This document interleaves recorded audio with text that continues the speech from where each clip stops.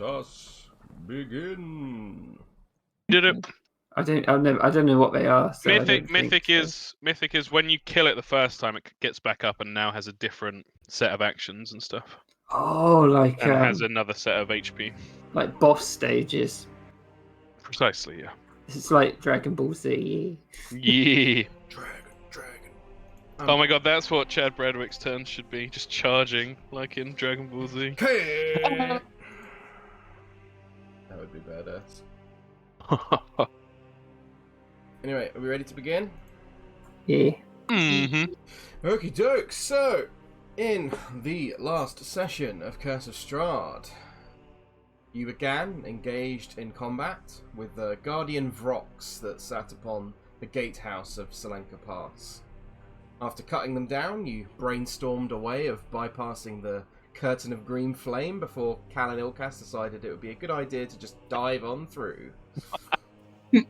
Eventually, though, Farrah did manage to dispel it, and you looked to explore the nearby watchtower where the ghosts of ancient soldiers warned you to not disturb them atop the tower. Your investigation led you to find a recently used receiving end of a teleportation circle, but otherwise the tower seemed like a good place to rest. During the night, Nigel, Farrah and Casimir spoke of how Nigel and Casimir's child, and they also spoke of Casimir's reason for travelling to the Amber Temple, and your mission to take down the Dark Lord of Barovia, Strahd von Zarovich himself. In the morning, you set out to get one step closer in achieving this goal by finding the Amber Temple. However, Strahd's will placed a guardian atop the bridge that crossed a 500-foot deep chasm below. Thousands of bats that formed the mighty shape of a shadow rock. You decided to engage it atop the backs of Farrah's eagles, and eventually you managed to defeat it. Nothing would stop you from entering the Amber Temple now, or so you thought. Guarding the entrance to the Amber Temple lies Strahd's Chamberlain, Rahadin, with a party of vampire spawn, once members of the Iron Oath. You ready yourselves for combat, and that is where we begin our session. So, let me just drag you straight on over, and we can get stuck right in. Oh, let me get the music.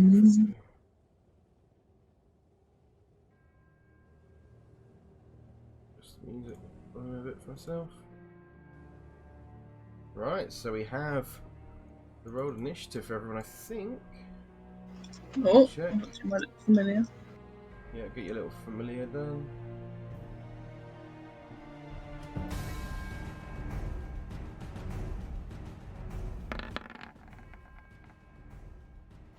Cool. You clicked on it? I think I did. Let me see. Yeah, it's there. Didn't put. Oh, yeah, it is. Descending order. Farrah, you are up first. I'll I'll put the reminder down here. I don't want to Reminder. get rid of that. Wait, just Yeah, remember, kill everyone except Chad Bradwick. Yep. Nah, he's going first. Get him.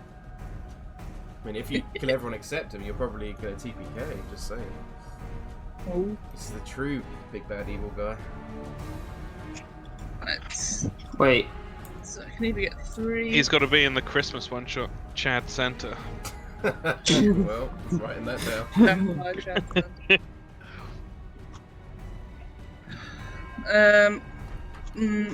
Can I get out 4 snakes and an eagle? Yeah, drag him out. Yeah.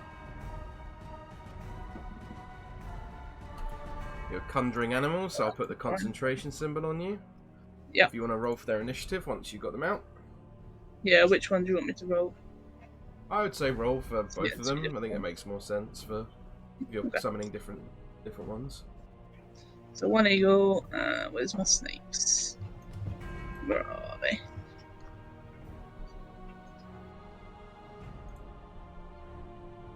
Whoa, it's a snake. It's a snakey! Right, so eagle is going to be just above, so Yep. 15 feet above, we'll say for now. And snakes are going to be I don't want to put them in AoE range just yet, so they're going to be sort of protective.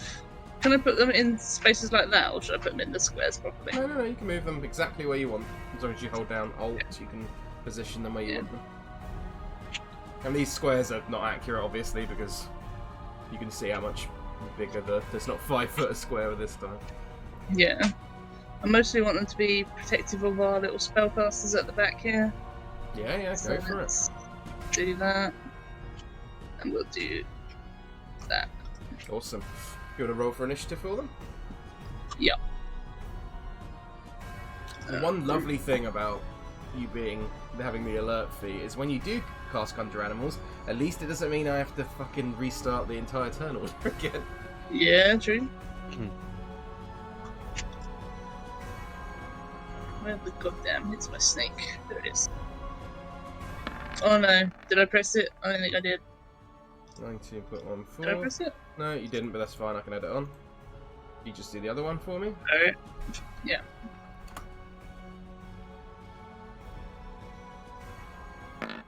And 7.17. Cool. Is that your turn, Farrah, or you got any bonus actions? With the Unfamiliar, do I have to bonus action command it to do stuff? No, it's a free action, you're just talking to it. It's the difference would be with like Warmin is he had to, because he could make it attack, he had to bonus action make it attack. But you don't, you don't have to get it to help or anything, you just flies around. It just flies around and does it. As long as you can speak. So if there's any kind of silence ability or anything like that, unless you've got a telepathic link to it, which I think you probably do. I don't know, maybe. Yeah, I have to look it up. Anyway, is that your turn? Any movement? No, that's it. Okay, Drunas is up. Your familiar, you totally do have a telepathic link, Yes. as long as it's within 100 feet. I thought so. Nice. Okay. Quickly then. What is this music? It's amazing. Yeah, it's a there's a guy who made an entire soundtrack for Curse of Strahd campaign, and this is Rahadin's song that he made specifically for Rahadin, so I'm quite keen on it. Okay. Yeah, he's gonna do this. Hello, everyone. He's gonna dash up between Hello. Hey. Farrah and the crystal. And then he is going to action surge, Ah, and fuck. then he's going to make 2 attacks at Farrah with his It's warhammer. clever. That's a natural 1 though, so it's not a good start. As he swings round and it gets with the hail of weather that's going around, it's clearly a distraction for the undead bronze dragonborn, and so his second attack will have disadvantage.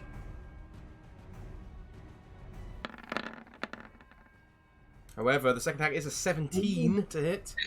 Yeah, it It hits. does hit. So you take 14 bludgeoning and 7 necrotic damage. And could you please make a con save for me? The DC would be still a 10, I think, so you're good. 19, so yeah, you maintain concentration. Was damage 14 and 7. Okay. Yeah. And you're very lucky he did not roll that 19, because his crits count on a 19 and 20. I'll just tell that, because otherwise I'll fucking forget it. Is it just him? Yeah, well, yeah, as far as you're aware at the moment. Yeah. Okay, that is his turn. The crystal. That's me. Let's punch him then. Yeah, go for it. Wow. 13, unfortunately, misses. Typical. A 9 also misses. You just feel you're just whacking into his hide, but it's just bouncing off his impressively large hide. I shall do a dodge. Okay. Bonus Nice, action nice. dodge. Up next, we've got the giant constrictor snakes. Yeah, well, this one here in front of me is going to try and constrict him. Okie doke, make an attack.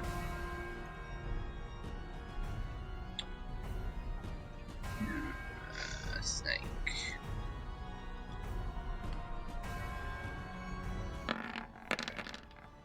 $19 just hits.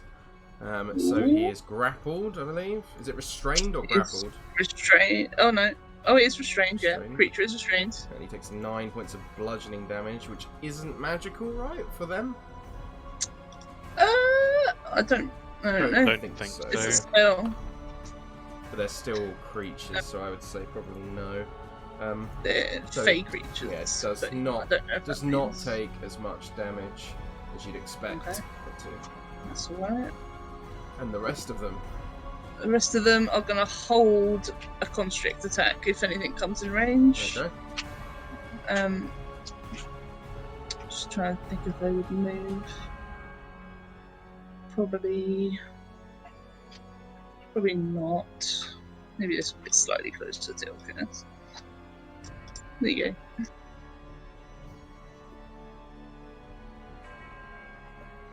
That's it. Okie They're doke. these three are holding constrict attacks. Nice. If anything else, like, yeah. That's fine. Meadhan, it's your go. Oh fuck.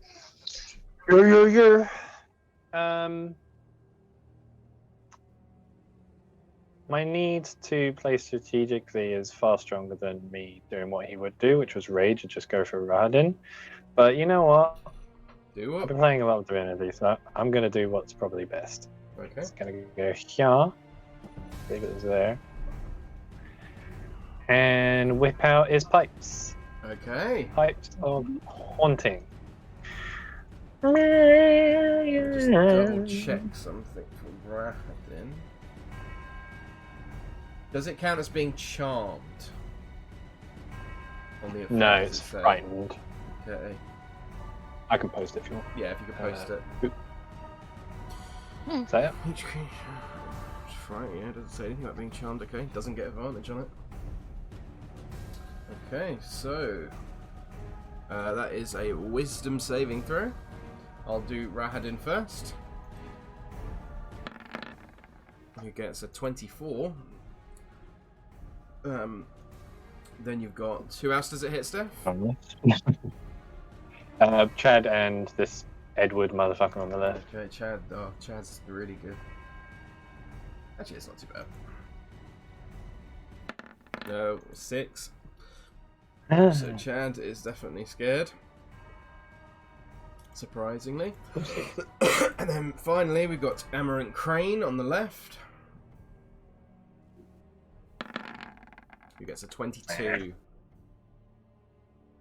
Well, I was going to keep the biggest threat away at least. Yeah, of course, yeah. Mm-hmm. And I think... No, you aren't even concentrating on it, are you? Just 1 minute. So no let me concentrate. put that in just in case. Frightened Bobby Hill. That's one. I should also put the Helen thing in as well. Let's go. I'm tired. Don't forget every single fucking time. That should be on a 1 already. Cool. Is that your turn, Meadhan, or have you got any bonus actions you'd like to do? Nothing right now. I just moved back, so I should be flanking with. Yes, yeah. Farrah. Okay, no problem. Cal, it's your go. Cow.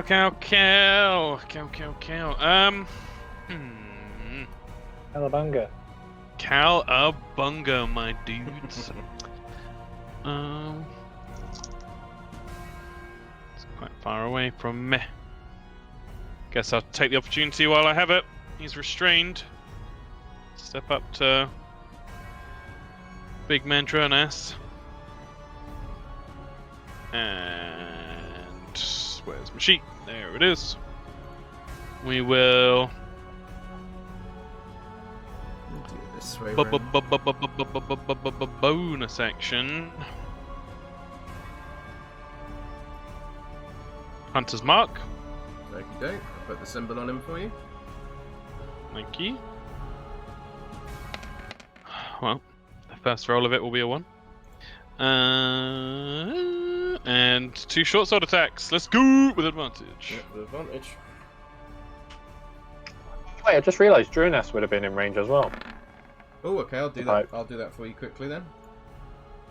I don't know what sort of difference it would make right here, but I don't think it really Right, are nat 20s anyway, so...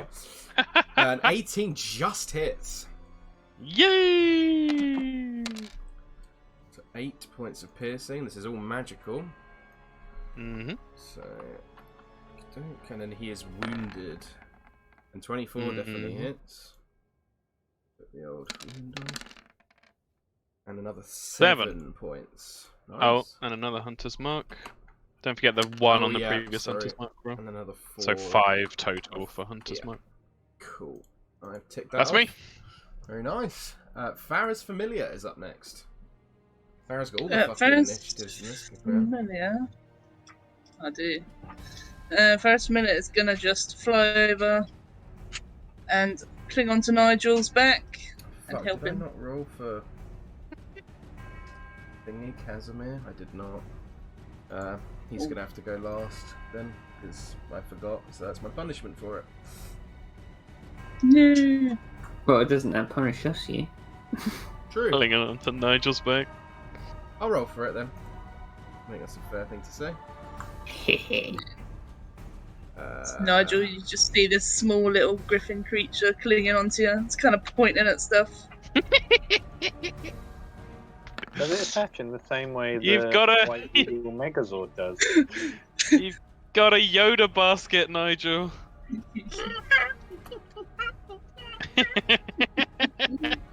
This is how I want to live my life, just being flown around by a bird. Hey, so he is granting help. So it is the mighty Trad Bradwick's turn. Oh no, I don't want to see him like this. Oh. Well, he is scared, so he can't actually move closer to Meadhan. Fine, he's got a laser gun. So he's actually just gonna stand there and hiss like aggressively, and then make another wisdom save to see if he gets rid of this frightened. Classic Chad Bradwick. That is a pretty Chad move, to be Oh. honest. Fuck. That's his turn. Angry hissing. Nigel, it's your go. Well, first off, I'm gonna rage. Oh. I mean, I was gonna do what Stefan said was not tactically the right thing to do, and rush in and try and kill Rahadin. You So do what you think is the right thing to do. I don't think it's Ooh, an doing 8. anything wrong. You're the main tank. It's not like you're the sorcerer running in. Oh, you know it's a big fight because Nigel's got the boob beam. Oh, shit! Against vampire spawn again. Yeah. Perfect. sweet. Okay, well, in light of that, what's the range on the boob beam? The range on boob beam is 30 feet. Okay, Good. well, he's gonna come up here to Rahadin. Mm-hmm. Jesus. I might regret this. Boob beam him. Okay. Is it a Con save. con save? Guys, this is a really bad idea. I love it. He rolled a 30 feet, okay, natural dodging. 1 on his con save. Get boob beamed. So he is booby. So he is blinded, I believe, right? He is, yeah. Okay. He's blinded. How much Going well does so he take far. any damage from the booby? It's been a while. 1d6 radiant damage. And roll that d6, Nigel. 5. Five. Rad.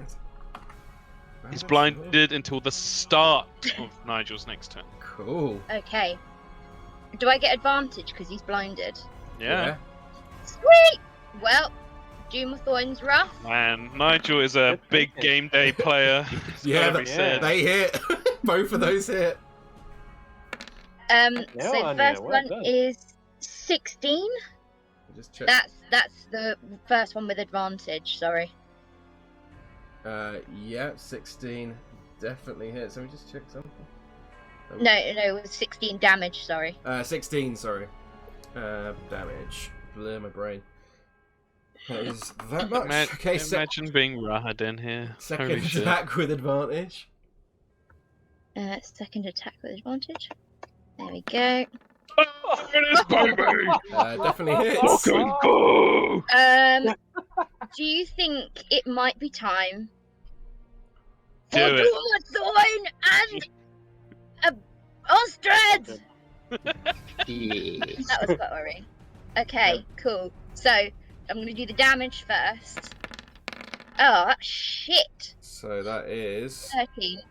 13 points of damage. And then the next attack that hits him is an extra 2d10 radiant damage. If he's undead or a fiend. Which you're not Yes, sure if he well, he is either. technically is, isn't he? You don't know? He's a vampire. Yeah, Rahadin, you never sure it was a vampire? Oh, fuck. Maybe I shouldn't have done that. Roll a wisdom check for Nigel. No, It was intelligence cool. check. That's all that Intelligence check. Intelligence. Oh god, I'm -2 intelligence. Yeah. Then, yeah. As far as you're aware, you're like, this guy's probably a vampire. Look at me, hangs out with vampires.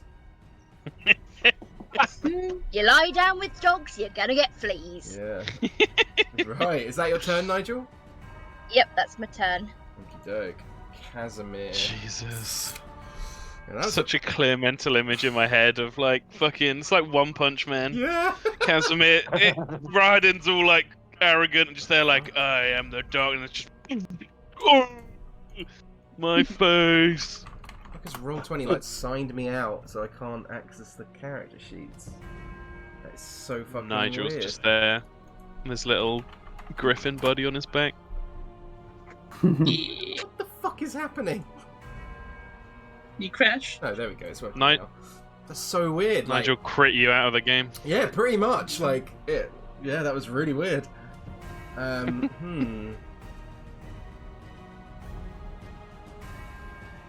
check something. What's this do?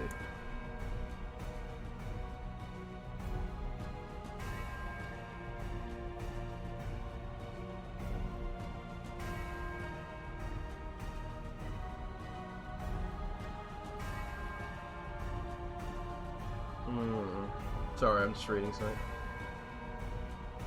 Casimir doesn't like Rahadin, right? Nope, not at all. They got some history. Level 10 magic missile.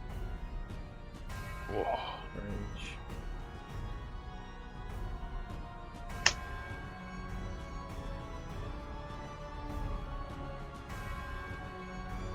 Yeah, I think this is pretty suitable for Casimir, and I think this is what he would do.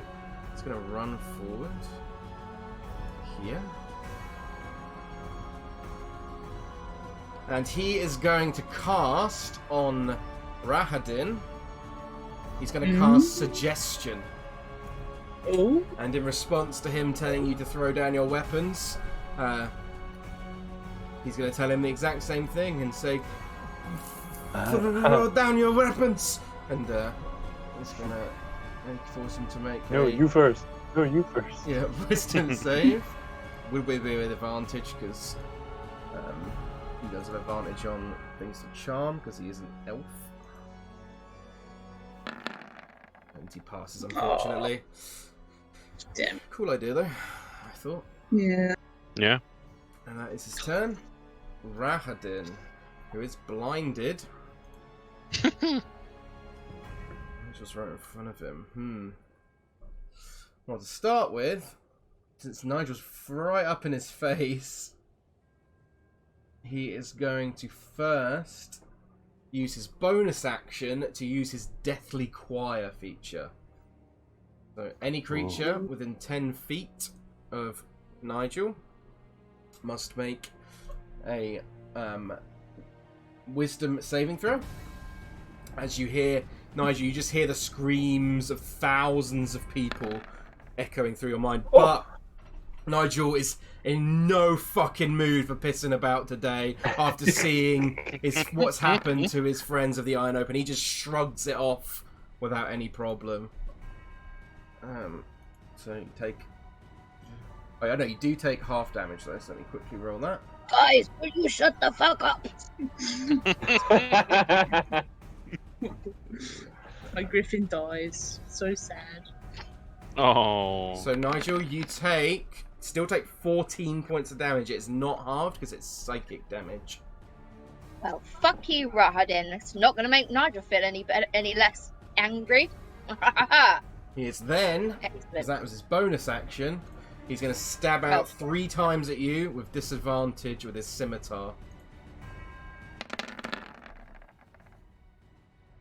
First one is a 12, which misses. Mhm. Second one is 12, that misses again.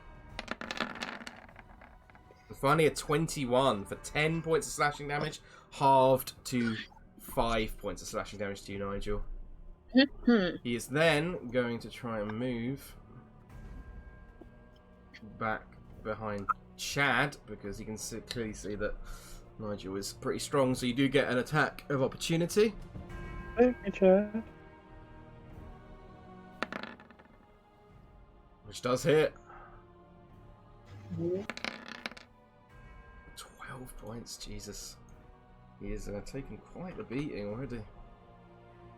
And that is where he will end his turn, but he does get to make the wisdom save again, I think. Correctly, if I'm correct, Stefan? For the frightened? On his... End of his turn, right? I believe so. Oh, he's we not can give it frightened. a- What am I talking about? It's for the boob Yeah, beam. he's What am I good. talking about? Which was a wisdom save, right, Tom? Or does it just last till the It lasts till the start of of Nigel's turn? My bad. Okay, no, that's fine. In that case, then it is the giant eagle forms. Giant eagle. You remind me how force movement works. So if I go grapple Farrah with the eagle and pull her away, like over here. It's You, just half movement, isn't it? if you grapple, it costs half the movement to move whilst you're moving with Yeah, someone. I meant like more opportunity attack wise. Force It's force movement. I think because it's an allied help, I don't think there's necessarily any rules as written for this. But I would argue that because an ally is helping you move away, then the character could take an opportunity attack against you, in my opinion. Yeah, force movement's meant to represent like getting shoved very fast by like a magical spell or something, like shunted out of the way kind of thing. That makes sense. In that case, then. In that case, I'm gonna fly over to Casimir. Yeah, have I got enough movement for this? 30. What did I say it was up? 20 feet up? Yeah, probably not then. I'll just fly over above him for now. And it will. You can't ready movement, can you? So if I want to attack You something, can I'll ready a swoop down. dash, I believe. I was looking this up a while ago.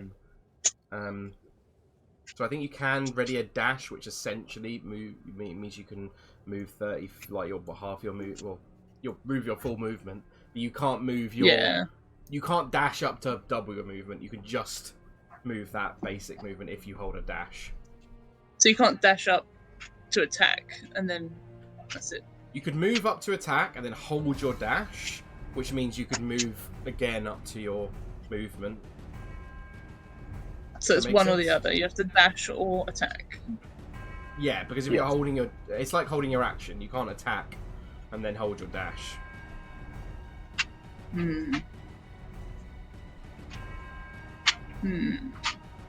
Dash is just an Then action you can hold if you want to.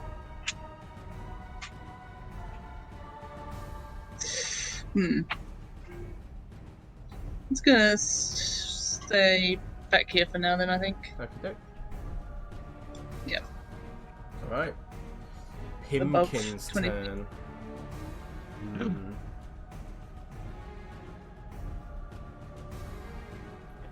Yeah, What's Pimkin thinking? He's going to move up to Nigel. And he is going to use his bonus action to cast Hunter's Mark on him. Ooh. And then he is going to make 2 attacks against Nigel with his with his claws.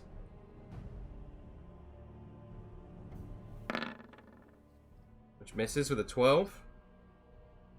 And then he's going to follow it up with a bite. That has to be a creature grapple. No, he can't, so it has to be a claws again. So 17, which I think just does hit Nigel. So Nigel, you take 3 points of slashing damage plus an extra 2 from the Hunter's Mark, so 5 damage in total. Ilkaas, it's your turn. Ilkaas is going to move back a little bit, and he's going to cast Ice Storm right there. Nice, so it's Dex saves, right? Wait, let me just put it in the chat. Yeah. At 4th level, yeah.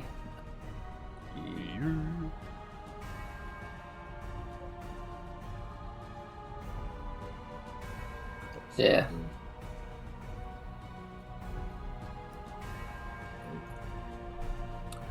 Yeah, Dex. No, wait. Yeah, Dexterity saving throws.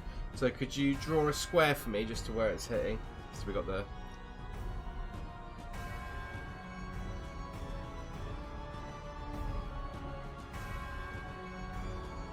Go on. So a bit like that. Yeah, pretty much like that, Okay. yeah. So Chad, Rahadin, and Pimkin. Let's do Chad first. Jumper. Okay, so 22 on his dex save.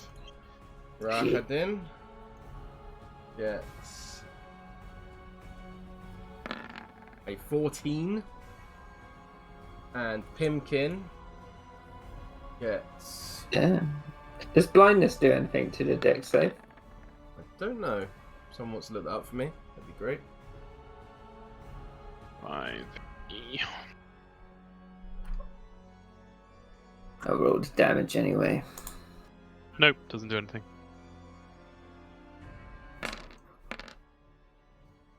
Oof, nice. Not bad damage for the bludgeoning. Not bad for the ice either. So Yeah, solid rolls. take all Are they both halved? yes, Yeah. I believe so. Tell. Yeah. Nice. So Okay. 6 and 8. So in total, that is 14 each. Yeah, that's all.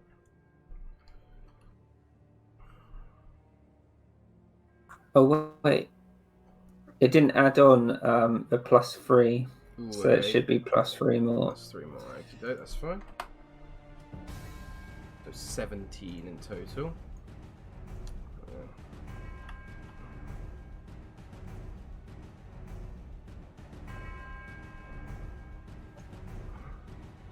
Okay.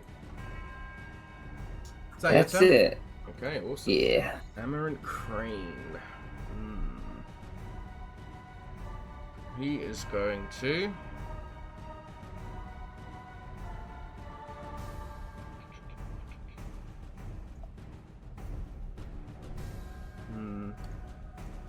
Holy shit. Am I the Susie Dent of our D&D sessions? Susie Dent? Yes, you are. I don't know who that They're is, like- but- She's the lady on Countdown who checks the words Oh, for them. fuck me, yeah, That's you me are. as the rules lawyer. Yeah, literally. 100%. At Farrah, he is going to cast 3 Eldritch Blasts. Jeebus. So, let me make... That's smart. Very clever. Multiple Probably should put this on consaves. his actual attack. I'm stupid. So that would be +3, so +7. Okay, my bad. I should have put this on. Cool. Let me quickly add it on for him so I can get some teaching. It's called doing Ingvar and all. Oh, betting I didn't hex first. What a loser!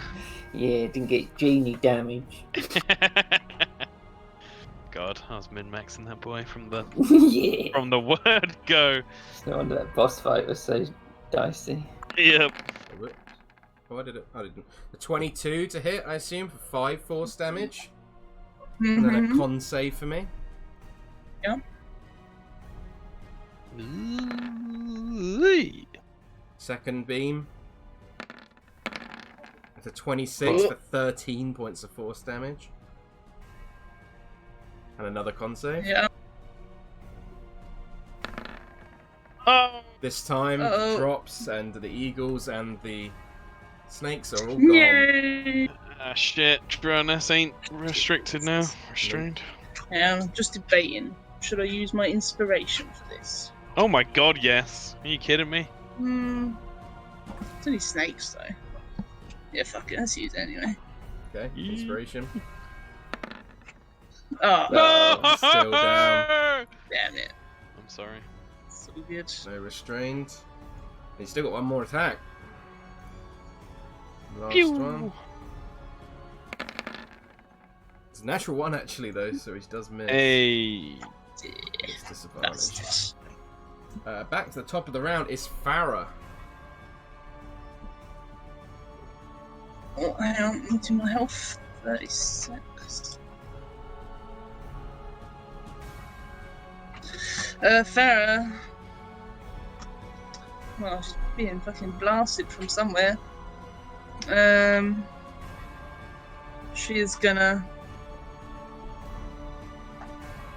Well, first, she's just gonna look at Drunas and just say, "Sorry, I couldn't save you, Drunas." She's gonna Misty Step away over here. That's a bonus action, right? Yeah, that's correct. Yeah. And she is gonna. They keep fucking me up with concentration spells there. I think Misty Step is a spell, right? So I think you can cast two Yeah, in the same true. turn. Does it count as a spell if you use it as the feature, though? As a feat Don't feat know. feature? Believe so. Susie Dent. I'm. Fucking. Why did I do this to myself? What is it? Fey touched. Yeah, Fey touched. Fey touched is in fact a word in the dictionary. Fey touched. Yeah, it's still casting. Okay. Once you cast either of these spells in that way, yeah. Yeah, okay. Well, in that case, I've only got cantrip left, then she'll do a Produce Flame. She's gonna do it. Hang on, what's the range on it? 60 feet, I think. Could be wrong there. Oh, it's only 30. Okay. It'll have to be on Drunas then. If you don't, Let's do range it. spell attack on Drunas. Mhm. And it does bounce off his plate armor, which is quite obvious on his frame. Mhm. Okay, so That's it. at the start of Drunas' turn, he regains 10 HP. Let's do a con save And yeah, for the old woundy boy. con save for him. That's a fail. Takes 4 damage. Indeed. 4 damage.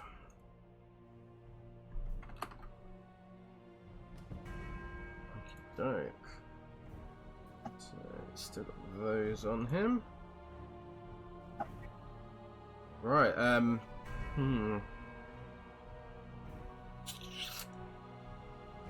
would he do? Oh, it's just gonna be random because he's not stupid though, and he's a pretty well-trained combatant. However, his wisdom's actually not that great, so I'm gonna do a wisdom check for him to see if yeah, he's gonna try and hit the crystal, even though she's dodging. So Yeah. 2 attacks with disadvantage against. First one is an Ooh. 18, which I think just hits, right? George? As if. Oh, it doesn't. Awesome. I underestimated your power. And then the second one, also at disadvantage, a 26, I think definitely hits, though. Jeez. Yeah. For 15 bludgeoning and 4 necrotic damage. And then furthermore, he is going... Actually, wait, I need to check something. Oh, it didn't roll a 19. Okay, we're good. And then he's going to use his bonus action to cast Second Wind. So he gets +5 to this. At 13 points of HP. Right. Okie doke. That is the end of his turn. the crystal, it's your turn. Oh, no. Well, that's gonna have to punch him then. Yep. Yep.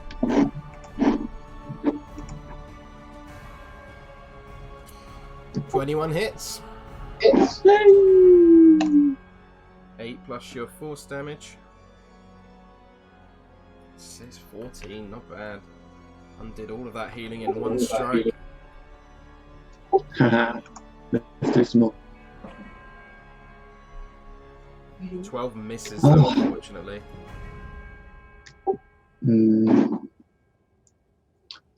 Well, fuck it. Let's do Flurry of Blows. Yeah. Ah! Natural one, unfortunately. Disadvantage on your next attack. 17 just misses as well. Ah! Hits into him, but bounces off the plate armor. This is too sad. I'm gonna just go cry. Doug. Next turn is Meadhan. Yes, it is. Okay. I'm a shimmy on up here. I'm willing to take an attack Yep, he certainly will lash out at you. at disadvantage. Yep. Oh yeah. Yeah, put a little symbol for the cloak on you, Steph, just so we don't forget. Okay. 12, that's that miss. I guess it's not quite a dodge, but it's kind of a dodge. I don't want to confuse Yeah, it with a dodge though. Put a little. I think Tom used to use the spider's web. Yeah, I'll put it on there for you. Yeah. Oh, shit. Oh yeah. Oh, double Spider-Man. Hannah was looking up the meaning of people's names earlier, and it's kind of creepy how Anja is basically a Dutch version of Hannah. So I'm dating a Hannah, Tom's kind of dating a Hannah, and Kieran's dating a Hannah. and they all mean the grace of God. Hannah means like within the grace of God. So we are the Holy Trinity, guys. It's amazing. Oh yeah, he misses, by the way, Steph.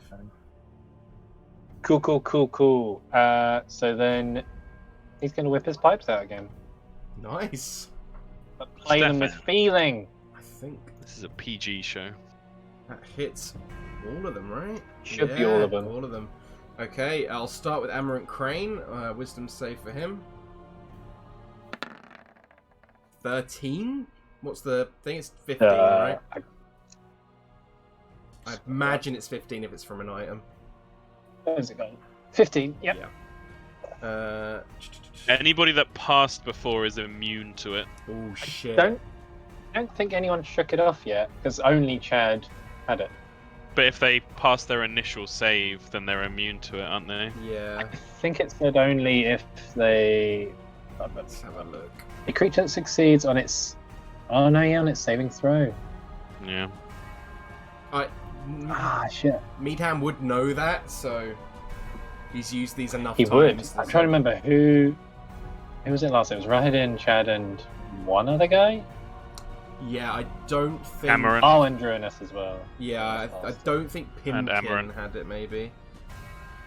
There was like one guy. Yeah, I think it was Pimkin. Pimkin. Didn't have it before. So it would basically only be worth for him. Yeah. It's not worth it. Okay. Scratch that. So where was he before? He was here, wasn't he? Well, I'm gonna have to actually do something then, aren't I? Yeah, let's just sort this guy out. Let's. How many have I got? I think I've got 2.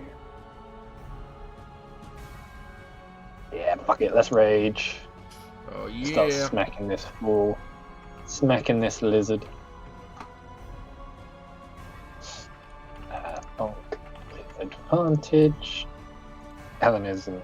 Crystal's not like down there. Cool. Yeah. Bam! 26 definitely hits for 13 points. And that is magical as well, so full amount. Nice.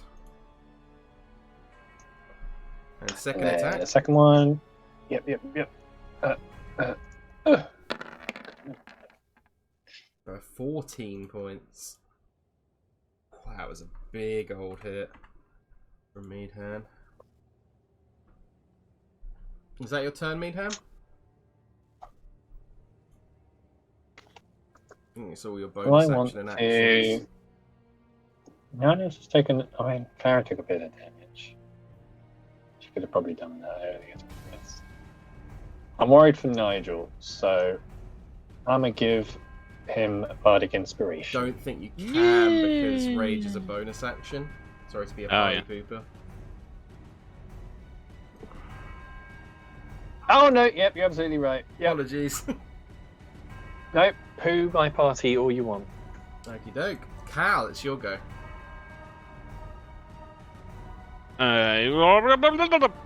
Cal.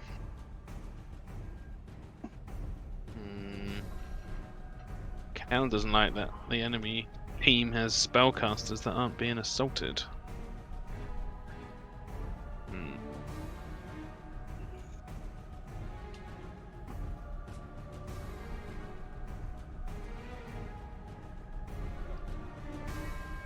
But Cal's a slow boy. I will. I think I'll keep it simple for now. Can I move into Meadhan's space to make some attacks? Yeah, of course, yeah. Sorry, Meadhan. Any crits I'll smite on?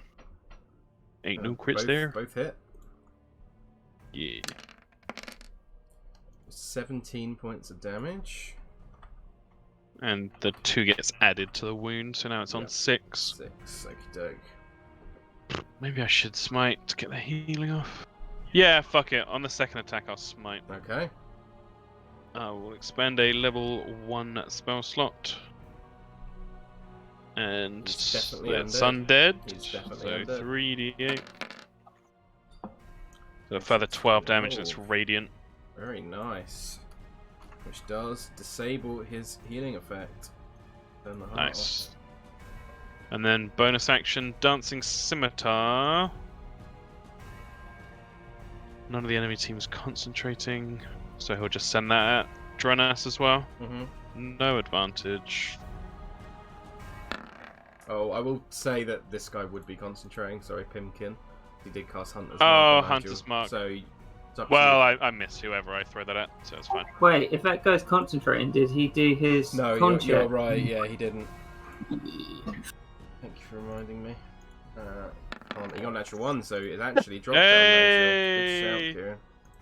Kieran's the wacky guest who sits next to Susie Dent on the. Yep. And my 2 Hunter's Mark die are Snake Eyes. Oh. That's what I get for forgetting them. So an extra 2 damage to Dronas. Doke. The Hunter's Mark. It's definitely looking quite hurt from that smite, divine smite. Lewis? Yes. Could you remind me what exactly this beacon of Argynvost'Ra protection, sort of when and what that is exactly? Like, when does it apply? It's a permanent effect, and it gives you. Let me check. To all of us, right? All of you. There's a +1 bonus to AC and saving throws. Yes. As long as we're in Barovia. Yeah, it should be an item on D&D Beyond. So it should add ever it since we got automatically. it. Oh yeah, so it does. I see now. It should add it automatically. Yeah, cool. Yeah. Oh yeah, it's on there and it does.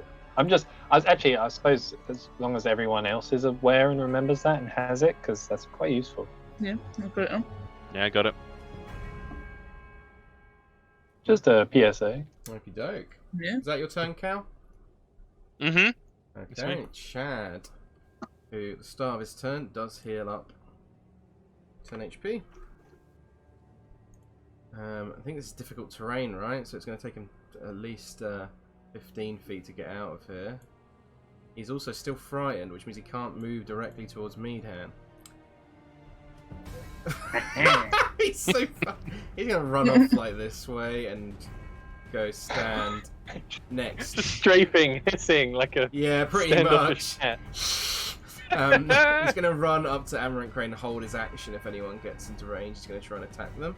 And then he's going to repeat his save, which is a wisdom save. Okay, he does pass this time, though, Oh, now he's immune That as has well. entered the game. Yeah, big boy. Nigel, it's your go.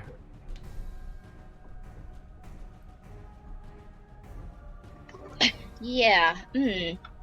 Well, I mean, who's the biggest threat at the moment? Because this guy's just in front of me. Well, currently you've got this guy in front of you. He looks to be the height of a gnome, so he's about 4 feet tall. He definitely looks fast and tricksy. At the back, you've got Rahadin, who you're quite familiar with, Yeah. who has is currently being sort of assailed with a hail of snow from Ilkaas's ice storm. And then back here, you've got you've got Amaranth Crane, who is proven to be quite a damaging spellcaster, as in the fact that he's sort of railed into Farrah quite significantly. And then you've got Chad Brabwick, who you haven't really seen the full extent of his power yet. Is that Pimkin? Oh wait, I can do one on each. Yeah, Yep, I'm gonna start off trying to hammer this guy into the ground. Yep. 18 definitely hits. 11. 11? Hits. Yep. And then, oof, I'm over here. Okay, I think you would just get an opportunity attack. Oh, okay, He that's right. will slash out at you with his claws. Misses. And then on Amaranth Crane, make your 12, I'm guessing misses. 12 does miss, unfortunately, though. Damn. As he ducks But- and weaves out of the way and sort of throws his coat up in your direction. But, boob beam. Yes, boob beam it up. Yep. So is it, what was it, a con save? Con Tom? save Or for was him, it- I believe. Con save. Save. DC 14.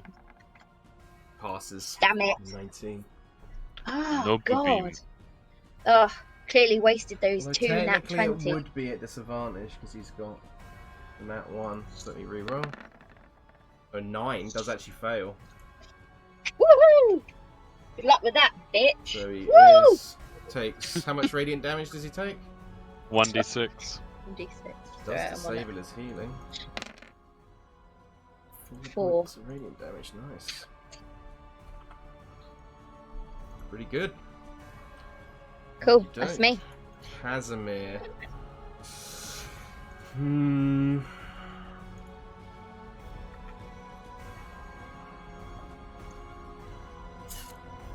You can see Farrah's pretty badly hurt. He's going to run back to her, and then he is going to just walk up to you, and he just as he's sort of walking up, running as fast as he can, he just looks at you, and Farrah, he just goes, disappear, and he's going to cast Greater Invisibility on you. Nice. Greater invisibility. Mhm. Yeah. How much more invisible can one get? Means it doesn't break when you cast spells and stuff. Yep, What? Very good. Yeah, it's very strong. I'll put it in the old chat. That worked. Yeah, there we go.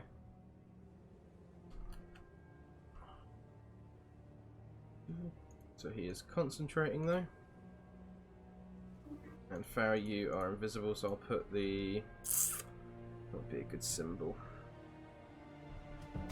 Let's put... this little I mean, that frosty symbol. description doesn't Yeah, I don't know. say yeah, what ends it. I What don't, does end it? I don't think that's an accurate description. They've probably been lazy with it on Roll20 when they made the sketch sheet. I mean, obviously it says concentration, so that's one thing. God, internet, come on, bro.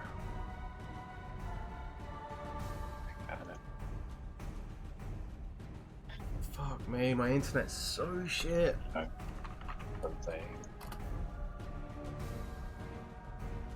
Yeah, it's just the same. Yeah, it doesn't enough. Only concentration can end it. So, or it lasts 1 minute. So I will put the sneaky Farrah. Bad trappered.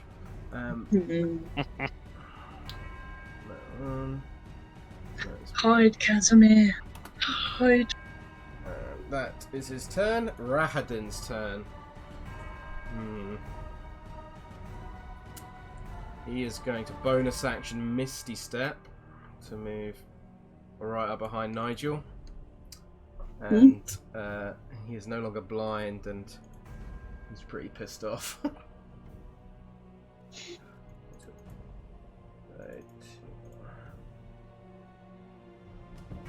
And he is going to attack 3 times with his scimitar with advantage because he's flanking. It's the first 9 reduced to 4 for you, Nigel. And then 2 more. Oh, you know, I forgot. 13 misses, but then he crits the nat 20 to do 6 points of slashing damage to you. Oh yeah, good shout, Steph. I even reminded myself before the thing to don't forget Stefan's things. So in total, Nigel takes 10 points of damage. So yeah, you take it off. Awesome, thank you.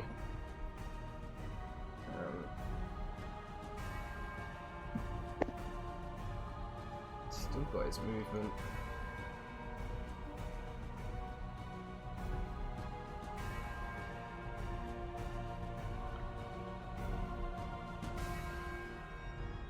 Yeah, he's going to move around to here. You can take an attack of opportunity if you want, Nigel.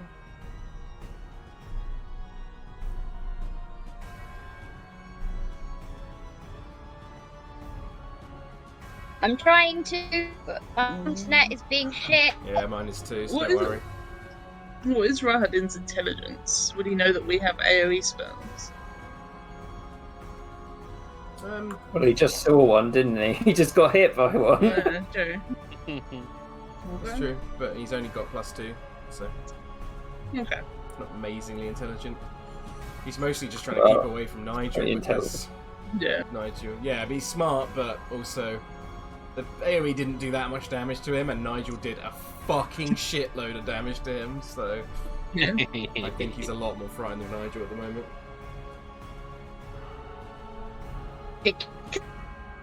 I think Anya's like proper lagging, so maybe Tom, if you want to roll it for her.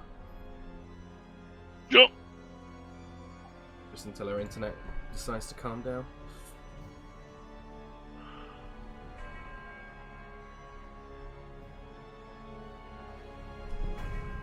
Doing the Thorn's Breath. Hoi! Does hit. 13 points of damage. Nigel hurts so much. Gosh. Okay. That is his turn. Pimkin is going to move up. Yeah, they have to go for Nigel. He's so isolated from the rest of the group. He's going to use bonus action to Hunter's Mark again. He is concentrating. And then he will make 2 attacks with advantage. First is Claws on Nigel. Oh, he also does heal. I forgot to do that. So 13 misses on Nigel. God, Pimkin, you're doing shit, bro. And who made Pimkin? You lose inspiration. 25, that hits. Actually, no, he's not going to do the damage. He is going to grapple Nigel. That makes way more sense. So let's do that. But no damage to Nigel, but he does become grappled by Pimkin. That is Pimkin's turn. Ilkaas, it's your go.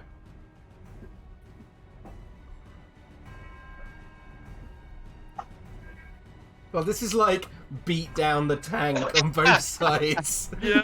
Can you? My tactical brain is screaming. Can you move the box on top of them? You can indeed. These guys. Oh well, a bit up. Oh yeah.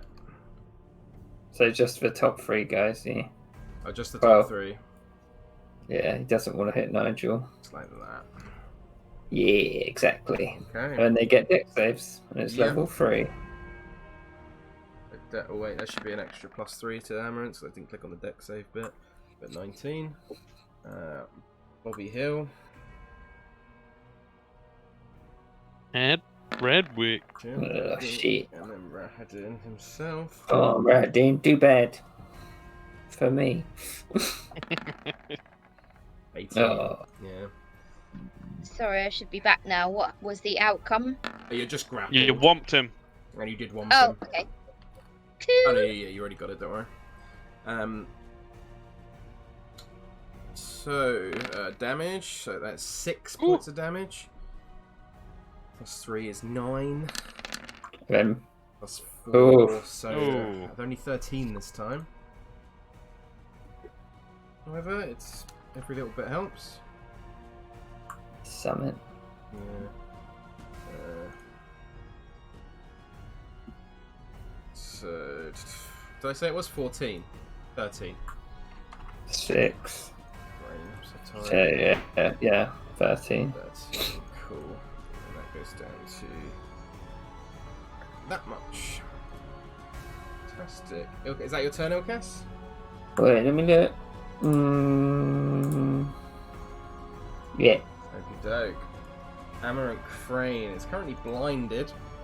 However, he is going to just lash out at Nigel right in front of him. He does regain... Oh no, he doesn't regain because he took radiant damage from the boob beam, but he does get his ability back. And then, yeah, he's just going to lash out at Nigel first with the claws. An 18, which does hit Nigel. For 8, reduced to 4 points of slashing damage to you, Nigel. And, actually no, he is going to grapple as well, so undo that damage. You're double grappled. And you can do that, right? Yeah. Yeah. Yeah. Not being stupid. And I then, mean, Pimpkin's just like humping his fucking shin. Yeah, pretty Pimpkin's much. a gnome. and then he is going to, because now you are grappled, he is going to bite you, which does hit. So you take 3 piercing damage and 4 necrotic. However, your max HP is also reduced by 4. Chomp. So 7 damage in total, and then you lose 4 on your max HP.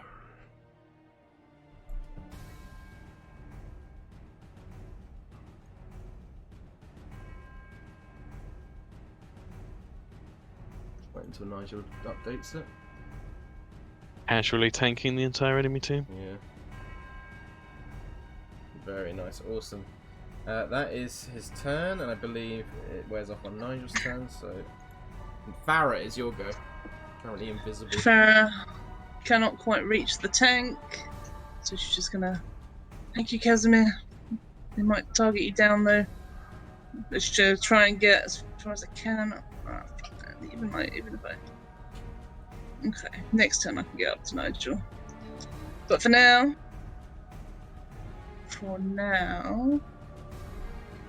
She's gonna cast... Enlarge on Nigel. Oh. Shit, cool. That would knock Himkin back this way, so it'd be like that. Man, he's just humping his ankle. Beautiful. Yeah. Very nice. Like mini-me. And you're concentrating on that, correct, Farrah? That is concentration, yep. I'm invisible though, Yeah. so I don't know what that does for attacks. I mean, you still take damage from AoE. So. And it's just it's Okay, only disadvantage if they try and attack you. Okay. But in role players also they would have to see you. So currently they do not. Because well, they might hear you, the verbal and what components. Snow as well. Yeah, there's a lot of snow, so I don't think they would be able to spot you right now. I actually need to check something. What was I going to check? Brain's being stupid. That was what I was going to check. Yeah, it takes me too. Okay, Drunas at the start of his turn, he does regain some HP. And then he's pretty... No, he doesn't. He got smited. Oh, you're totally right, he doesn't. My apologies. But his ability comes back, that's what I meant to do. Meadhan. Yep. And then he does have to do a con save for the wound. Yep. 15 DC. Passes. The wound It's all gone. is all gone. Okay, he is going to... Yeah, I think he's going to Yeah, he's not the wise person, so I think it's the kind of time he's just going to try and beat someone down as hard as he can. So I think he's just going to aim for the crystal, try and shatter her. Misses with the first attack though, the 12, and then the second one. He gets 25 and hits for holy shit, 22 points of damage in total. It's like a truck. That is his turn, and the crystal, it is your turn up next.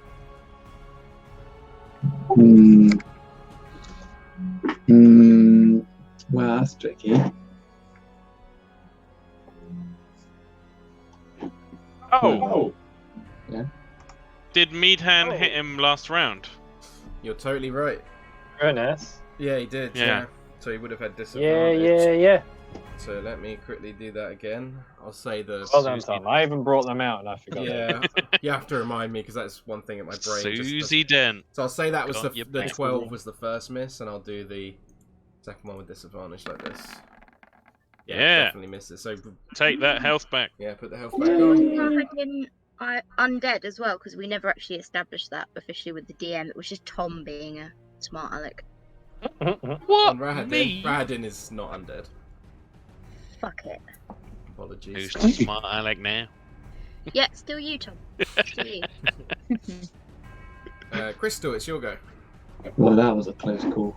It's time to punch this guy. With Yeah! advantage because he is surrounded. Yes. 21 hits. 7 plus the force. 10 damage. 25 hits as well, but roll again, see if you get the 20. On that 20 rather. Oh yeah, I went on that 20. Never know. No. So 8 plus your d8. So 9. 1. Right. This. I'm gonna just keep doing flurry of blows. Yeah. Let's keep doing it. Yeah! Machine gun. Advantage on all of them.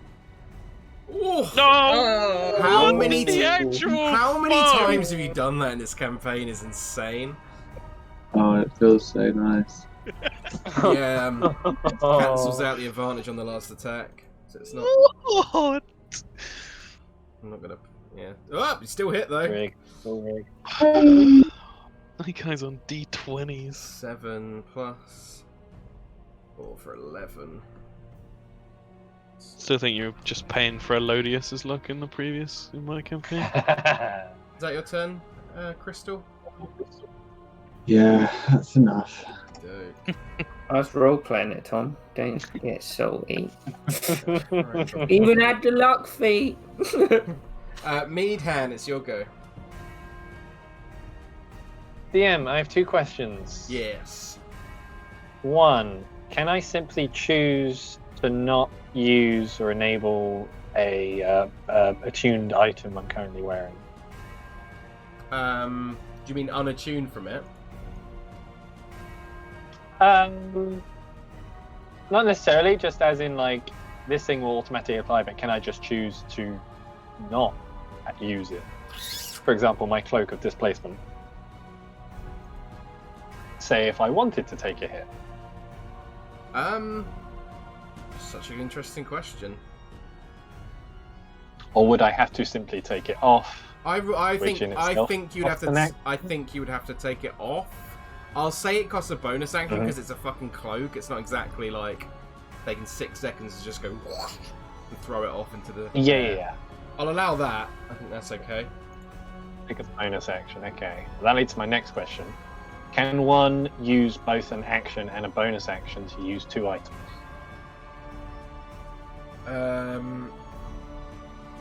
In this case, yes. Usually it's action, use an object, right? Yeah. But you've said he can bonus action the cloak. Yeah, I think to unequip something, I think is okay for a bonus action. Oh no, I wait, think I'm totally thinking rogue. Rogues can use an item with bonus action. Yeah, you're thinking with No, it's no, only thief. Thieves can. Yeah. It's literally that great thief even, subclass. yeah. Yeah. Okay. Alright. Alright. Plan made. let's bonus action, whip it off. Okay. Just for There- a moment. There goes the cloak for a second. Oh, whoops, sorry. I got it. Okay, so then I'm gonna shimmy on. Let's keep this. I'm going to say, because the high winds, that it does end up sort of flying off about 10 feet and 20 feet probably. So For real? Gotta chase it. probably about here, I'd reckon. Okay, knowing that, It's pretty high like winds. if he feels the winds, I don't think he would then do that. Can I undo all of that? If Yeah, that's gonna be yeah, the yeah, of case. course, Oh yeah. Lord. Fuck that, windy. Ugh. No, right, okay. I mean, if you want, He's you gonna can shimmy on over it. if you want, you can unequip it and hold it in your other hand, but you wouldn't be able to make a two-handed weapon attack. I think that's pretty fair. Oh. That's fine. That works with my plan. I'll do Yeah, that. All right. That's fine. Okay. You can do that then. Whips it off, holds onto it like a baby with a blanket. That was such a Very classic large Grey baby. moment. Yeah, right. All my genius, and it flies off. No. All right. So he's holding it. So he's gonna move over here. Okay. Jonas can lash out if he wishes. He certainly will.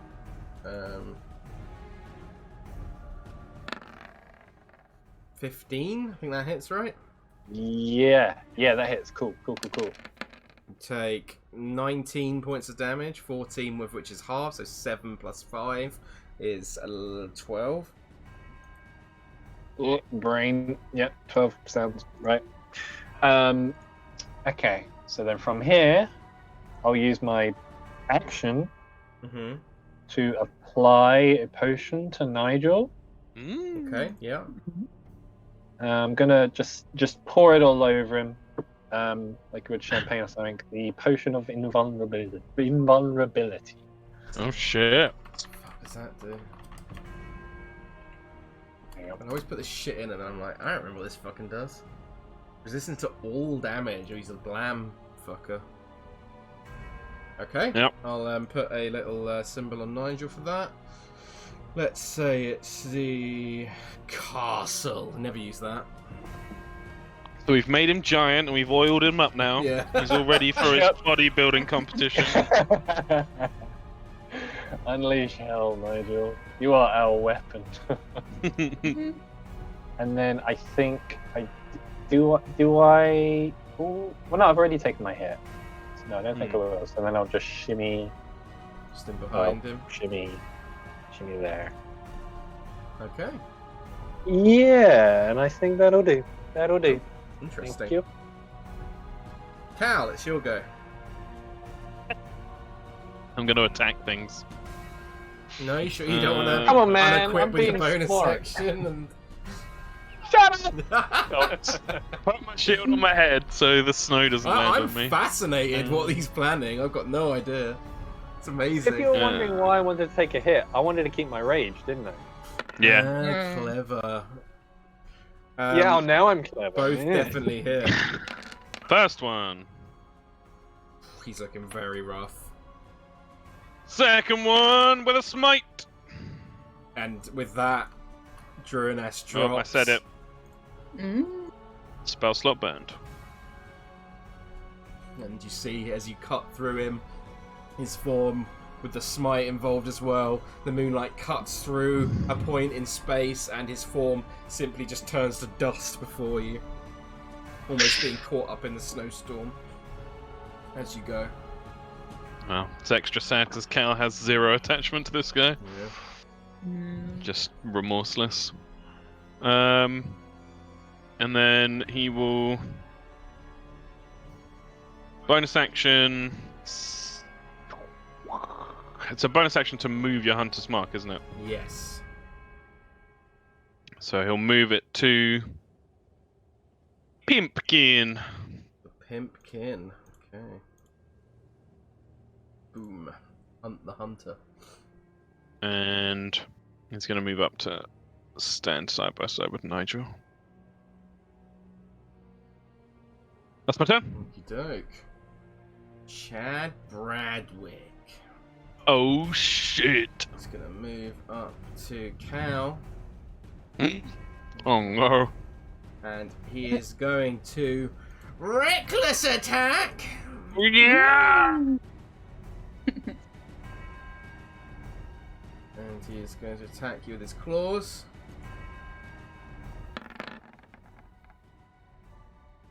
Got 17. That woman. Yep. Good job, Chad.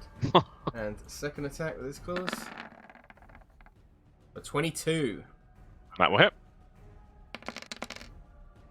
6 points of slashing damage. And a con He save. also regains 10 HP. Gotta remember to do that. Have to nat 1.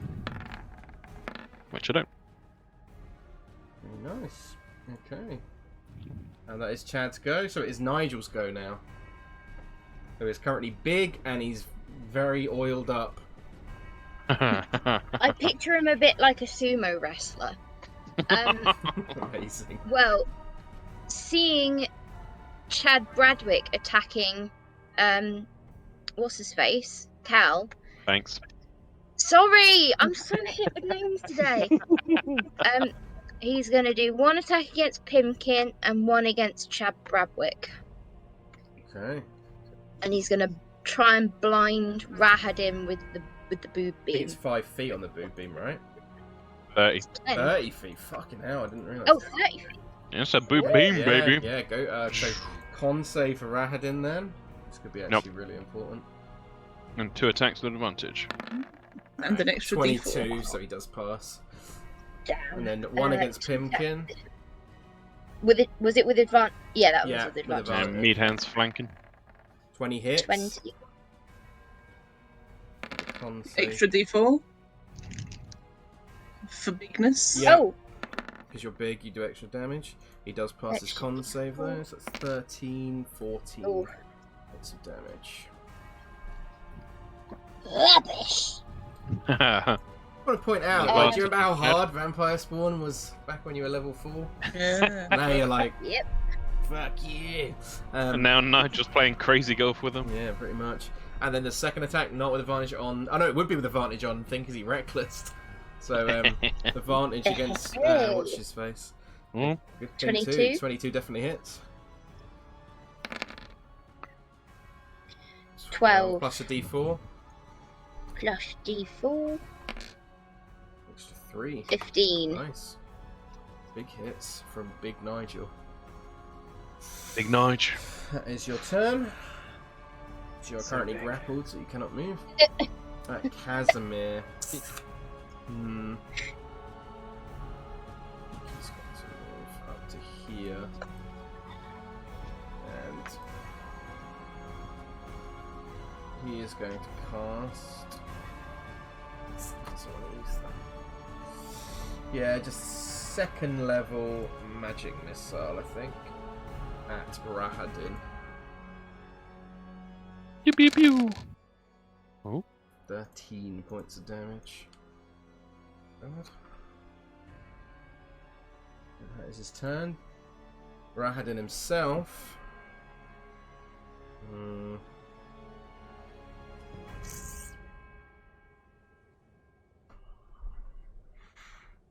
He's going to bonus action Misty Step, land right behind Cal. That's me. Wait, hang on. Everything good? Oh, I thought it was my turn, sorry. Oh, no. Stage 1 of them. And then... fuck no. Stupid. Never mind. Let's not do that. Apologies. Would me and Nigel take less damage from He this was spell? up here less. Put it up there. Thank you, Kieran. So it's... From what, Steph? From this ice spell of Kieran's. It Yes, makes you it. would. Me and Nigel take less. Yeah. Okay. You would halve both. And if you saved, you'd halve it again. Cal wouldn't, but Cal's an HP chonker, so I don't really mind if Kieran ice storms us. Oh, I can't. I've used them both.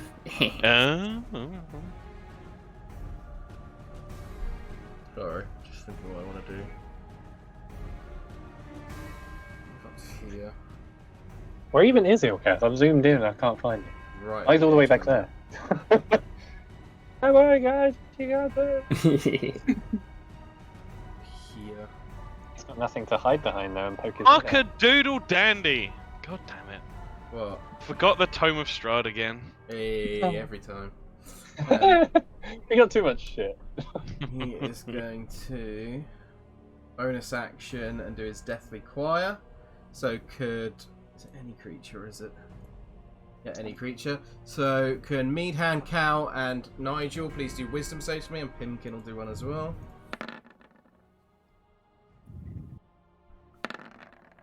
Pimkin passes, Nigel passes.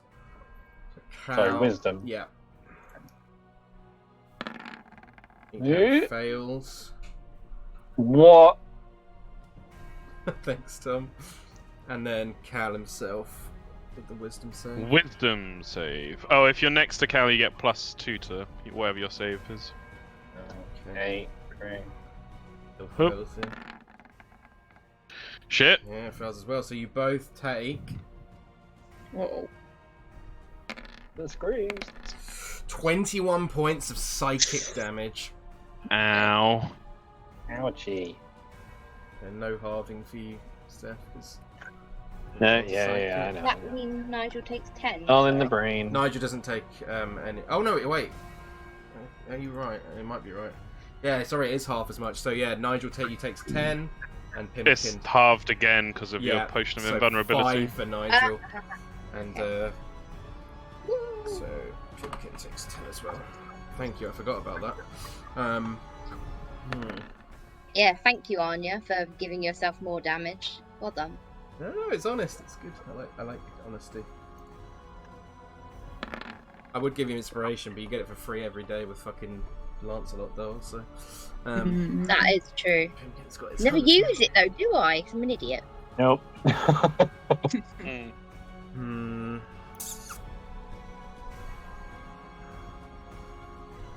Up to here. Always Lewis is really shit at tactics, so he's not sure what the best thing to do is. Cast Meteor Swarm. That was his bonus action.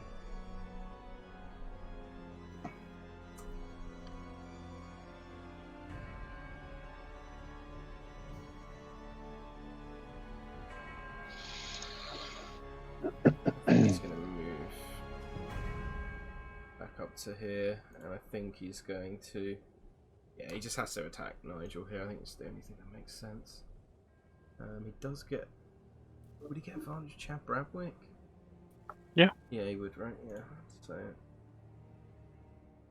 So boom, boom, boom, boom. Sorry, that was a really long turn. Oh, a crit in there. It crits, so that is 12 plus 6 is 18, which is halved to 9. And then 9 halved to 4, so that goes up to 13. And then 13 misses. So 13 damage in total to you, Nigel. Let's see that health bar move.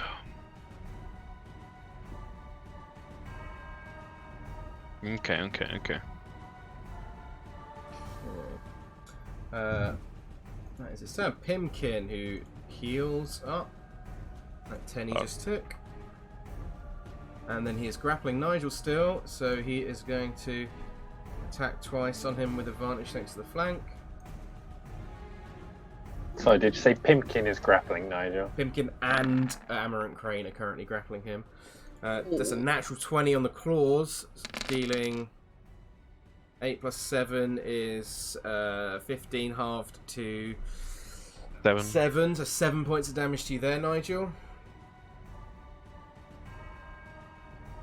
And then an extra d6 as he does have the Hunter's Mark.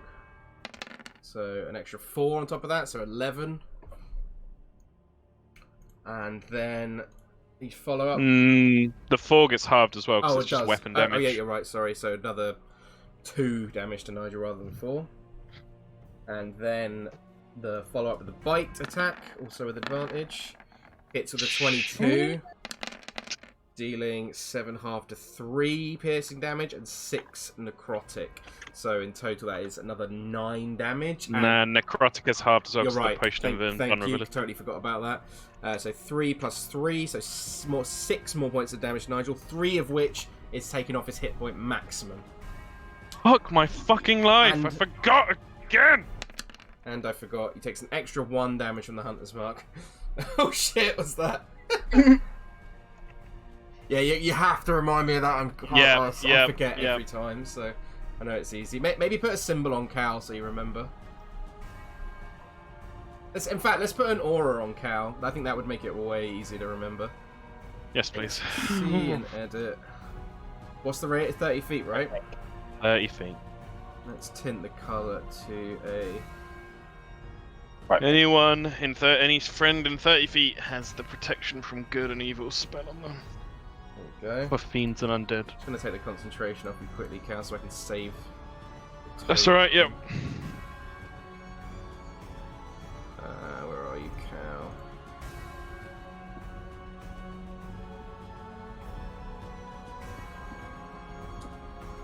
Ooh, roll 20, oh shit. And save changes. There we go, cool. The thing is, there's all this shit we keep forgetting, but I assume Lewis scales these battles having also forgotten. So, balance of that in Yeah. Right, Ilkaas, it's your go. I was gonna do a snowball storm, but not the best idea now. Nigel's looking pretty shat up. Yeah. That. Can we get rid of the square? Yeah, it goes away now. This is Ilkaas' turn. Nice. Oh god, that health bar. Oh.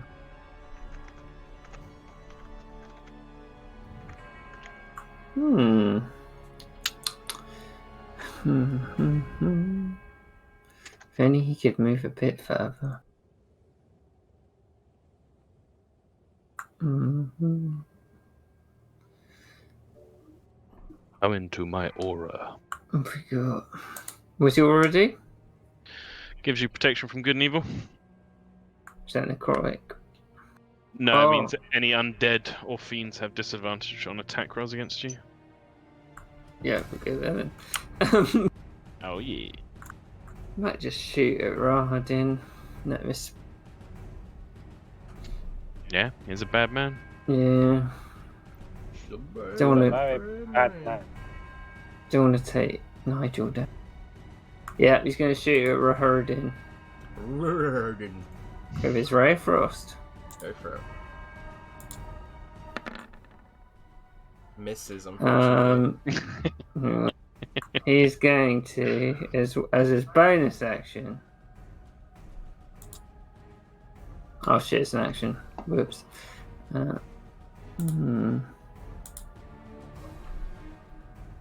Wait a minute. It's not anything interesting. Make it interesting. One bonus action. Yeah, he's going to expeditious retreat. Okie doke. On yourself, yeah? Yeah. So I'll give you the little boot. Just says me mobile. Mobile. Is that your turn? Yeah. So Amarant Crane, who does get his healing back. Or heals, rather.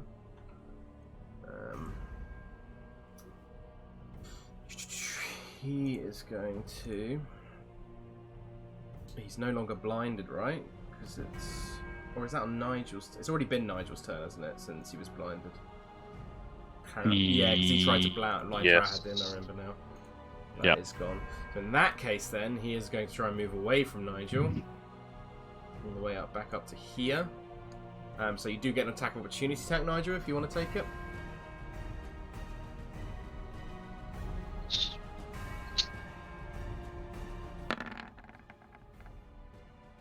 Definitely hits.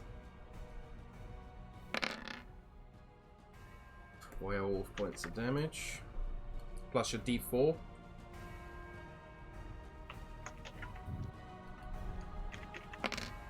Ooh, nice. Is that much? That's a lot of damage. And then Yeah, he's gonna aim. Who's been the bigger threat?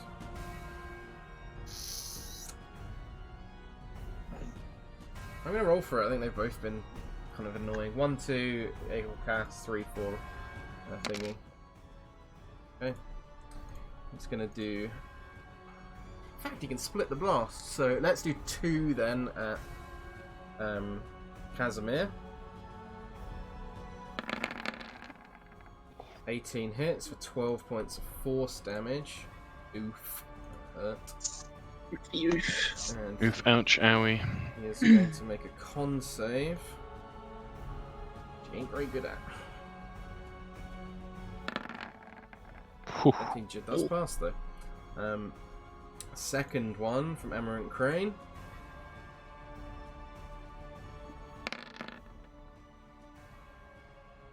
Also hits for another 12 points of force damage. Ouch. He is... Can we see it? Can we see Yes, Casimir's health? you can indeed.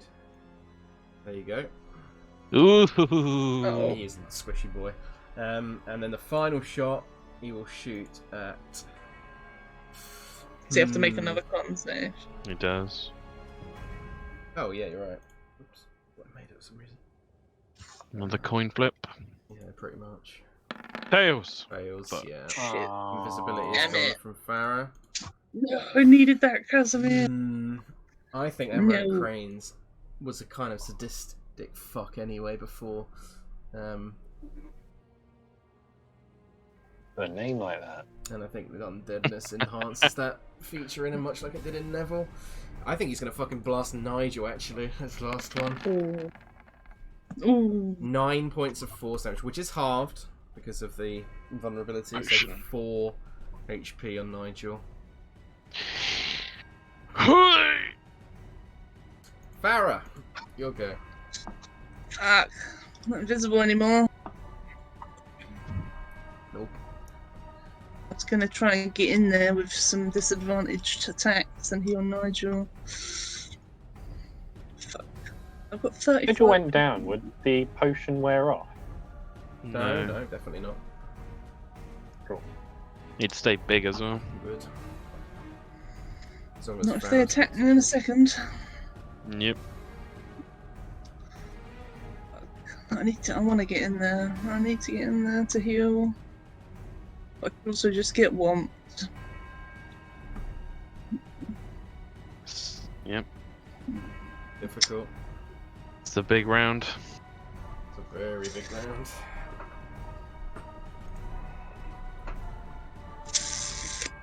I have 20 lay on hands that I'm planning to use if that changes your mind at all. But that's it. That is- I will say feel yeah. free to That's a lot of hands. talk somewhat somewhat mentally, because this is a pretty fucking hard fight. Like, don't be afraid to talk strategy. I think you've had plenty of time to... So work this with each guy's other. still grappling Nigel. Yes, he Yeah. is. So can I?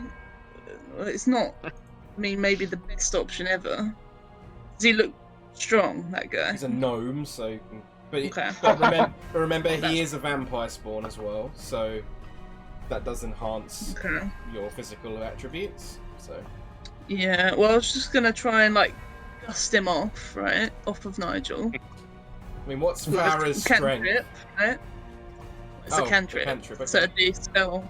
It'd be a spell. Yeah, certainly could try. And then healing word Nigel.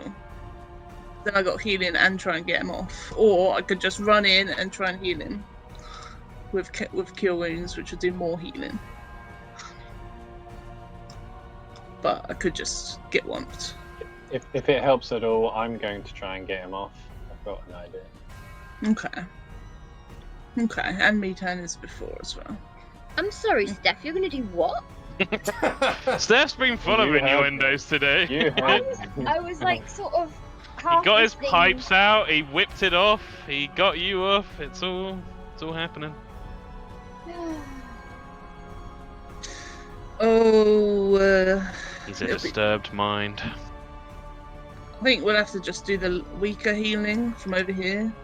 We ain't got the effort to try and get Farrah back up as well. So, I think just a healing word. Helen word. Yeah. Healing word. It's not as good. Let's do it level, shall we? 4th level healing word. 11 Damn points of healing. That was a very Terrible low. roll. Yeah, it was a very low roll. That is your bonus action though, so Yeah. Wait, who was that to, it's sorry? you, Nigel. You. Thank you! I was hoping that was going to be the answer.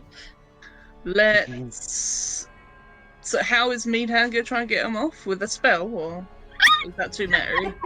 With me hands, love. With me Can hands. we not, Yes. please? Let's give you some guidance then, shall we? Cantrip. If that doesn't cost you too much, sure. But I No? may not need it. Oh, we'll see. Yeah, got guidance on you now. Well, I So. don't know. It depends how strategic the. Actually, no. Oh, no. Yeah. I can't do it, actually, because I always forget guidance is concentration. No, can't do that. Oh yeah. Yes. So I don't weird. know Oh yeah, why it's concentration. that's very. It's weird. I don't know. Yeah, Lewis. Quick question. Yeah, go on. Because he's a wee little gnome and Nigel is fucking massive now. Yeah. If I manage to hit a Pimkin With and your use my fit- Crusher special, 100%. just like Oh, nice. hitting a leech off of someone, Yeah, 100%. You're more. and with my than double strong enough. attack, and I've got an advantage flanking, I should be able to get him. Yeah, I would 100% agree. I'm gonna get him off so hard. Alright, we'll just produce flame from over here then. Who are you aiming at? It is once per turn, Steph. Just so you know. Oh baby, you haven't no, seen. we'll go. A Pimkin? Yeah. Okay. Fire! Oh shit! Ooh! That's a lot of damage. Yeah. Fucking hell! 23 points of damage. Holy shit! Very nice. That was pretty big. Feeling a bit self-conscious now. About the size of my hits. That is Farrah's go. The crystal is your go. Oh, Mm. right there. So Not the many size of the options. crit, it's how you use it. Hmm. Child-bearing crits.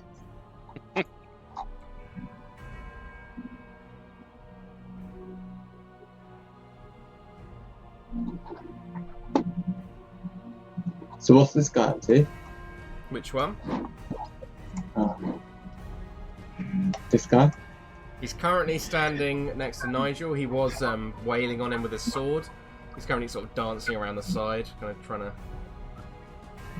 not completely be hit. Oh, I don't know. This is too much like strategy. Gonna get in there and get him. Yeah. What's this guy doing? He's just cut. He was trying to. What was the last thing he was doing? He was currently hit by Amarant Crane a couple of times with the Eldritch Blast, so he's looking pretty badly hurt. Only that bit.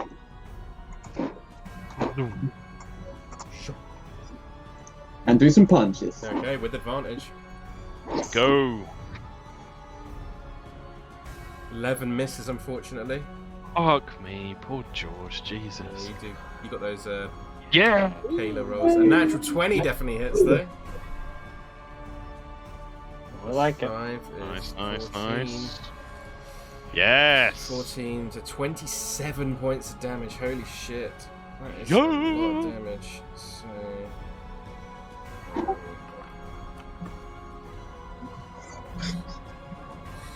And I'll do another one. My brain doesn't work. 20. How much damage was it again? 27. Okay, it's not that much. 15 misses, unfortunately. Yeah. That's. Alright, I'll punch him again. Yeah. 21 hits! Yeah. Wham. And maybe do a dex save. Oh yeah. Well. You might not need to. Ooh. Helen, how do you want to finish off Rahadin? Oh fuck! Yes. Shit. Oh, I don't know. Describe to me how the fists beat into his skull. Well, just very quickly, I'd imagine. So you see Helen just sort of spot her target within the storm, and she just sprints up, just almost gliding through the snow as she does, and then just sort of skids, and then just unleashes this flurry of blows as Rahadin, as he's looking to put a lethal strike into Nigel. And the first hit hits him in the stomach, forcing him to turn around, and he winces and like snarls in her direction, goes to swing his sword down trying to hit the crystal, but she just punches up at his arm, knocking it out of his hand, and it falls into the snow next to him. He drops to his knees slightly as he stumbles forwards, and then one final punch that sends his head facing completely the opposite direction. And he drops in a pile on the floor, dead. Yes. Man, I don't care what people say about monks. So fucking cool. And as he dies, though, Ooh. Oh no. screams of Rahadin's victims reach out as you hear just this deafening thing. So yeah, I think it hits absolutely everyone. So could everyone please make a wisdom saving throw for me? I like to imagine Meadhan, particularly can hear his. Mm-hmm. You'd like to think that his victims would be on our side. He was wearing a suicide vest. Was the Helen's punch like the GIF? Let's see. I love that. So consecutive. Yes, definitely. Anyone near Cal within 10 feet gets a +2 to their save. For anyone who got less than a 16 takes full damage. I will roll for the vampire spawn though. So, Hammer and Crane. Wisdom save. Passes. Chad Bradwick. It's not an advantage. It's Casimir have to do it. Uh-huh. No. Yeah, of course he does. Pimkin. Fucking mind of steel, that one. Can't penetrate it. 21. And then finally, Casimir. Come on, Casimir. There's not actually a brain in his skull, it's just another fist. 22 does pass. So, anyone who got less than a 16 takes the full damage. Anyone who got more than it takes half this damage. So, 12 points of damage to anyone who failed, 6 points of damage to anyone who...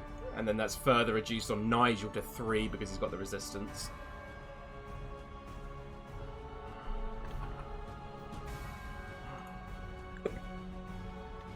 Did Casimir say? Oh, he did say Yeah. good shit. Nice. Alright. Stefan like super quietly talking. Yeah. so just- Yeah, he is, yeah. Oh, sorry.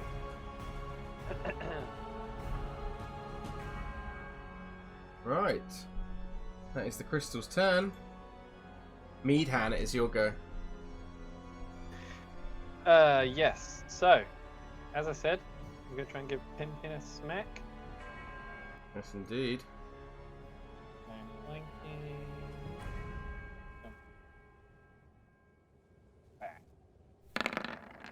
Maxim. 18 hits. 9 Yeah. points of slashing damage plus 2 for 11. So that is... Ooh, where do I want to put it? Yeah, where do you want to put him? 5 feet, right? Could you shimmy him? Yeah, 5 to the right. Right, so like To the here. east. Yeah. So Nigel is no longer grappled. He does have to do a con save as well, see if he can keep his hunter's mark up. No, it drops, so the hunter's mark is gone as well on Nigel. And he gets the doots around him. Yep, if you want to put them Yeah, on. dude. You do it? Oh wait, no, you still got that. It's the concentration. There you go. Okay. I think I'll shimmy. That'll probably be there. Facing Tilda's plates. Nope. Nice. Oh yeah, you Got your second attack still, right? Yeah, I think I'll... Yeah, I can't reach anyone else, so yeah. Follow it up with another one. Okay, doke. And yeah, as Tom said, it doesn't fly. But still. So, Don't attack. oh. Nice. Yeah, 16. Mm. And Meadhan, how do you want to finish him off? Yeah. Oh my god. With your He's only hand. a little dude, right? He is a little gnome dude. I imagine it wouldn't take much to, like, right down the middle. Ooh. Oh, yeah, definitely. I think with that, Crunch. you cut him straight and you see the form of Pimkin, your friend, turned into one of Strahd's undead army, cut down before you, and it's cut directly down the centre of Meadhan as his form just drops and again turns like dust in the wind. Just as my warriors were getting started, they all sort of stop abruptly and like, oh. That Farrah hit that natural 20 did a fuckload of damage to him. He was looking pretty good before then. Right, that is Meadhan. Cal, it's your go. Currently squaring off with the last melee opponent. Well, fuck. The threat towards Nigel has diminished greatly. Mm-hmm. And he has got a resistance potion. Do I still heal Nigel? Oh fuck. I accidentally grabbed myself, so to speak. No, I think we're okay. I'm sorry if that doesn't pan out. So Cal is gonna slash. He's still got the reckless thing on him, is that correct? Yeah, he does, yeah. Let's just kill Jeff. 18 hits. 10 damage. Still standing.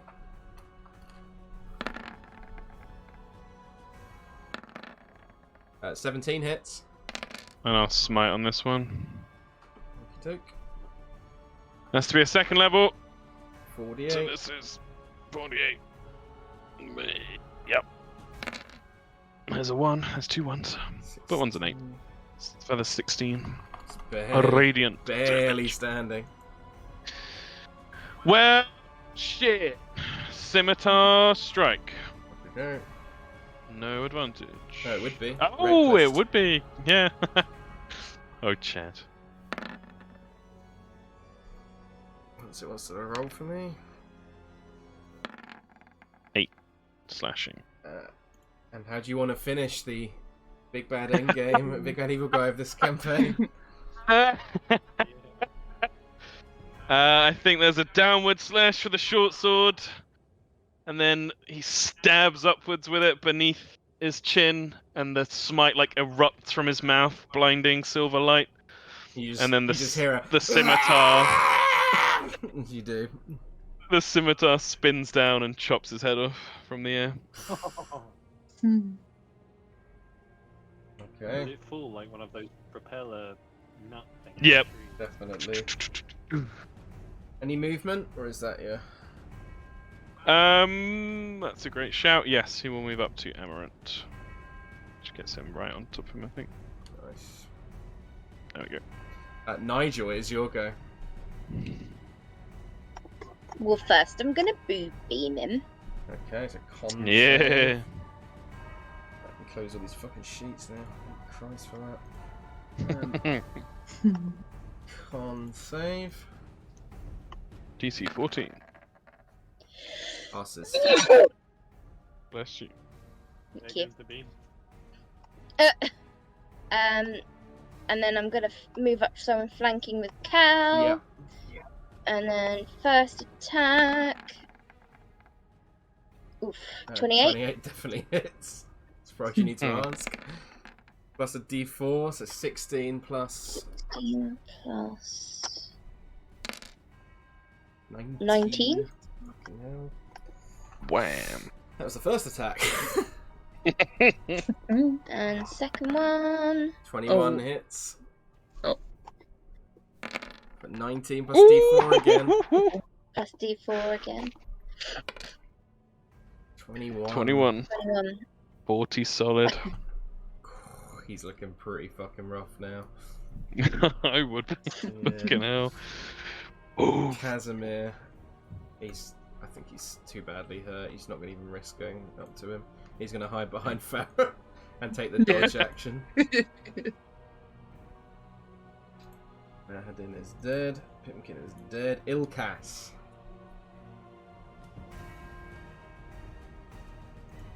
Ilkaas is like, guys, you're in my way. And he's just gonna do a Ray of Frost. Okey-doke. Unfortunately, it does go completely wide, almost absorbed by the storm before you. I think that spell is cursed since Dewey took it up. It's Dewey who cursed it. Let's see if he can do anything else. Ooh, I'm going to preact. I'm going to retcon this slightly because I totally meant to do this before, but because it would feel lame not to play him properly. Yep, so this is going to hit Cal. So when Cal hit, you hit. No, you didn't even hit him, did it? It was Nigel. So when Nigel hits him, he is going to use his reaction, cast Hellish Rebuke. Is that a spell? It is a spell. Yeah, Ilkaas will use his reaction to counterspell it. Very nice. Oh shit! My boy. And you see him just look That's down at his awesome. hand like, what?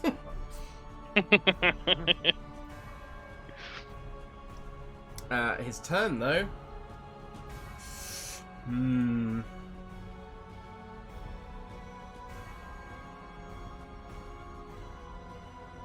Well, he does get some healing. Let's do that first.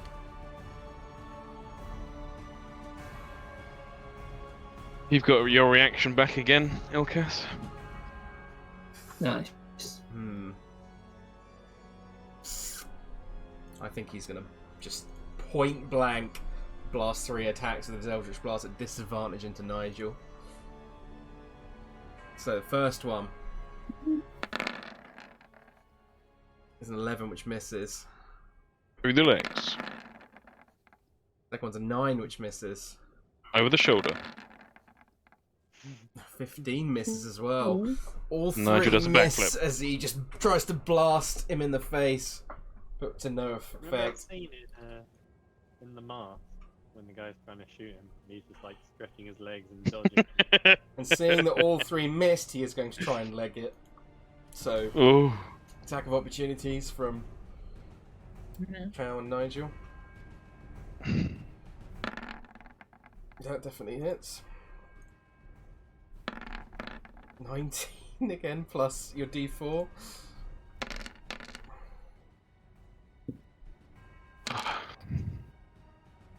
Oh.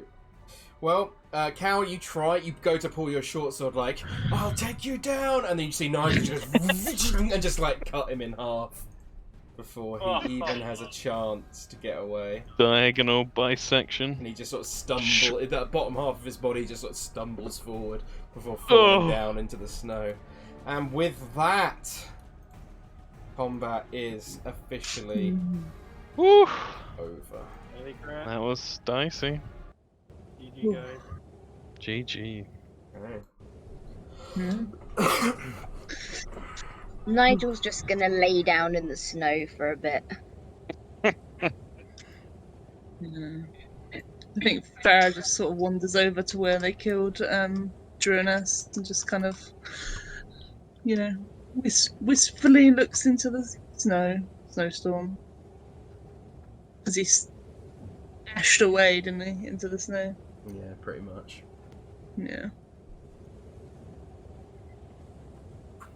Ilkaas would if he looked at the bodies, he'd be like, hey, all these guys are wearing chains like you. Didn't they blow away his ash, though? Not all of them. Junas and they didn't? Pimkin did. I think they were just hit, so I think it was because they were both hit with Cal's smite. Is the reason I described it that way. Oh, radiant damage, yeah. Nice. The other two were just cut Yeah. asunder. Yes, they were, Ilkaas. You gonna take the chains or just leave them? She sort of moves up to one of the chains. Is it still looking alright, or is it looking like it's been like No, it's still cut or anything? it's still as it was. Steph, stop burrowing. Jesus. It's Oh, sorry. going on an adventure. He's in the walls again. Yeah. George has got the broom out, hitting the ceiling. Stefan, stop seeing the insulation foam.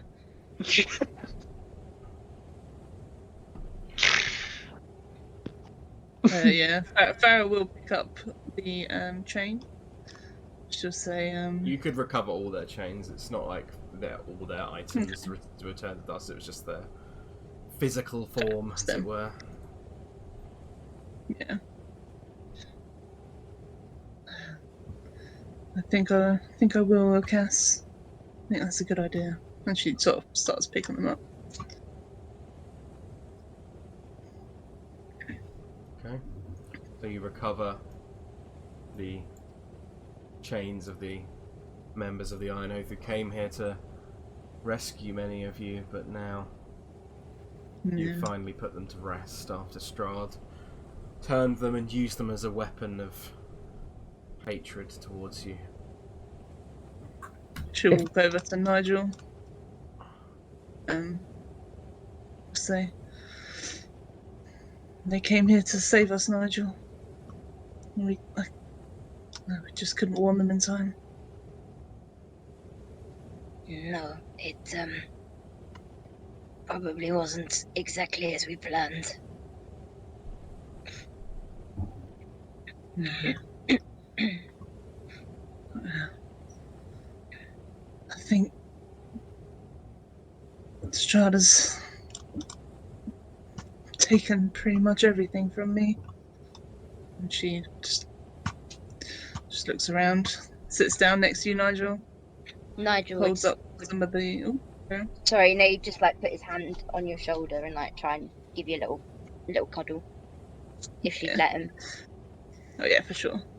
She holds up some of the chains that she just picked up off of their members. She says, "If you hold on to these, Nigel, maybe they'll bring us luck. You know?" I hate to be that guy, but it didn't bring the others much luck. Well, I don't think they had much choice, Nigel. It's more that they'll be with us more in spirit. God, I can't wait to get out of here. Me neither. Ooh. One's thing just went off.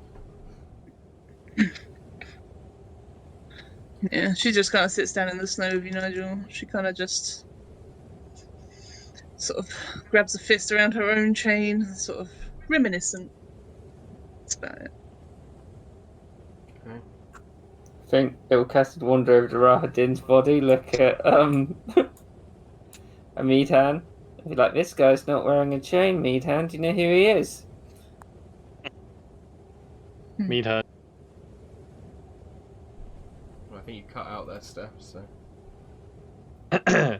Did Meadhan just silently nod? So, is there anything anyone wants to do within this short period of time where you have a moment of silence as Meadhan has claimed vengeance on the man who murdered his friends? As Casimir sort of stands over next to you, Meadhan, he kind of places a shaky hand on your side of your arm and just sort of nods slightly in your direction, but doesn't say anything.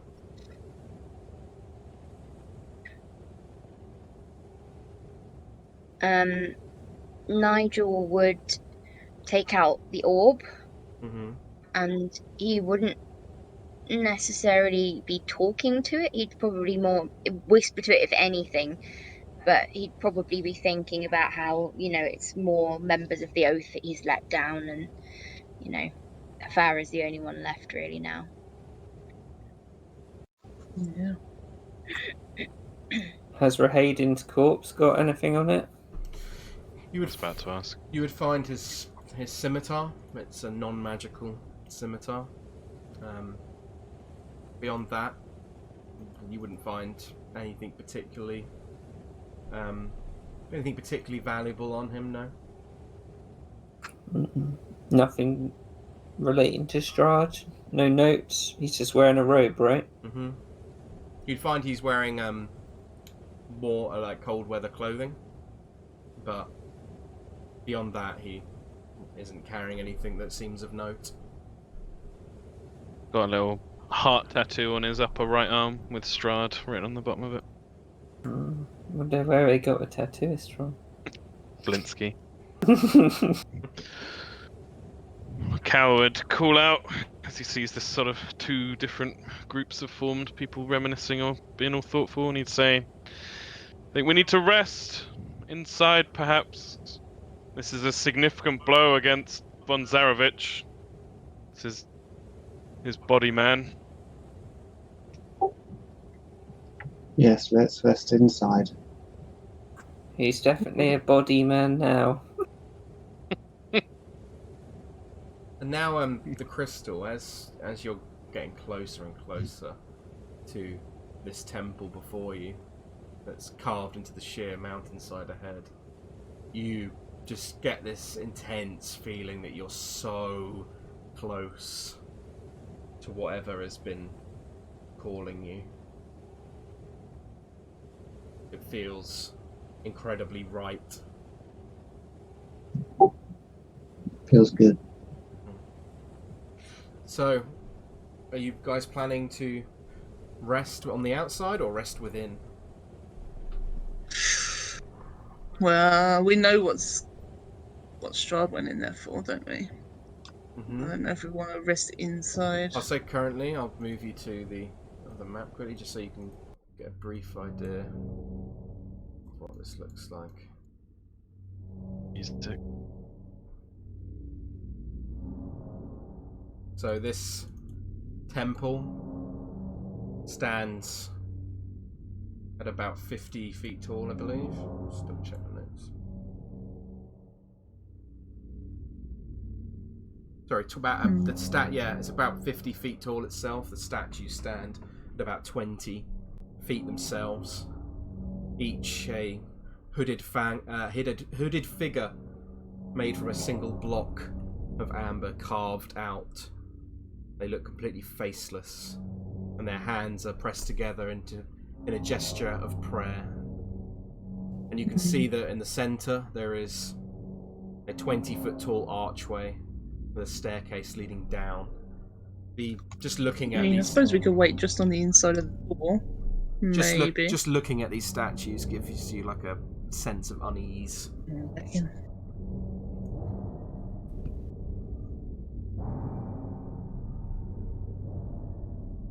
I will say, outside the temple, it is incredibly cold up here. So, let me just quickly read something to you. Whilst outside the Amber Temple, resting here is so cold, and the winds are so high that even the most hardy of adventurers cannot survive unharmed for extended periods. When the characters choose to take a long rest outside the Amber Temple, they must make a TC 10 Constitution saving throw, and on a failure, you will take 1 point of exhaustion, and your maximum HP will be reduced by 1d10. Characters who are resistant to cold have advantage on this saving throw. Well, if it's that cold, I'm going in. That is a long rest, though, I will say that much. A long rest, not a short. Okay. Still, roleplay wise, don't think we'd stay out there in the cold. It is Hey, incredible. we haven't checked out the inside yet. It might be super Yeah, spooky. it's so cold, and it's often it's partially due to how intense the wind is, as it just crashes against your body. Is there like any nooks or crooks in the rock that we could go and hide in? Okay, Or not really. so with asking that, let me quickly just do something. I want to archive this because it's. How scary would have everyone made the Amber Temple sound in comparison to other places? Well, we would have said probably that Strahd got his power from there, possibly. So pretty Well, scary. Because it's just dependent if you think the cold is more scary than Do the temple. I think do a quick history check, Ilkaas. I'm not unconvinced that your father's library would have had some mention of the Amber Temple. 9.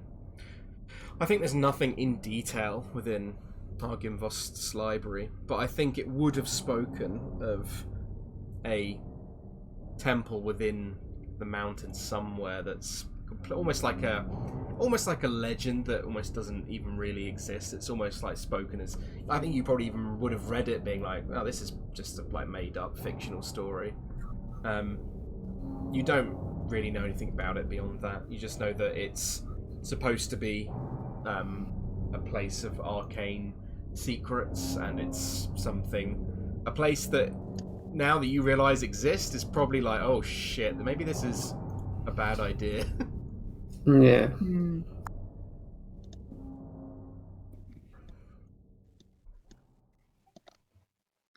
Any nooks or crooks? Right, yeah, so with that in mind, let me move you over to this map.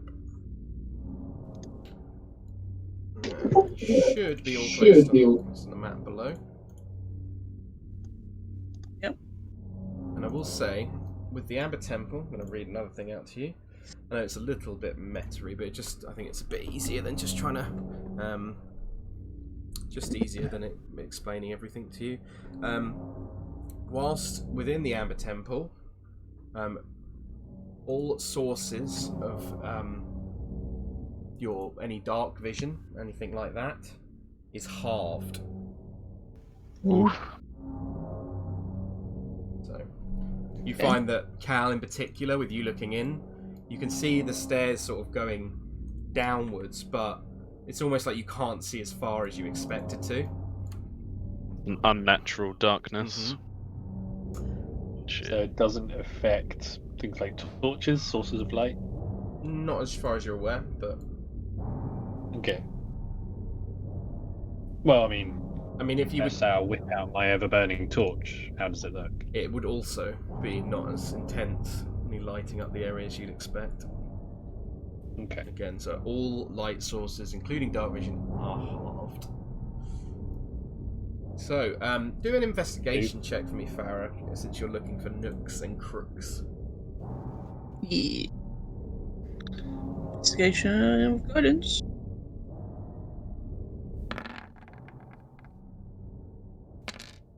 Oh. 15. Okay, so you see that to the west of where your current position is, you see that there's a natural fissure that has opened in the mountainside, like sort of west of the temple's facade, and it's creating a gap. Like if I move you just to the west, slightly up here, you see. Just double check what you can see on your vision. Okay. So just ahead of you here, you can see, it looks like there's, like I said, a natural fissure that's opened up in the mountainside, and further in, you can just about make out what looks like a 2 foot wide, 10 feet tall, and like 15 feet deep, like crack that's in the wall, like heading in, and you can see like there's dim light coming from what appears to be a room beyond, and you hear what sound like humanoid voices, although you don't recognise. Although, no, Farrah, you would recognise the language as being like a very broken. You don't completely understand what they're saying because it's like a dialect that you're not familiar with, but you make out like individual words that almost sound like an expression of a druidic language. Okay. And that's coming from beyond somewhere. So it's like a crack, almost like a fissure to here. Okay, You can see there's like a fissure in the wall that's heading inwards. right. Not one that we can fit through then. It's about, like I said, 2 feet wide, 10 feet tall, and 15 feet deep. So you might be able to sidle through there, some of the smaller ones of you, Yeah. but it's going to be pretty tight. Okay. Well, despite the creepy voices, this is maybe a good place to rest. As long as something doesn't come through. She sort of looks at it dubiously. I will say as well, like the noise of the storm once you enter this fissure is not quite as loud, and you think because the voice is being audible through the crack that you probably want to keep your voices low if you don't want to be discovered, because Okay. certainly not So it's loud the enough close where you enough. could definitely creep around this area. If you wanted to try and short rest or long rest in this area, I will say that this would still be cold, so you would still take the effects of the cold as I described from the wind. However, you could roll a stealth check with advantage as long as you were keeping your voice as quiet as you did so, if you wanted to try and do that. If I were to start a fire, would that be too noisy? It would. I mean, In the middle. you can see the light sources coming from the fissure, so you think that would work both ways, probably. Okay. Probably not here then. Yeah. But you probably could, in terms of like actually being able to light one, because it's not as quite as windy in here.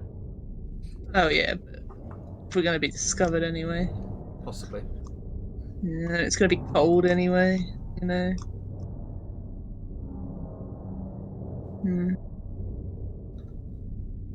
What does everyone else? What's everyone else hearing? Because Farrah knows Druidic, but to everyone else, we're just hearing like a weird language. Yeah, it just sounds like a strange language. It sounds like it's like being spoken by humanoids or some, it doesn't sound like it's coming from the mouth of a creature or anything like that. It sounds like a spoken language, but it is words you're not familiar with. And So for Farrah, it's just sort of broken words. yeah, I think Cal, do me a quick history check. 3. We can all hear we're not alone. Yeah, Yep. you're not That's a 3. absolutely not sure. It speaks some kind of broken Druidic. I do one for Casimir as well, but it's pretty high DC. Yeah, no, it doesn't know either.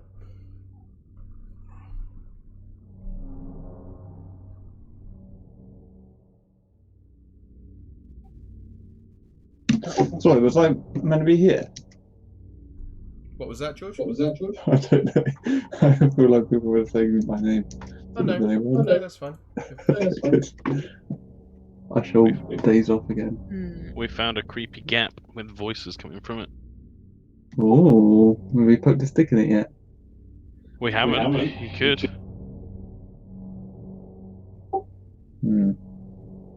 I think Cal would just say, we're not in great shape to fight. I need to be saying it quietly. No. I am quite hurt. Yeah, perhaps we should try see if there's any other gaps. The stories of the temple are to be believed, then this is not a place to take lightly. No. I don't plan to. But it's important we find somewhere at least somewhat safe, out of the cold. We can't rest right next to a group of people, and we'll surely alert them. Perhaps we should just call out or scare them out of there. And if they're hostile, as you say, we're not in a shape to fight. But better now than when half of us are asleep or resting. Perhaps. What time is it, Liz? The time would be... Just check. It would be pretty dark now. I think it's probably close to being 5 o'clock. So, being Barovia, it's pretty dark. Gee.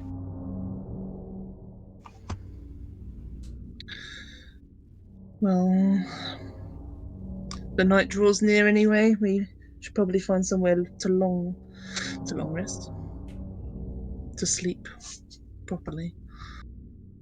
Well, for Not sure. my part, I think this should be our spot, and we should claim it if needs be. I'll try and see if I can understand something they're saying. I'm just going to go in and try and listen a bit more. Okay, do a stealth check for me. With advantage, because I think it's not like you're making super loads of noise. Yeah, and with guidance. Okay, tell me what your roll is when you do it next time.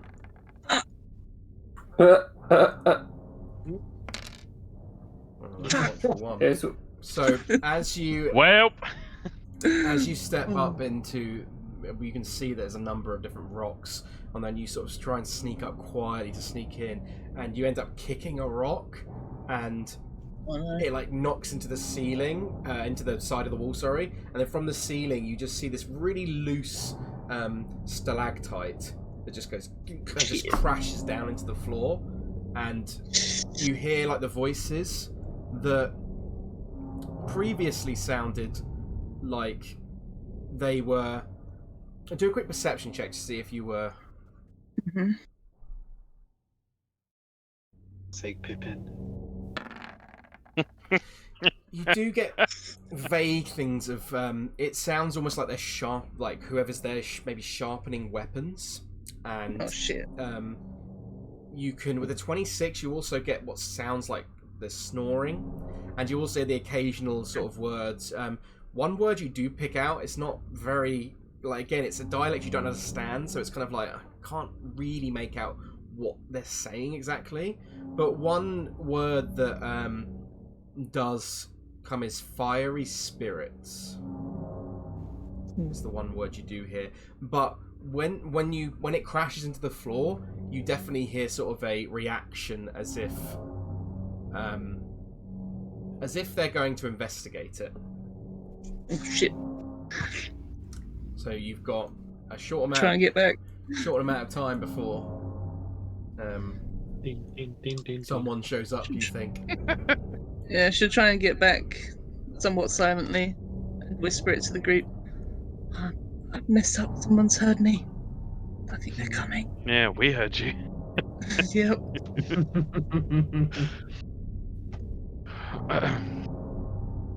Okay, so this is happening real time as I make whoever's coming round come round. Okay. So, If they split up to investigate, if we're going to be hostile, we could take the split party now. What? If they send out a couple of them to investigate, this could be an opportunity for us to kill them easily away from the rest of them. Oh yeah. If you think that's best, they said something about, what was it, fiery spirit? I'm gonna say everyone roll initiative because this is like time sensitive. She.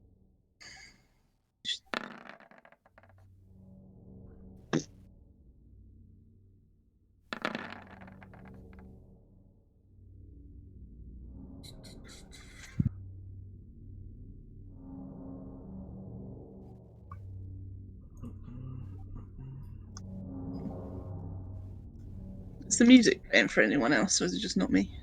Okay. Am I lagged? No, it's me. I suppose technically we're not in battle, so.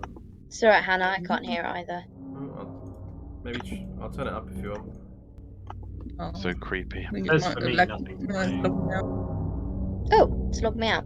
Okay. Yeah, I had that problem earlier. It logged me out. Don't know what. Maybe something went on with Roll20. Actually need to roll something quickly. Sorry.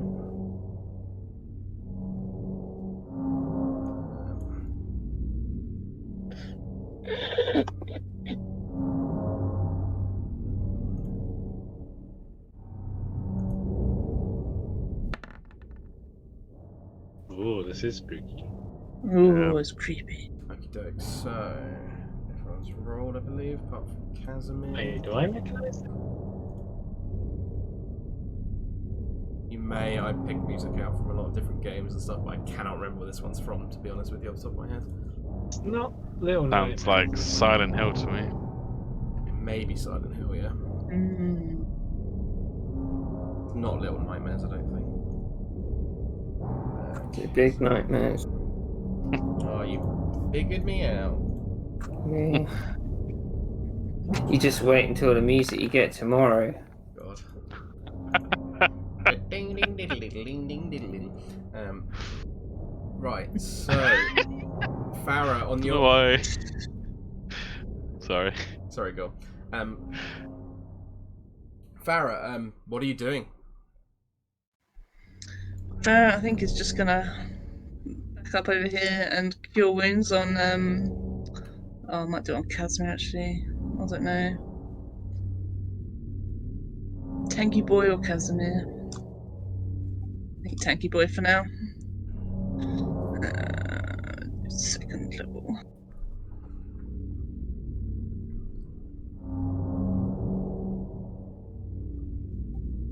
Oh, I pressed it. 17 points of healing to you, Nigel.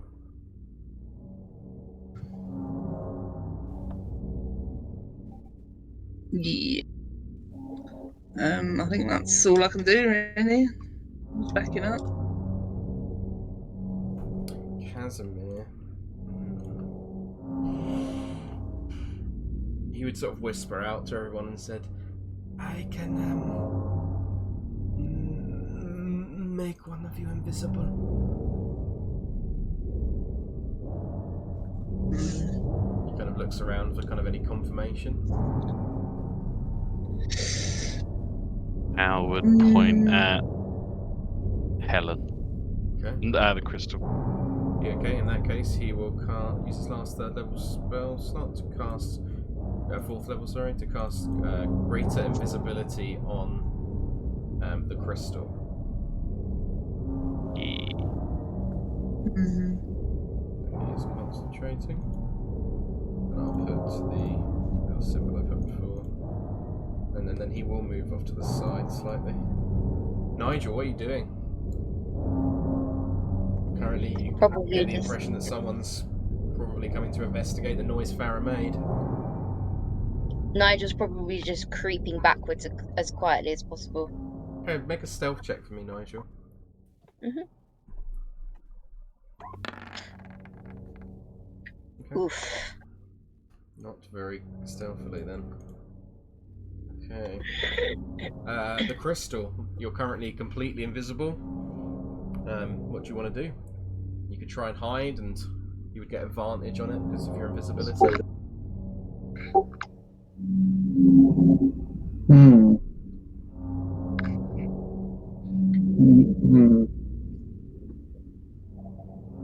don't know if I want to hide. It's up to you. Do you?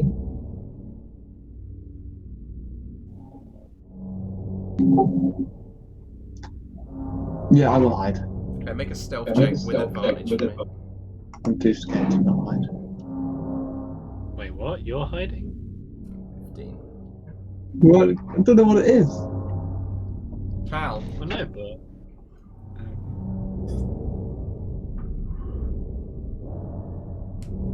Hal will.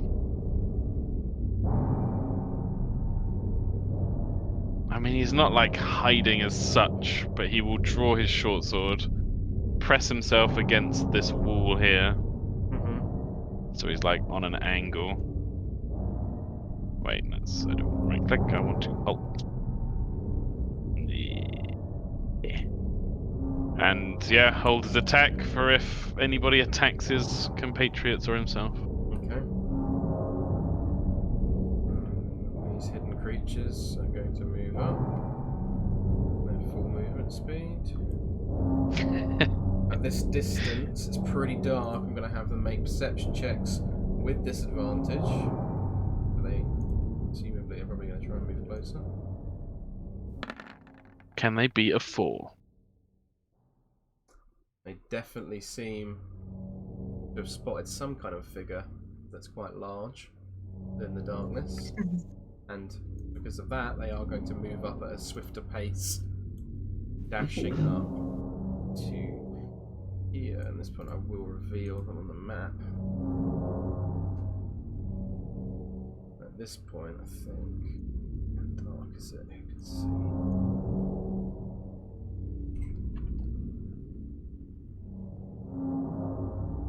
I think Cal is the only person who can see them currently, yeah. So Cal, you at the very edge of your dark vision, you see 2 large hulking figures. Fuck! From this side? Yeah. Ah, shit. Okay. Oh. That is the 10. Ilkaas. You currently can't see Ilkaas anything, really. knows that Nigel's injured. Okay, Cal will drop his held attack to blow his reaction to say there's 2 coming from over here. Okay.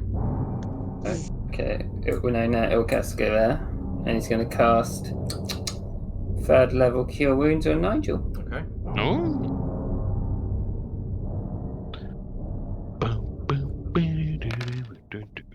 Thank you very much. Further 19 points of healing to you, Nigel. Oof, feeling tanky. Building him back up. Okay. Meadhan.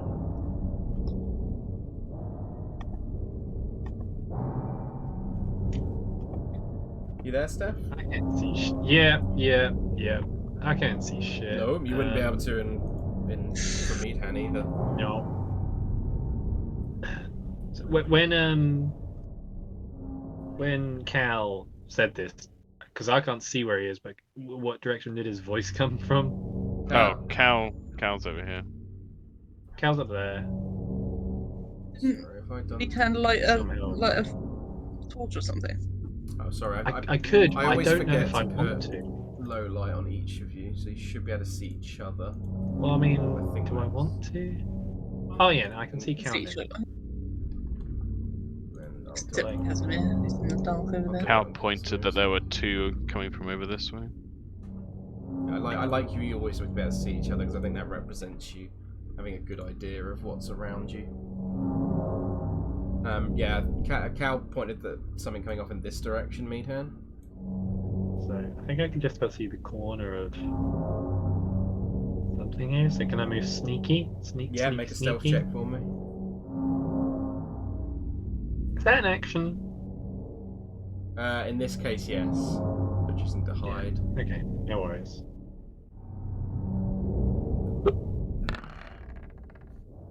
Okay. Fucking nailing it, we are. Yeah, Farrah, it's your go. Those creaky shoes. Oh no, wait, I was still moving. Oh yeah, go ahead. Sorry, Meadhan. So super sneaky, like. You can hear the rocks crunching under Meadhan's feet at this point. What are you talking about? Let's go. Yeah. And I think I'm at too this, scared to go I think anywhere. at this point, you would hear these noise coming from this direction, and it's like a war cry, like a like a really loud, like them almost doing a mouth.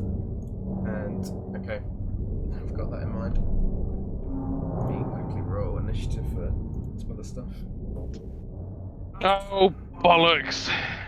Shit. And we might as well put the Been fun, combat guys. music on. Time to run away. Talking about I can't even see shit. Get your That's the torch only in. thing you will.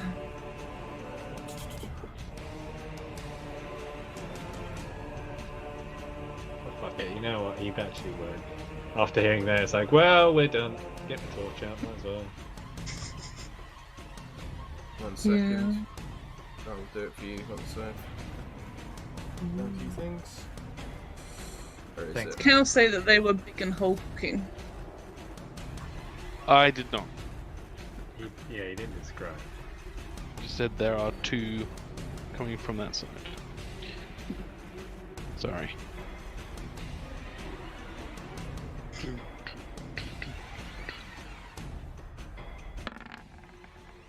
You would see he looked particularly displeased. Yeah, it's just a debate as to whether what animal I bring out, if any. Yeah. Good old drow dogfishing. Sounds like Metro Prime. This is from Darkest Dungeon, I know that much. No, I don't hear this one. What the fuck? I think Roll20's playing up today, so yeah, you may need to restart Okay, occasionally for your Roll20. music. Farrah's Should gonna be battle music. back Right? up. With Cal saying that there's two coming, she's gonna back up next to Meadhan up here. Okie doke. Actually, I can't see shit actually, so maybe next to Cal. And Meadhan, you said you got a torch out, right? Oh, that would have Yeah, that would the have other been burning one. been an action, I think, at this point. So you did try to hide. So Yeah, no, it would have been. So yeah. Or but a bonus? Bonus action? Technically, Stop it's trying to be grey. technically it's using an object, so no. Yes, yeah. This is a more tense situation, I think. Would you mind How's- restarting the battle music once, please? Yes, of course. Just because I know my thing doesn't like him. No, Yeah, no, perfect, there thank you. How's health Yep. looking? What was that? Cal? How's your health now? Yep. Cal's not terrible. Because he's got a big old health pool. It's like a Okay. bit under half. He's kind of fine. She will prepare. I mean, she doesn't know what's coming. Could just be little gnomes for all I know.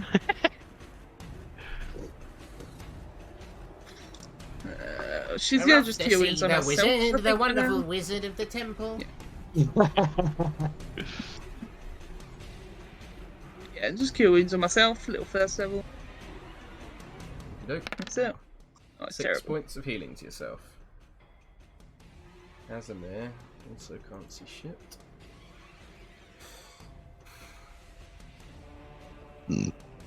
He's gonna try and hide again, I think. He's gonna move back next to Ilkaas and just so. Let's hide here. And he's gonna do a stealth check.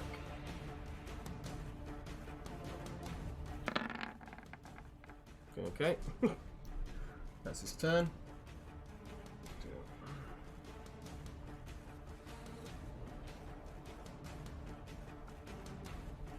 What's that?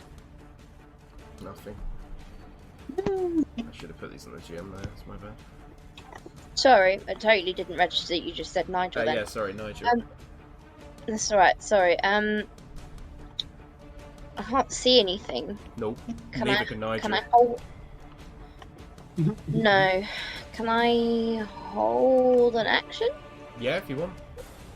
I'm gonna hold a blood spear in case, because it's got a bit further range on it. So if anything comes within 20 feet. I will say you currently you can't even see 20 feet in front of you. It's getting so dark. Oh, right, okay. So Okay, great. Well, you're dead. I will remind you, you can light a torch if you want to. Yeah, that might be an idea. Do I have a torch? Come on. Probably do. Show me! The beacon of Argynvost'Ra protection. That lights up. No, Probably not. no, that's like a passive. It's not really an item. Yeah. It's not Like a not glow an, stick. not an actual beacon. Nigel will light a torch. Okay. There's your action. I will put a torch on 2020. Nigel. I can see up to about here and here at the moment. Ooh! I see so much. So you should be able to see up to like here from what I can see. Yep. Oh, nice. Yaw. Okay, that is your action there. Cool. It's me. Just check something. Oh, that's a fair point. Great Invisibility's got a timer, hasn't it?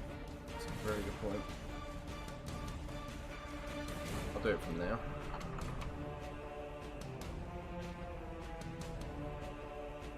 I'll put it as 9 rounds. 'Cause, Yeah, it's all been quick. Put it below. Where is he, Casimir? There we go. This guy. Go to here. The crystal, it's your go. Crystal. How long am I invisible for? As long as he's concentrating, it lasts 1 minute. Oh. And you can attack and it won't break. It's great. Well, I'm gonna see if I can see anything. Although I probably won't when I. No. And I've Well, I shall move. I've got your stealth check from before in mind as well. And because you're invisible, I sort of consider that sort of you're still hidden even if you're moving. Yeah. Well, I was gonna move in a stealthily fashion up to here, I think. Yeah. Feel free. And then I shall. Oh, maybe I'll do a dodge in case anyone comes and tries to attack me. Okay, dodging. That's sensible, isn't it? Yeah, I'll do that. Cal, it's your go. Hal is going to stand here. And he is going to use his drow magic to cast darkness. Ooh, interesting. Whereabouts? So it is You draw it out for me, and then I'll I can draw 15 on the map for you for it. radius. He wants to catch them on the end of it, and then have it coming 15 foot back towards us as well. Is it a circle or is it a? It is a sphere, so yeah, circle. So like that. Mm-hmm. Yeah, pretty much. Okay. Yeah. Yeah, perfect. Is that your turn? That's my turn. And this now he would say they're pretty big. Ilkaas, it's your go. How is Casimir still looking injured? Yes, very badly. He's gonna do a second level. Wait, cure wounds.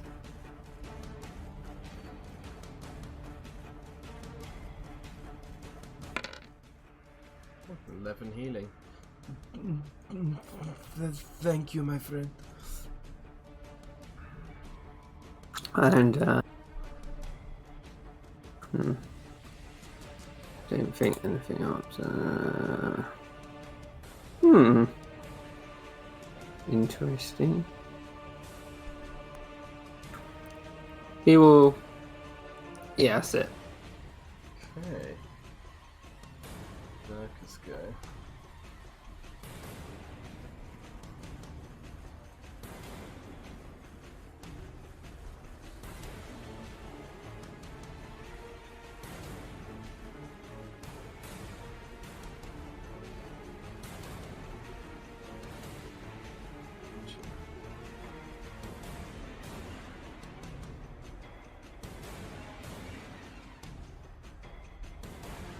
Meadhan, Farrah, you see two. You hear them like making their way through the side, and then they dash up to you. Okay. Can't make their attacks this turn though, because they have to dash to do it. The fuck are they? They are literally right next to you. Yeah, I still can't tell. I was like a guy wielding an axe. Yeah. Yeah. Well, And then these ones, I think they would still head in the same direction they were before, even with the darkness there. Mm-hmm. However, they don't seem to spot you straight away until they sort of come out of the darkness. So I think at that point they would dash and get up to Cal. Mm-hmm. And I think these guys are smart enough to flank as well. Oh, that is their turn. Meadhan. okay, so we got some dudes. What like, are they literally just human dudes? So they look like huge human men. They look like they're wearing thick furs like across their body of different animals. Like they look like they have like elk and sort of all different kinds of furs patched together, these patchwork kind of thick outfits that hang quite heavy on their body. They seem to like hang out like almost like huge robes. They have bits of like animalistic bones that hang around their necks and kind of like curled up into like a sort of crowns upon their head slightly. They have really long, thick hair that's sort of covered in like frost, and they have like long, thick beards that are kind of unkept and kind of they probably stand about 7 feet tall, so probably not any. They're not as tall as Meadhan, definitely not, but they're still big humanoid men. They are all wielding these like huge great axes. They're basically Neanderthals. That's how I'm picturing I'll them. say Meadhan, Farrah, and Nigel. Actually, Nigel can't see him there. So Meadhan, Farrah, quickly do history checks for me. I'm a member. I remember. Do you remember? I think you both think they look not. They definitely look different, but not too dissimilar to the druidic, like barbarian folk you fought atop Yester Hill. Yeah. But they you know, they don't look too dissimilar in build and in terms of. But at the same time, they're wearing much more thicker winter style clothing. Understandably so.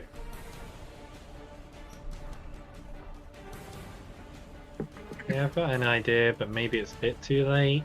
Maybe not. So they came from that way. I'm gonna say I can see these guys came from that way. Could I do a perception free check, ability check? Yeah, I'll allow it. I want to basically. Could I hear? So obviously I can now see these guys, but have I heard that there's much else? Is there anything else coming from behind them?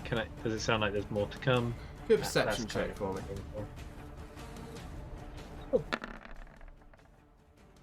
You don't hear any more coming, but you're not sure anything beyond that. Yeah. These two seem like the most immediate threat. Okay, fuck it. What would be the best place to go? Yeah, I'm gonna. Oh.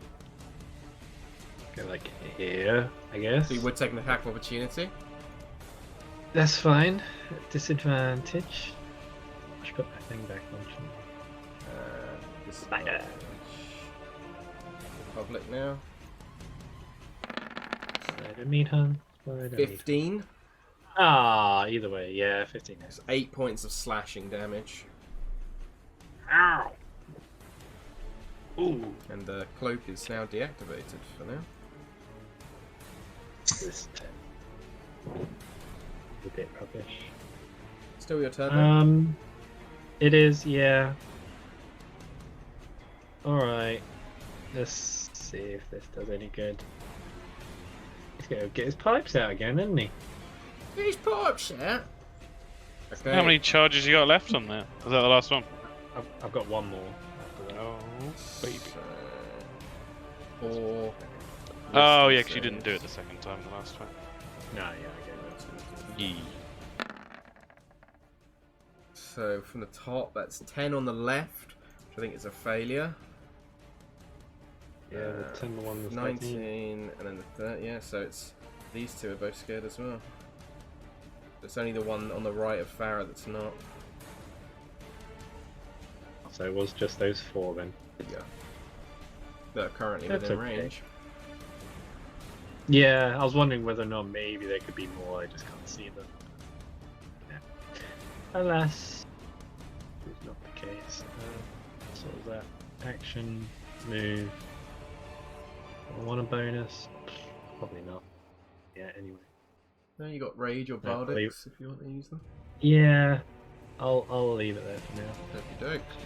Farrah, currently sized up between two massive men, and Meadhan's like, fuck this shit. Yep. Let's just run away. And I realised I should have taken a second opportunity attack against you because you're within 5 feet of both, so let me quickly do that, Meadhan. Can do. Oh, missed. Depending which order you would have done it in as well? Nah, I'll count the 7 as a miss. That's fine. I think I'm just gonna have to try and get away because they're just gonna punch me to death. I've got decent AC though.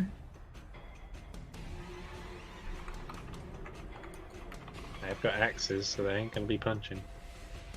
True, they do have axes. Let's try and push them away. I mean, I could disengage, but I think I want to try and do some damage at the same time. So let's do a thunder wave. Yep. So it's con saves, right? Oh, good point. It's a con save.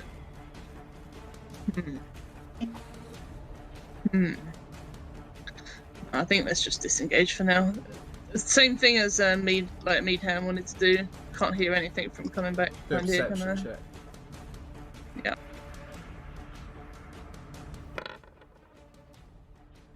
Okay, you did hear a number of steps sort of heading the other direction, but it doesn't seem like there's any more coming through the gap. And Okay. you would also have heard what sounded like the kind of running of some kind of animal. Towards us. The sound was heading in a easterly direction.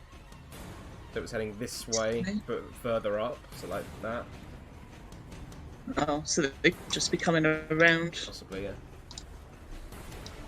like this. Mm-hmm.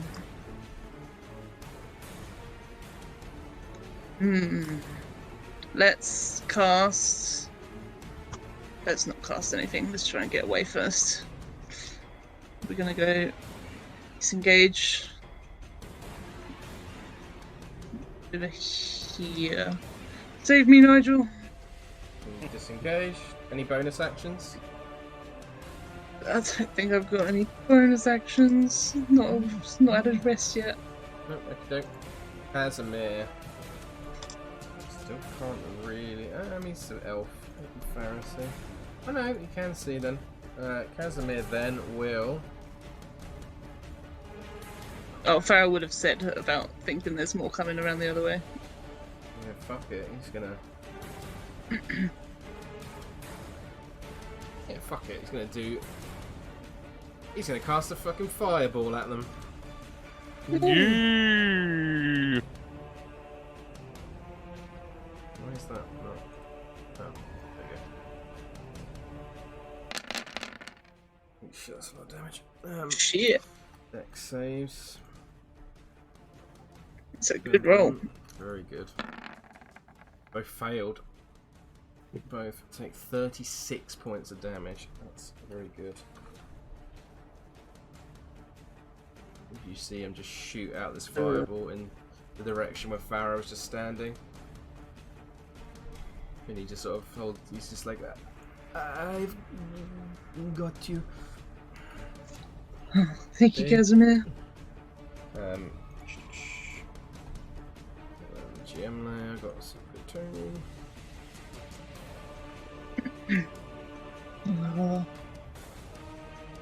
This thing's gonna do a perception check.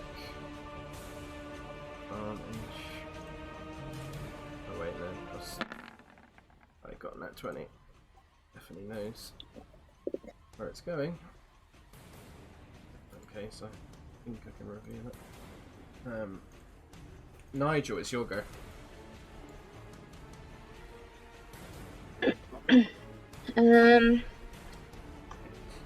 Am I best in attacking, do you think, or shall I hang fire, guys?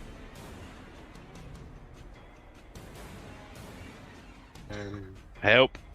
Oh, help! Yeah, these guys are going to be running towards us in a minute, I think. Or we get these two. Ilkaas can use fire breath if he gets the chance. Yeah. Oh yeah. Is it probably best not to get in Ilkaas's way? Cal looks pretty low. Don't know. Okay, alright. The only other thing is if these guys come over towards the squishies. Yeah, you could block those guys on. Yeah, I could. Either way, I think I'm gonna rage. Roll the thing. Yep. Oh, roll the thing. Roll the thing. 5.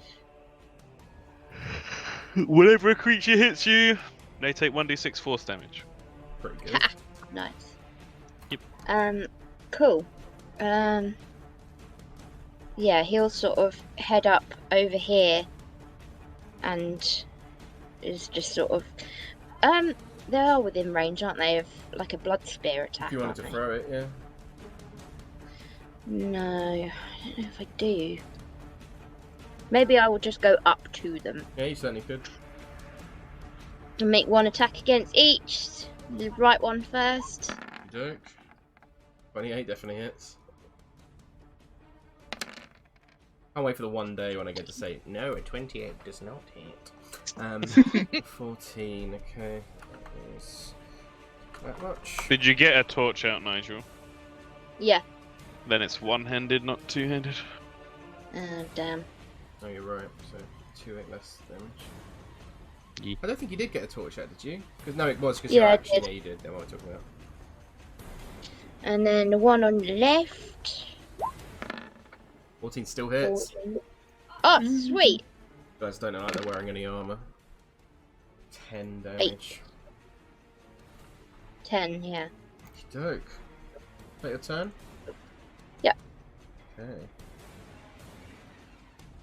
Secret turn.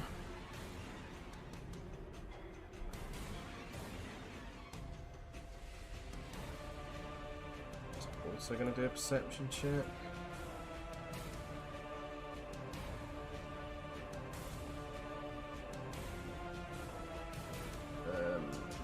Burn. What am I doing?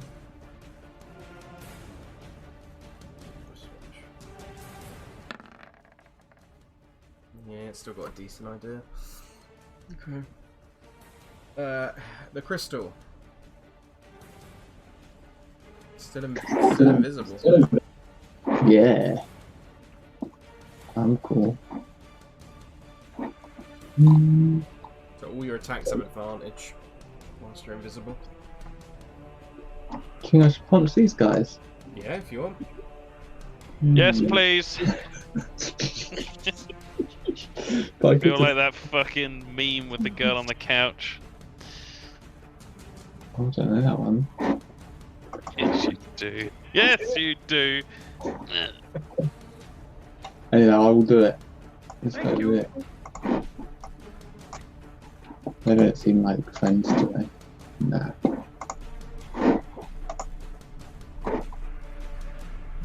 Is that? 26 definitely hits. Yes. 7 plus.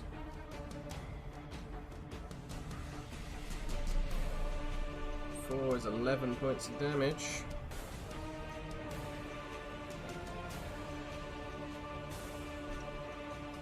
20 hits. Yes.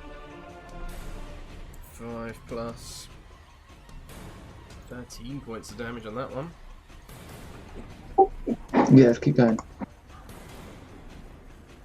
26 hits. 6 plus 4 is 10. One more. A flurry of blows. 12 actually Ah. misses though on the last one.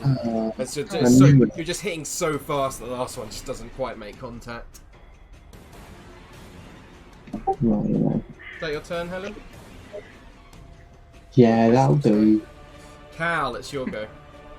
Ooh, jeez.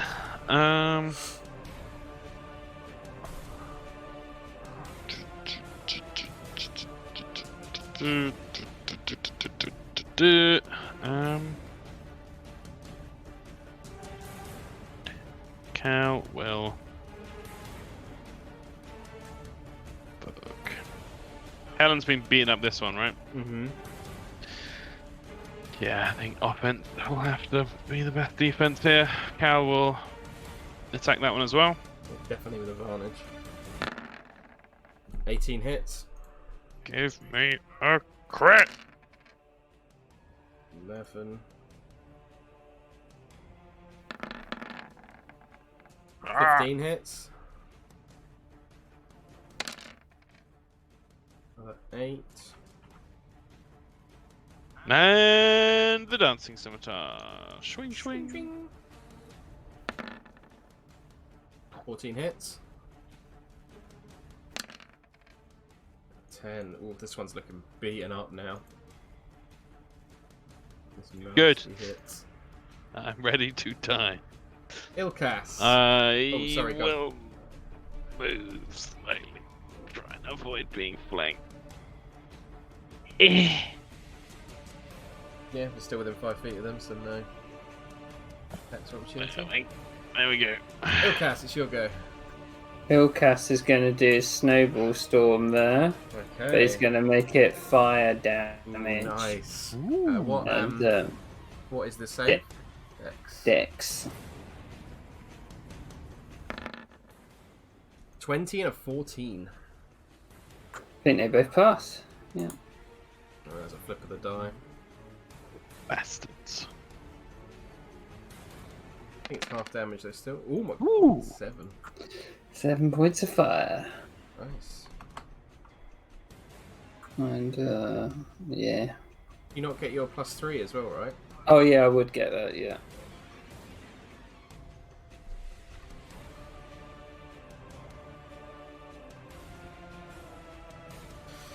Not that much. Okay. The Berserkers. First.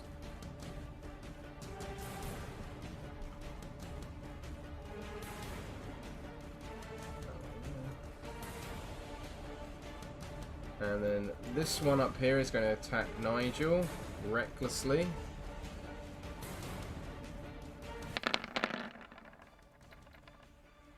a little flag on it. 20 hits, a 7 half to 3 points of slashing damage to you, Nigel. And this one here is going to, it's reckless as well.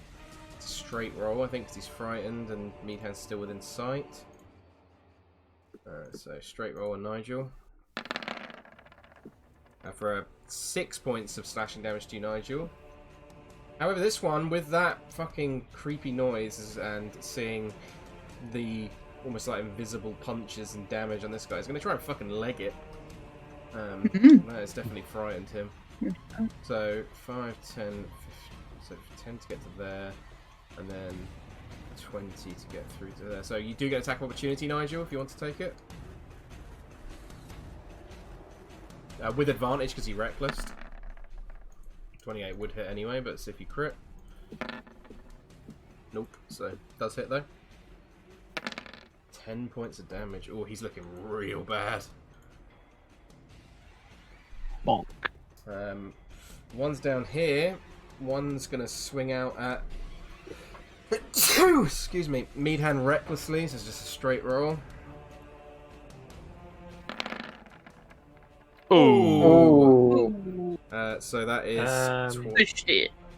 I don't get my click because yeah, you lost it last time. Was that in the last turn? Yeah, it was. Yeah, Wasn't it? they hit you on the reaction. So yeah, 20 points of damage to you, Meadhan. I forgot these guys have got fucking. Owie. Oh no, they don't have mighty attack. What are we talking about? Yeah, they don't.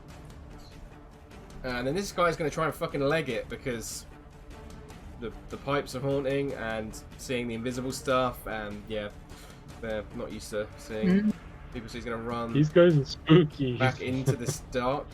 Would he go into the darkness? I'm going to do a quick wisdom check to see if he goes around or within the darkness. So let's say if he's so scared it will take. Yeah, let's see. Yeah, I think he's just so scared he would just go straight into the darkness. So it's just going to run that way. Yeah, so attack of opportunity for you, Meadhan. Yep. And Cal as well, I think. Still within 5 feet, so. Oh. Yeah, both hit. So 6. Oh no, sorry, short sword doesn't hit. So the 6 does hit, so he takes a bit of damage. And then this guy down here next to you, Cal, is going to recklessly. Oh, sorry, those attacks should have been with advantage because he recklessed. Oh. Okay. Yep. So feel free to roll, see if you get a crit, Meadhan, and then Tom, you can re-roll again. I'll say 1 more point of damage because I would have taken the higher one. Nope. Still missed. And this guy down here is going to recklessly attack Cal, which is just a straight roll again because Meadhan's in sight. Which misses, and then he's also going to try and run. I think just follow into the darkness. So attack opportunities for Cal and for Helen, both with advantage because of his recklessness, and obviously Helen's invisible anyway. So.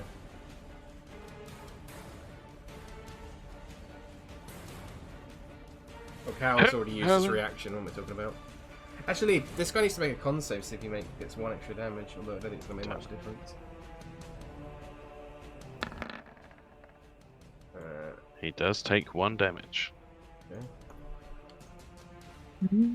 And unfortunately, Helen's one does miss as well. Okay. That is the Berserker's go. Meadhan, it's your go. You do get your cloak back. Yeah, that's something.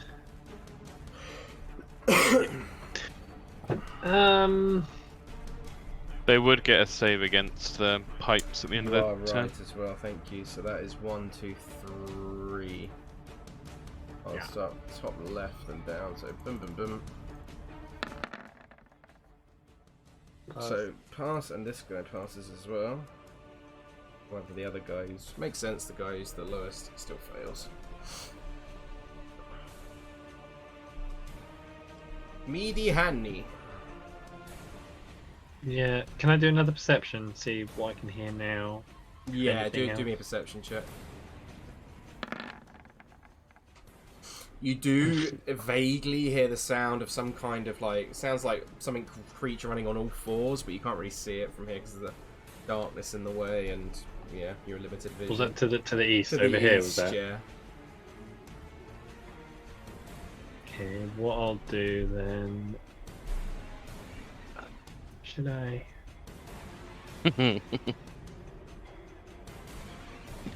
Don't you start Milkvale, boy. Yeah. Milky Vale. No. It's Right, back with a vengeance. I'm gonna use this potion of healing I got. Who knew that the Amber Temple was actually a secret portal to Milkvale?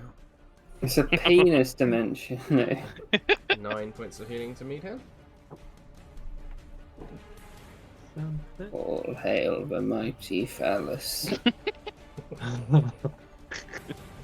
I thought that'd be what that cult one's like. It won't be that bad, no. They say it in Wicker Man about the phallus, the mighty phallus. Yeah. So it's on brand. Yeah, maybe not a million miles away.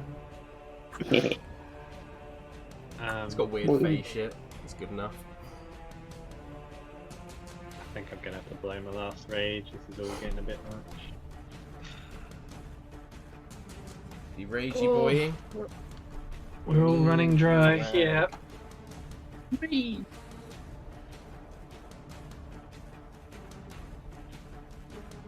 That's it. Oh, I'd like a meaty rag. That just reminds me, we never took the extra D6s against them for the successful attacks on Nigel. Wait, what? Oh yeah, you're right. Yeah. Oh yeah. I will remember from now on. Meadhan, still your action, right? No, you action potion of healing and you raised for the bonus. Actually, that's fine. Farrah. Well, Farrah was gonna get a big snake out, but it's only one guy now. Jesus, not you too. Fucking hell. Everyone's So she was just... That's what I had to. I don't even know why that's funny, but it is. Sorry, go on, Farrah.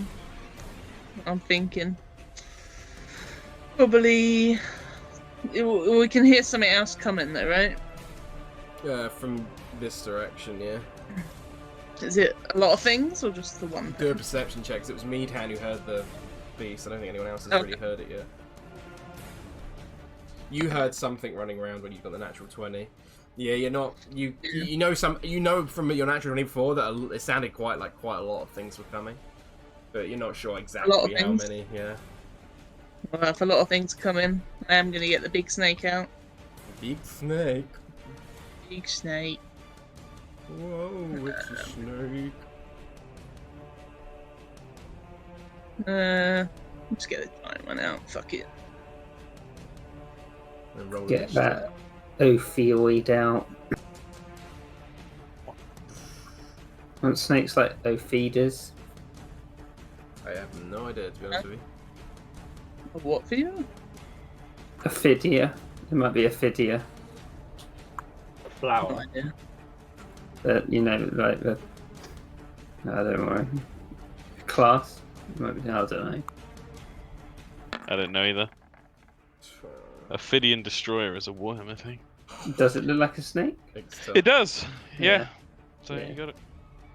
That's your daily dose of Warhammer knowledge from Tom Clements.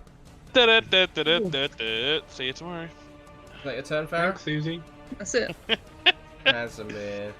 Oh, that'd be my thing. He's gonna That's great. blast this one up here with a firebolt. He's gonna get advantage because the guy reckless. So spam it twice. Ooh, both missed though. Fuck. Fucking Casimir! Yeah. Okay, now you see a dire wolf. It got natural 20 on its perception, so it easily makes its way around the darkness. What now? With it sniffing you out. Gets in range of the crystal. Dire wolf is going to make a bite attack. Is Crystal still invisible? Yeah, Although so it wolf would, can smell stuff. It can Yeah. smell, but it would be at disadvantage. You're right. Let's see if it gets to that. Oh, wouldn't the smell make it a straight roll? No, because it's still technically invisible.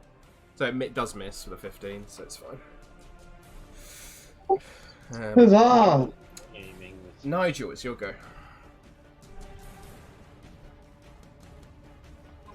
Yeah. Probably just keep. I mean, I know this. We've got this wolf down here now, but I'm gonna keep wailing on this guy. Cool. Good advantage. Lovely. Yeah, 20 hits. 20. No, 14. he is, No, one-handed. She got a torch. yeah, Oh yeah. 11, but that is enough to kill him the 11 regardless. So Okay. 2d6. temp HP. 2d6. Sorry. Sweet. I can do with that. Add it onto your other bar. Thank you. And do I have enough movement to get to this wolf? Oh yeah, easy. Okie doke. Right. Boop up next to Helen. And next one on that wolf. Yeah, straight roll. Hits. 13 points of 30. damage. You pierce its flesh, it lets out an awful yelp. Giant constrictor snake. It's gonna do its thing and constrict. Okay. Get up on the wolf, I assume. Actually misses though. Yeah.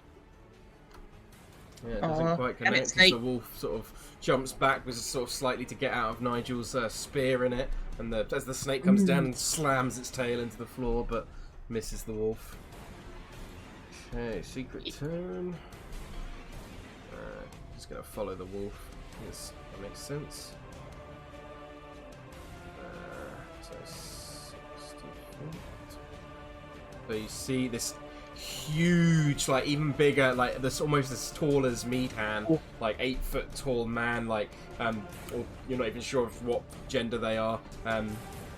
They don't have a beard, but you can see they've got long, unkept hair and this kind of like awfully like face curled into a snarl as it just they let out this war cry in your direction, just like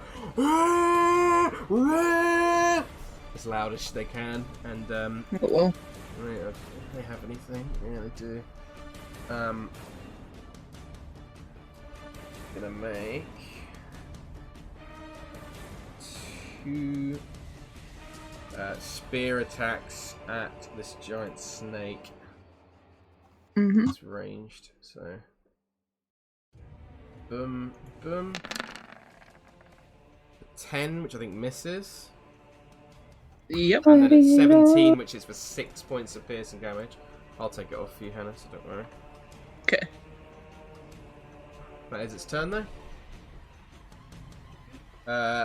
The crystal is your go. Time to beat up this wolf, I guess. Come on, wolf. Time for a wolfy beatdown.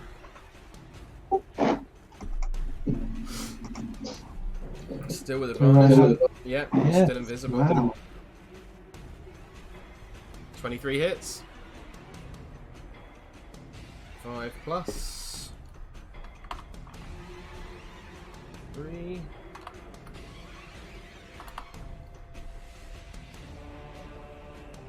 Second attack.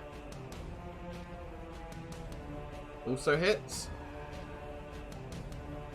7 plus 7, 14. It's looking very bad after those punches. It's just like barely standing, wobbling in place. Why you make it sound so tempting? One more. Let's see how one more. Okay, bonus action. Watch. Oh, definitely hits the natural 20. And with that, it is. You crush its skull into the ground. The crystal is not messing around, not when you are this close to your goal.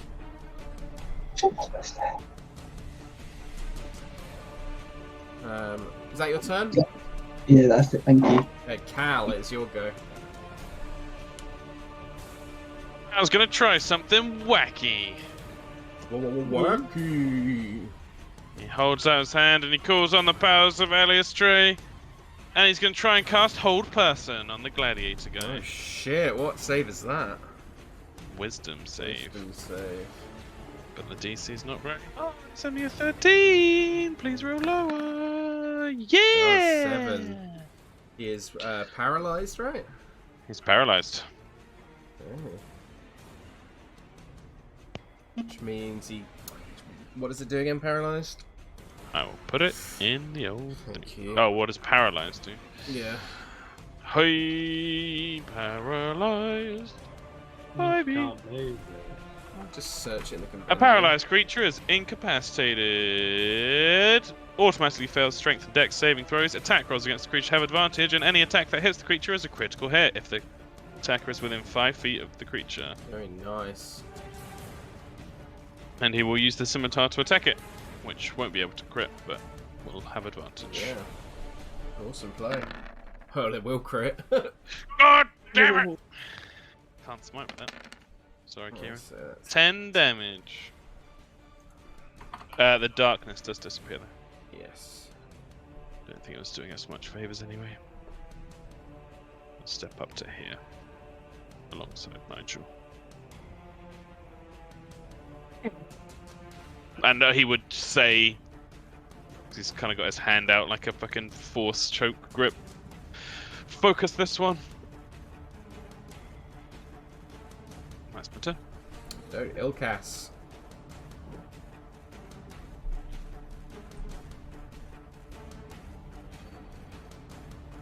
He's gonna do the bonus action, a dragon breath, make it fire. On himself, And I level assume? 2. Yeah, on himself. Wow. And he's gonna fire the guy. I think.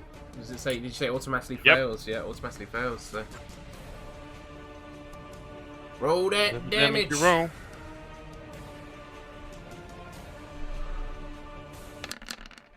Ooh. 9 points Solid. of damage. Mm. So that much. Cool. Go away. Go away. No, wait. Don't worry. Okay. Berserkers. This one now. It's the darkness is unveiled and has lost his fear from Meadhan's pipes. He's going to run back in and recklessly attack Cal. Yeah. With advantage with his great axe.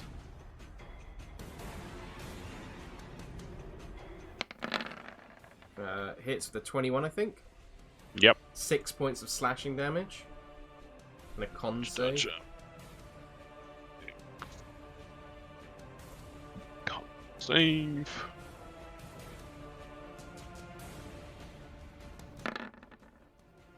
I mean, yeah, easy pass. Yeah. This Berserker is going to do a quick con save to see if it keeps its wound. Yup. Takes another damage, right? 1 more points of damage. Mm-hmm. Just keep sticking if he keeps failing. Yep. However, Meadhan is no longer in sight, so I think he would run up. She's pretty hurt. No, he's going to run away. And at least regroup, I think. And then I'll do a quick wisdom check for him. See if he gets rid of the frightened.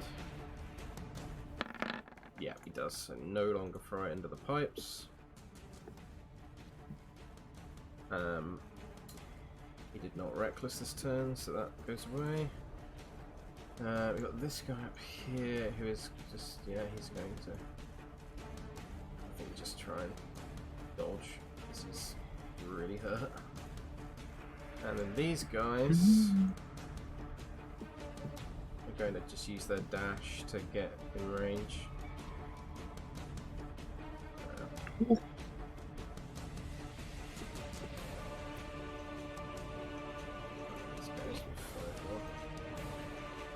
That is their turns. Meadhan. Okay, I can't see shit up here, so what's the sitch? Oh my god, what a clusterfuck.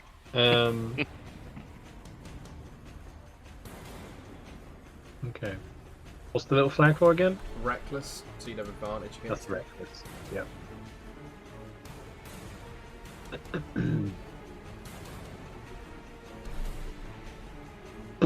Gonna have to, I think. Don't have enough movement. No. Yeah, just about. Just about. Give me on behind. Oh, no, not that far. Like there-ish.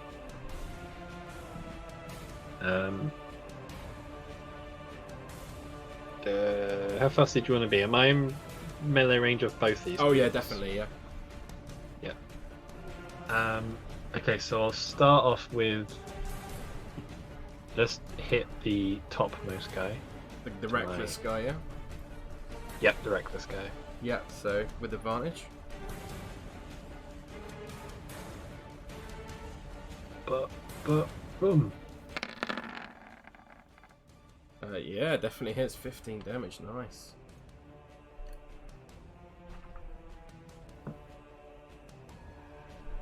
Second attack. And then the second attack I'll do on the guy but just below me. Okay, it's just a straight roll this time. Not flanking with... Oh yeah, you would be flanking, yeah, sorry, so yeah, with advantage. Sorry, my brain switched off. No worries. Oh. Oh yeah, definitely hits another 16. Nice. Okay, cool. So I'm gonna apply my fellows. The first one I hit. Yeah, nice. Okay. Doodly-doo-doo-doo. And then could you move the second one I hit 5 to the right? Yes, I can indeed. Boom, there. I wish I could move back. Pretty sure that was all. Is that your turn, Meadhan? I still got a bonus, haven't I? Do I wanna... How's everyone doing? Donk. What's Cal concentrating on again? The hold person. Hold person. I'm very unlikely to drop it. It's much more likely that he'll make his save before I drop it. I just seen, what is this thing down here? He's a, like, fucking huge... Looks more like a woman, but she's like 8 foot tall. maybe nearly the same as height as you. Similar outfits to these guys, but she looks very strong. Yeah, I can only see like a bit of the icon. Yeah. Meadhan get hearts in his eyes. Well, we'll see. Let's do Bardic Inspiration on.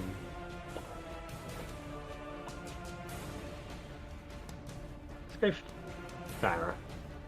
Okay, Farrah Yeah. Bardic. Okay, Farrah, and it's your turn, Farrah. Farrah wants to do what Cal said and focus this guy, but she also wants to kill all 4 of these fuckers. Sounds good. I could get that guy down the bottom.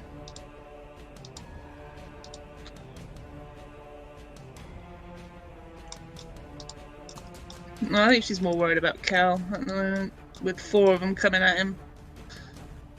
And Meadhan as well. Yeah. Nigel looks alright, doesn't he? Yeah, Nigel's not too bad. Yeah. Let's just try and kill these 4 that are not. They're just coming up. Okay, what are you doing? I'm doing a big old tidal wave. Oh, nice. Which does not cast upward, but I can still cast it at level 4, right? Yeah, There's just nothing extra. Yeah, 100% you can do that, yeah. Okay. Very sure. The deck saves for them, right? Yeah, Dex it. From left to right, 10, 12, 13 and 15.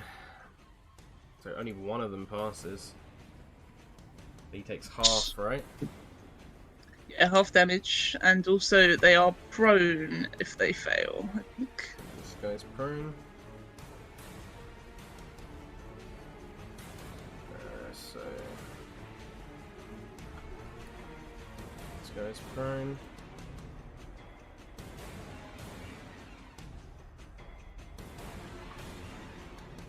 No. This guy's prone. Behind my snake This as guy well. takes 11 and is not prone. Doke. Is that your turn? Yep. How rough are they looking? No. They're alright. Alright, okay. Casimir is going to move up to here. Following Farrah's example, he's going to use his 5th level spell slot to cast Fireball at 5th level. Oh.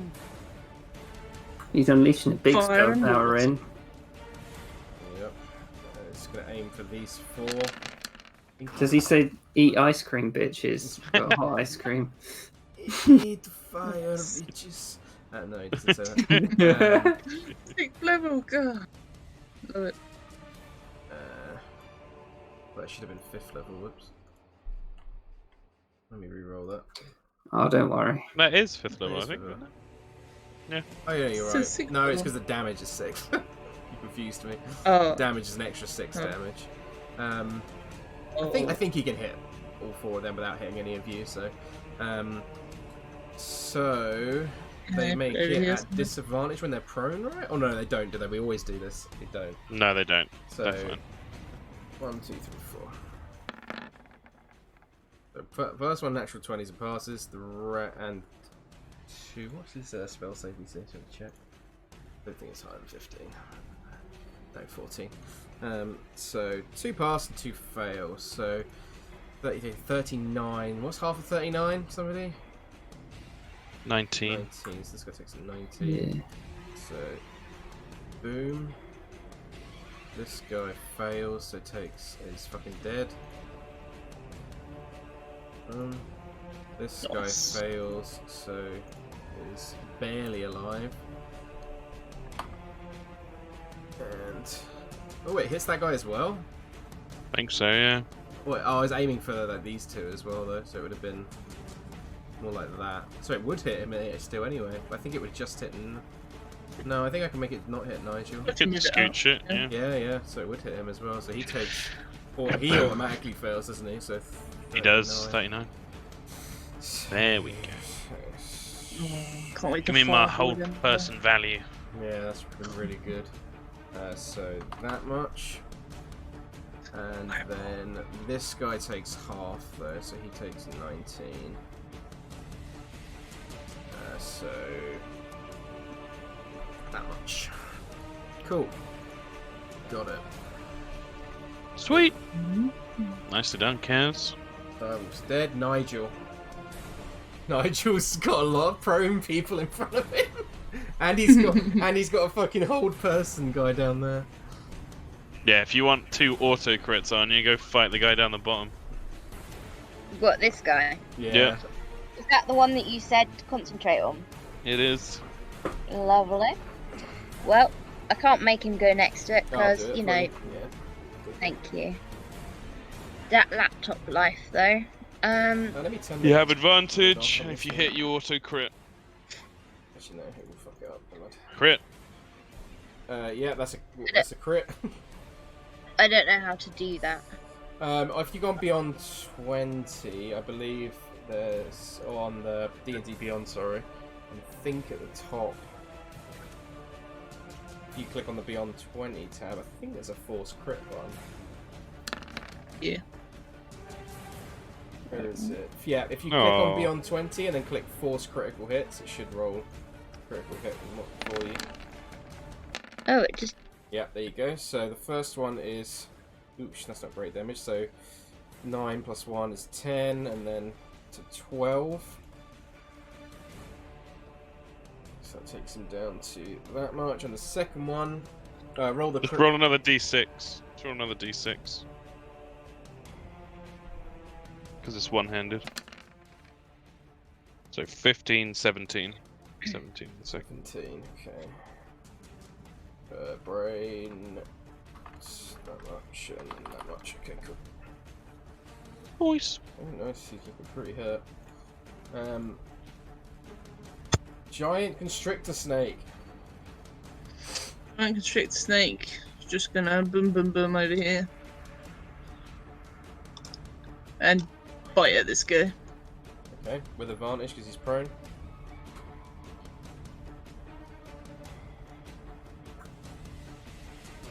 Wouldn't that guy get an attack of opportunity? On the snake? Yeah. Yeah, slithered through. Oh yeah, you're right. I think you'd have to move for taken over because I don't know if it does actually. he can go through Nigel's space, but Yeah, I don't think it does. I just imagine the snake No, going it over definitely anything doesn't. anyway. Definitely doesn't. Yeah, I'm looking at it. What? It's just out of range. Because like you say, you can go through Nigel's space. Just because he can go through Nigel's space, you can just get around. So 90. Yeah, that guy's dead. Boom. Just... End of your turn. That's it. Okay, Gladiator just makes the saving throw right, Tom, at the end of his turn. Yep. End of his turn was save 13. Oh. Hey. The crystal. Ilkaas. Man, if that guy had hit, he would have done so much damage!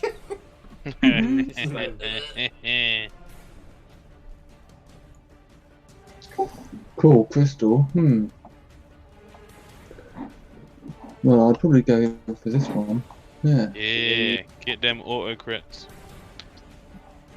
Oh. Yes, I'd probably go behind him, couldn't I? And get the. Oh, you're still invisible, so you got the advantage no matter what. Well, regardless. Yeah, might as well. Get the flanking for Nigel. So with advantage. Yeah, 22 definitely hits. Also crit, so roll another d6 and then roll 2d8. So 8 on that, and then 14 for a total of 22 points of damage. Looking very rough now. Yeah. Crit anyway, didn't even need it. Yeah, and with that, it's not got enough health to survive us no matter what George rolls. So with that, the crystal just buckles her over the last hit and Nice. drops dead before you in the snow. That was nice. Slightly underwhelming, but nice. Anything else? Maybe I could go punch this guy now. Yeah, have you got enough movement? I think so. Yeah. Yeah. You moved only 20 feet, so yeah. Yeah, let's keep punching. Yeah, with advantage because he's prone and you're invisible. 26 hits. 9 plus d8. 7 for 16. Much.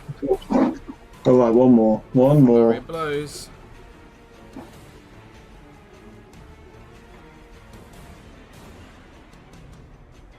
"13 hits. Ooh. Yeah, these guys are not particularly armoured.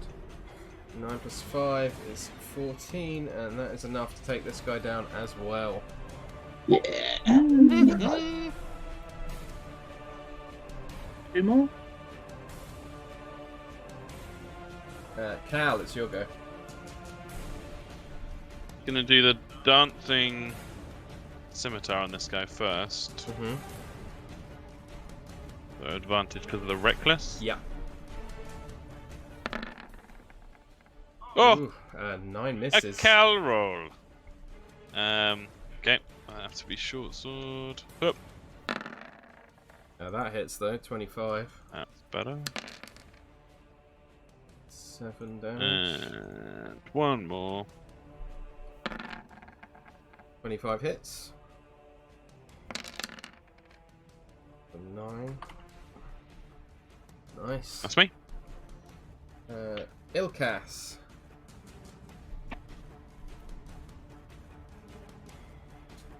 He's gonna walk up to there and he's gonna fire this guy. Okay. And he's like, "You're fired."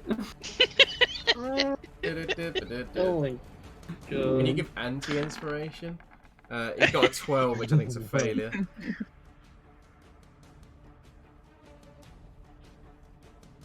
Here it comes. 666. 19. 19. Jesus. He'll go hide behind the snake slightly. So that would be damage. Berserkers.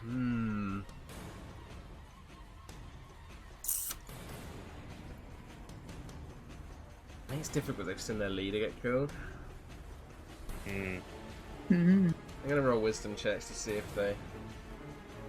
I think one of them would let out like a, almost like a, you know, when the dwarf does the Klingon like cry when the other Klingons die, the rah thing, and Star Trek to indicate someone's died. He's definitely gonna call out that. Each of them would, and then I think wisdom save for the guy on the right. He's going to try and run back in. He's also going to make a con save first to see if he just dies. Is he on 1 HP? He's on 2. But, he passes! Drops the wound. He survives. So he is going to run. And he's going to run onto the snake. And recklessly attack it. Ooh. Who's that guy? Another one. Yeah, that was the guy that tried to run away. Yeah, he ran away earlier. 5 points of slash damage to the snake. I'll just take that off quickly.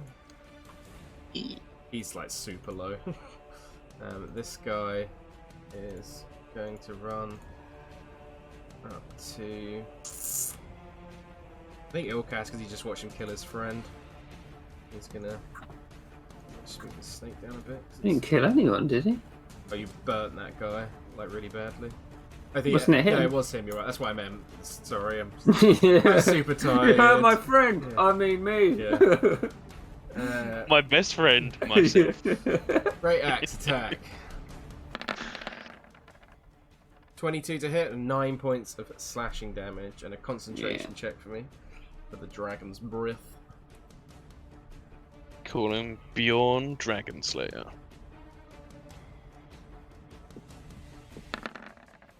Yeah, easy. God, Ilkaas is pretty fat. Yeah, he is. Yeah. This guy up here is going to do a con save, see if he gets the wound off. No, do not want to roll advantage. Okay. Yeah, passes He does. That. And then he's going to make an attack recklessly against Cal. Yeah. So they go at the top. Yeah. With this, That would be you're right. Yeah, should have been a straight Straight. roll. Yeah, let me Straight roll. roll that again then. Cow has resistance. Yeah, misses then. Thanks to Meadhan. Thank you, Meadhan. This guy back here, he's going to do a wisdom check because he did hear the call.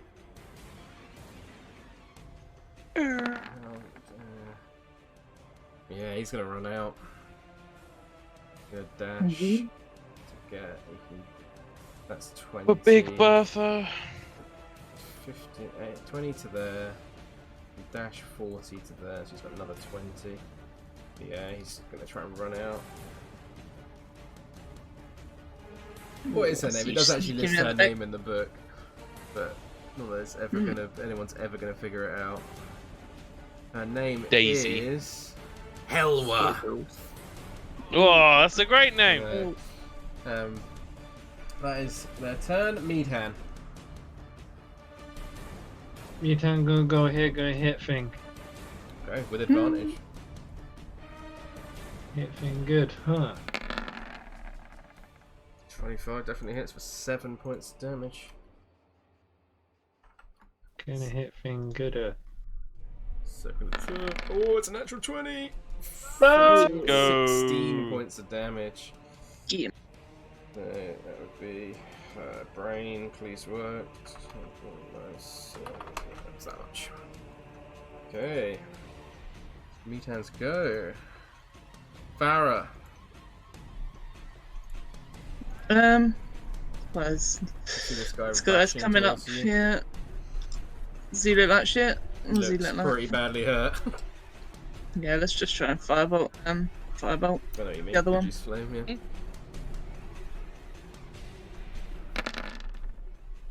Yeah, and that finishes him off as he tries to run towards you to avenge his leader, but unfortunately goes down. Casimir is going to firebolt this guy next to Cal with advantage.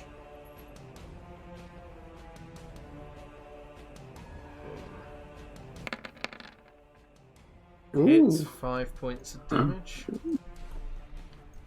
Thought it was double 8. Yeah, it's weird. The That's dice good. don't match Dice don't sometimes. match sometimes, it's super annoying. Oh shit. Diamond is dead. Nigel. You've currently got one guy here next to Ilkaas, and you've got one guy up here next to Cal.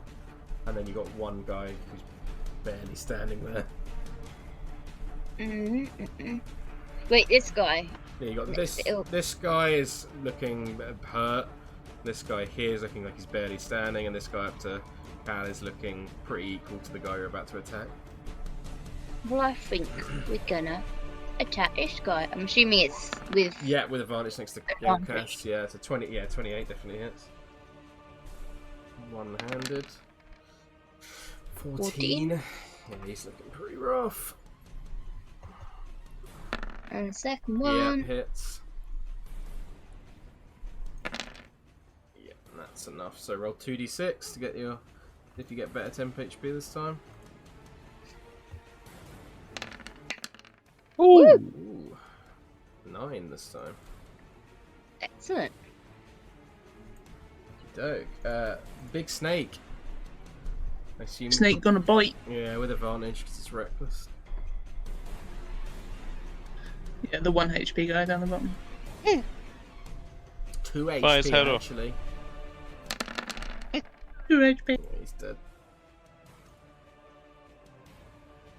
Yeah. And and the crystal, it's your go. There's one guy left here. No. So where's Wally? Except you get to go and beat him up when you find it. I love it. Fucking hell. Oh, my brain. It's a football hooligan. Where's Wally? Where's Wally? Where's Wanko? But 11 actually misses, unfortunately. Oh no, you got advantage because you're invisible. Oh yeah. 26 definitely hits. 6 plus your D8. 9, he's looking very rough. And it hits. And with that, the crystal finishes off the last of these mountain men. And with that, combat comes to a close. Jesus, the fucking sign out the front of Barovia that says population something is ticking down with us being here. Really is. Ticking off because they're clearing up the rest of it, but their bodies are still there. Farrah will quickly listen at the little thing, see if there's any more. Do a perception check for me. There's a baby. Let's go eat it.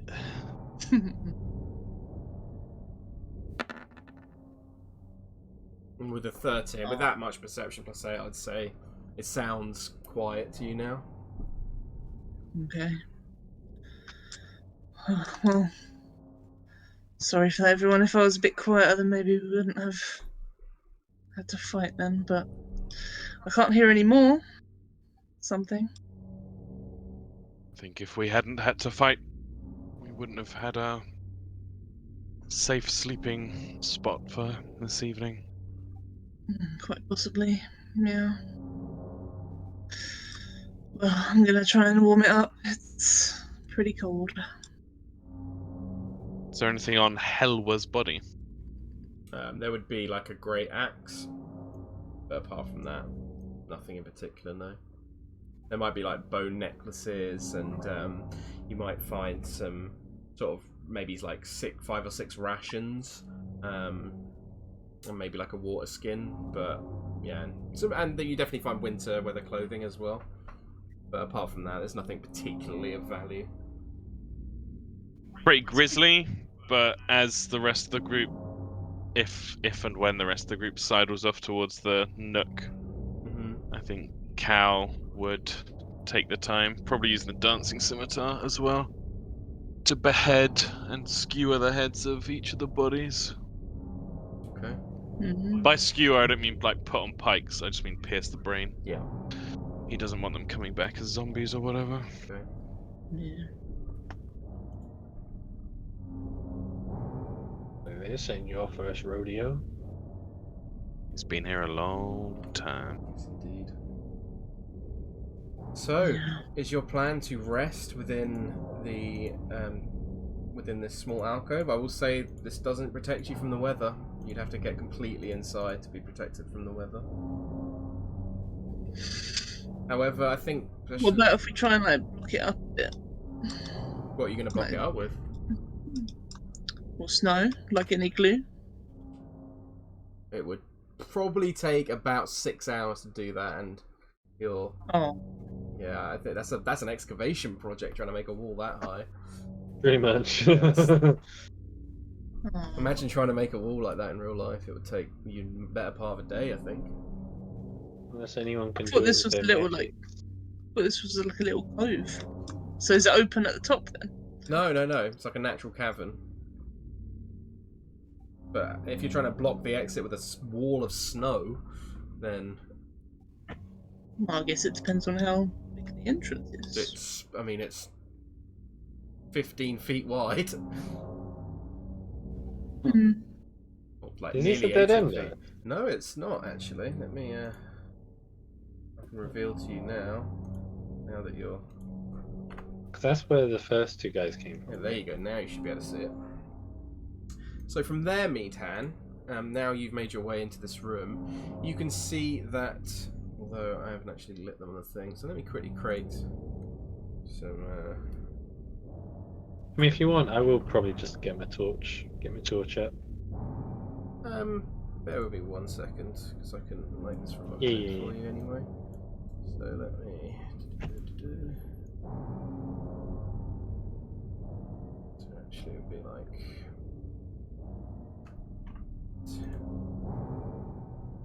Let me know if any of you do have torches on. I think Nigel as well, because they would start being halved when they are in here. Farrah can do produce flame, which is light. So there we go. That should help you see it. 10 and 10. Right. So As you enter this room, Meadhan, you see that torches in sconces light what is a bare stone room. You see there's 6 bedrolls that are made of stitched animal furs that cover the floor. The cold air from behind you still rushes in through the fissure in the southwest wall. And it's still very cold in here, but obviously the strength of the weather is not quite as the wind is not quite as beating against your forms. To the point that we may be able to rest in here without You think so, yeah. issue. Okay. I don't know. And we'll do a quick divine sense. What's the range on Divine Sense? I believe it's 60 feet, but it doesn't go through walls or anything. There's nothing in this room if it doesn't go through walls. Okay. Farrah's gonna listen at this door, see if there's anything behind it. Do a perception check for me. I'd say there is a door here and a door here. 14. You can't hear anything. Farrah. Yeah. After another one at this door. Yep.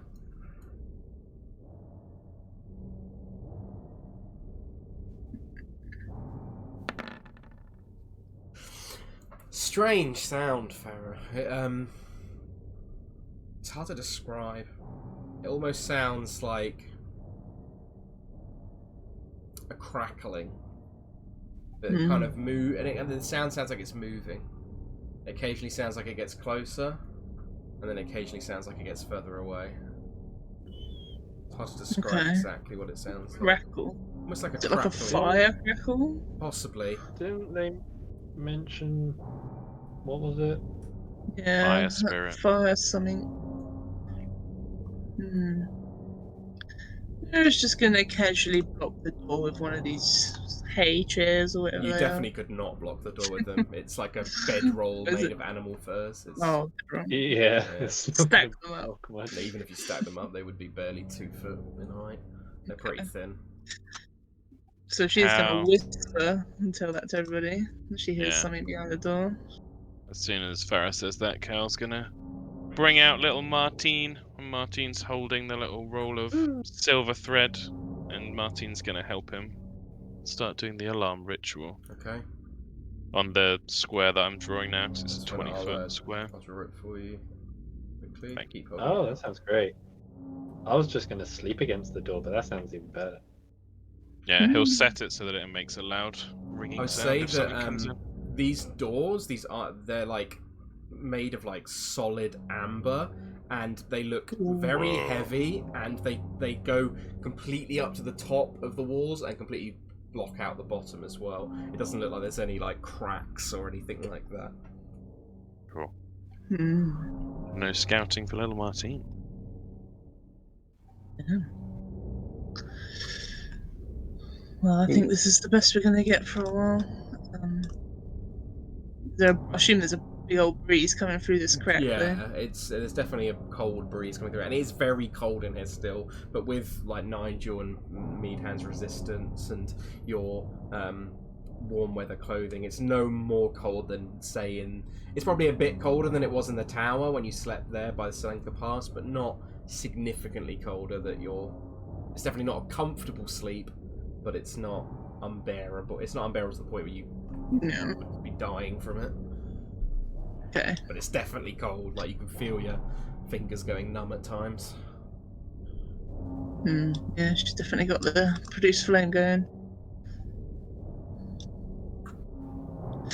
Yeah, we should take watches, just if anything, just for that door, really. I'm not sure what we could have been talking about. Can everyone do a quick perception check for me? Or has anyone got a passive perception of higher than 15? Yeah. Okay, so you don't need to do one. Anyone who 14. Anyone who doesn't can roll a perception check.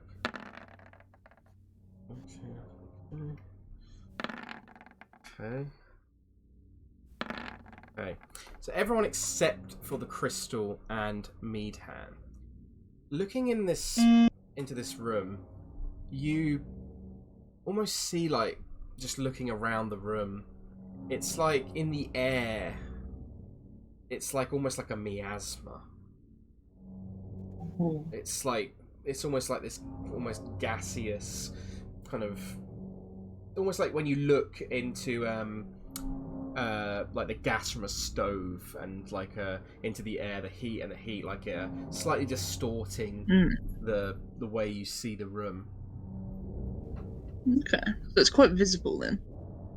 It's not maybe quite as intense, but it's very slight, and you can kind of notice it maybe when you sort of turn your head, and you sort of can very lightly see this kind of strange miasma in the air.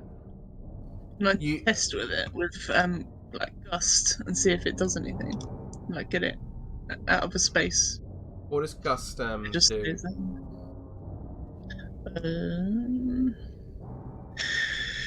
You create a small blast of air capable of moving one object. The object, blah blah blah. You create a harm sensory effect using air, such as causing to rustle leaves or wind to slam shutters, stuff like that. You bring the gust through, and it doesn't seem to have any effect on it at all.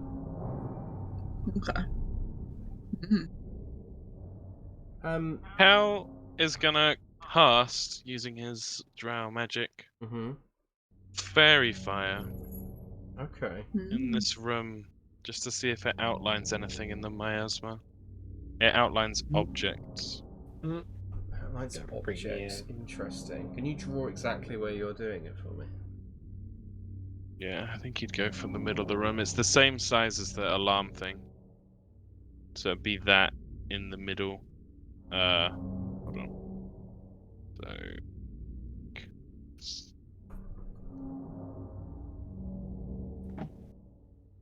just there. Yeah. Okay. Does it seem to be stronger at any point before Cal does that? Not particularly. And no, you don't get anything light up there, Cal. Cool. This way. Okay, so at this point, it is maybe 6 o'clock in the evening, and it's very dark, and you now sit within the walls of a ancient, potentially evil temple. No. I think Farrah's just going to be... She's kind of quite emotional still from the fight before. So I think she's just going to try and stay warm and just think. Are you taking watches throughout your rest? Oh yeah, definitely. Okay, can I get 3 perception checks then, please, from different people? Definitely do one. Yeah.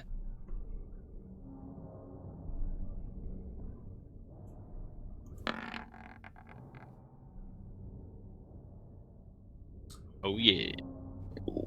Okay. Apart from the occasional crackling from beyond this door, your rest remains quiet.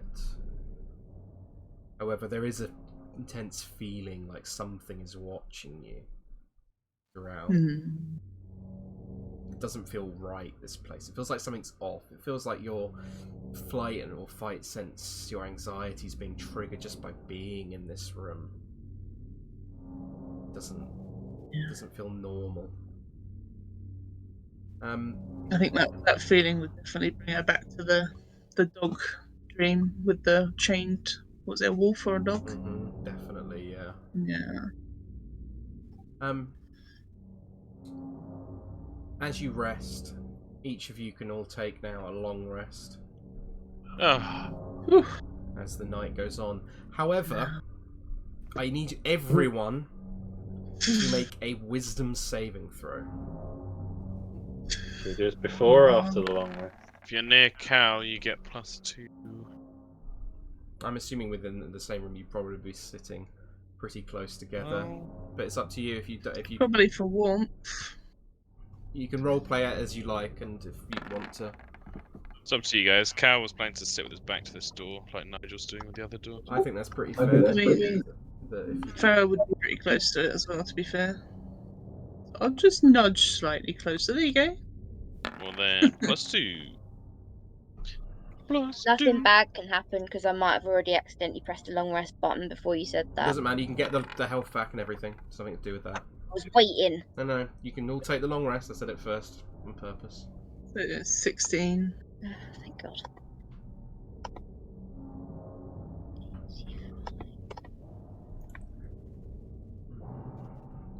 Let me quickly do it for Casimir as well. Ilkaas. I What need time would it be after the Oh, long well, rest? Nigel already did About it. Sorry. 6 a.m. Okay. Yeah, I need Ilkaas to do it as well. If you're there, Kieran. Milk ass. I think he's probably gone off somewhere. I'll find his character sheet for him. Hold on.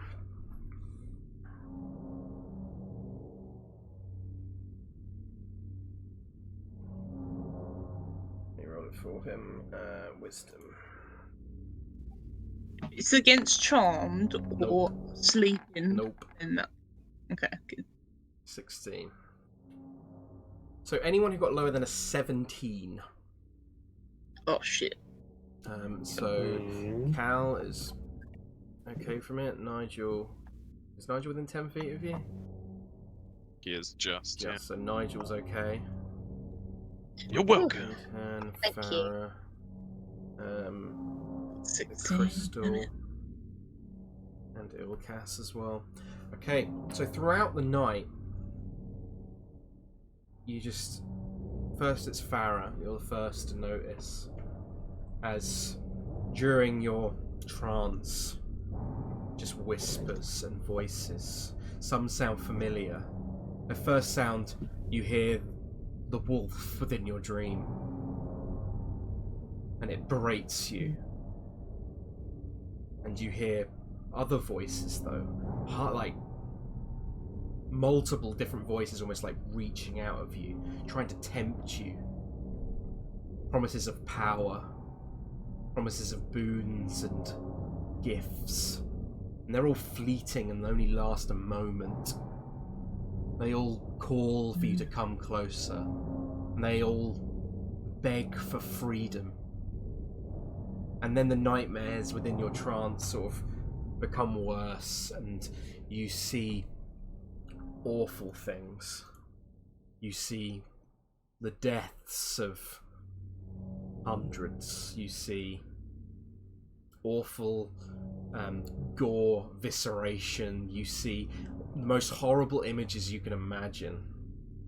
And you see each takes different form. You see souls being drawn from people's bodies. You see howling storms that rain down awful lightning and destruction in their wake. You see people with such great misery in their lives that they turn to any coping mechanism they can get before ultimately it's too much for them, as they leave this world on their own volition. You see an awful creature that spanning hundreds and hundreds and hundreds of feet, that tunnels throughout the earth and just absorbs everything in its wake. You see other things within your dream. You see a creature with so many teeth that it almost makes up the capacity of the entire world as you know it. You see a creature made of pure ice that channels this black ice in your direction and shoots out, killing all those around it. As you see so much more than that, and each of you who failed the saving throw also see these horrible nightmares throughout your dream. There are only flashes of images, but they each disturb you greatly. Everyone who failed on this, you all suffer 1 point of exhaustion. Yep. And Bullshit. Yes, everyone's sleeping next to Cal next time. Even with the +2, it wouldn't have been. Help me. So I've that saved Crystal furthermore, and Ilkaas. as each voice sort of reaches out to you. Can you all, everyone who failed, do a further wisdom saving throw? Yeah. Go.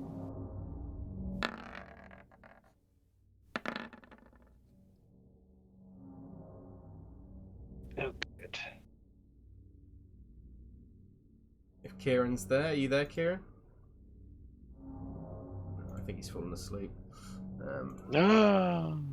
He's the sleepy boy now. Yeah. Need. He failed Was as that well. you, Lewis? Yeah, I rolled it for him. So we need Helen. Yeah, I need Helen to roll one, please. You need to do one for Casimir. And I need to do it for Casimir. Yes, sir. I mean, Crystal. Actually, no, Casimir doesn't actually have to do one. But that's fine. So anyone got lower than a 10, which is Meadhan and Ilkaas, you all could please... Meadhan, could you roll a D100 for me? Ooh. Ooh, scary. I refuse.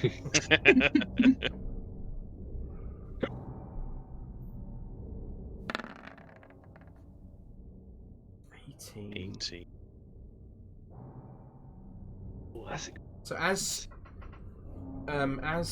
you are all waking up, you see Meadhan is kind of sitting in the center of the room, and he is just sitting there completely motionless, just staring wide-eyed at the floor, just with his mouth open, like completely agape, Oh, God. and just staring at the floor. Meanwhile, Ilkaas, Fuck that. I'll roll D100 for him. You see Ilkaas guys. is like fine. pacing around the room, like really panicked, and he's like scratching at his arms like really heavily, and you can see he's almost drawing blood. He's scratching so hard, and he's just like rocking back and forth, like completely terrified. He isn't saying anything, but he's just rocking back and forth over and over, pacing around the room, and you can hear him like muttering things under his breath, like, "They're not going to get me, they're not going to get me." God, I hate the Meadhan one so much. That's a proper Tom trigger right there. How do each of you react? I think Farrah would quickly go to Meadhan and sort of grab him by the shoulders a bit and be like, "Meadhan, you okay? Wake up." Is he okay? As you're sitting there, are you shaking him? Are you like, what are you doing exactly? Yeah, just shaking him by the As shoulders. you shake him as much after as- it, after like it takes a little while, but you sort of like come out of it, Meadhan, and you're like, what the fuck just happened? And it's almost like you were stuck in your own brain. Like you could hear everyone around you, and you were like, everyone around you was making noise, and Farrah shaking you. You could tell everything that was going on, but it was almost like you couldn't. It was like a sleep paralysis nightmare. And suddenly you're like awake from it, and you're like reacting however you think Meadhan might. He'd probably like lunge out for a hug. Yeah. She would like grab onto him as well. She's like, what happened? I don't know, man. Was it the nightmares? She would just grip onto him in a big hug. Is, I like this place. is Kieran back? I saw him moving. That's briefly, I thought. Why am I exhausted? Okay, let me explain it to you. So, throughout the night, Ilkaas, you were bombarded with strange dreams of horrific things. You saw different creatures, like flashes of images. You saw something that looked like it had thousands upon thousands of teeth. You saw something that looked like a giant creature burrowing through the earth. You saw all kinds of strange visions, and at the end of the long rest, you suffered 1 point of exhaustion from suffering from these terrible nightmares. Also, throughout the nightmares, you heard voices like desperately pleading at you to come further and free them, and some trying to tempt you with power, promises of being their champion, things like this. And then when you awoke, you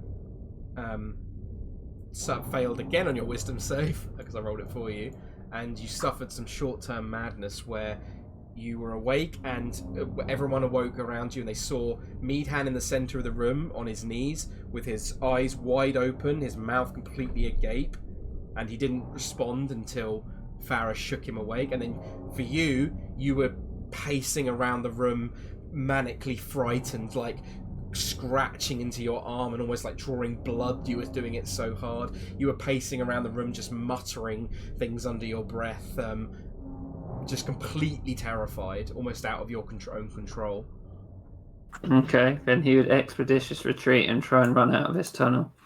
Yeah, you see as Farrah slaps Meadhan awake, like Ilkaas is desperately trying to push through this this crack in the wall, trying to escape. How do each of you react? Cal was already planning to go over to him and not block his route out, because he was planning to block his pacing. But as he speeds, because he's expeditious retreating, so he's faster than I am. But Cal would call out and be like, "Whoa, whoa! Where are you going?" And as Cal calls out to you, it's like almost like being slapped awake from a dream, and you're like, "What the?"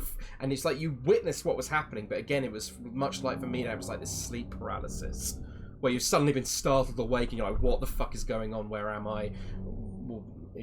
So the effect of almost this frightened effect has worn off, but it's quite startling. Okay. Yeah. Well, where were you going?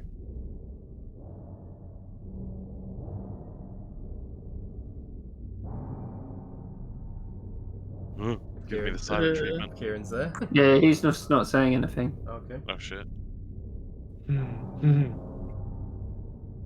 Coward. Slowly over here.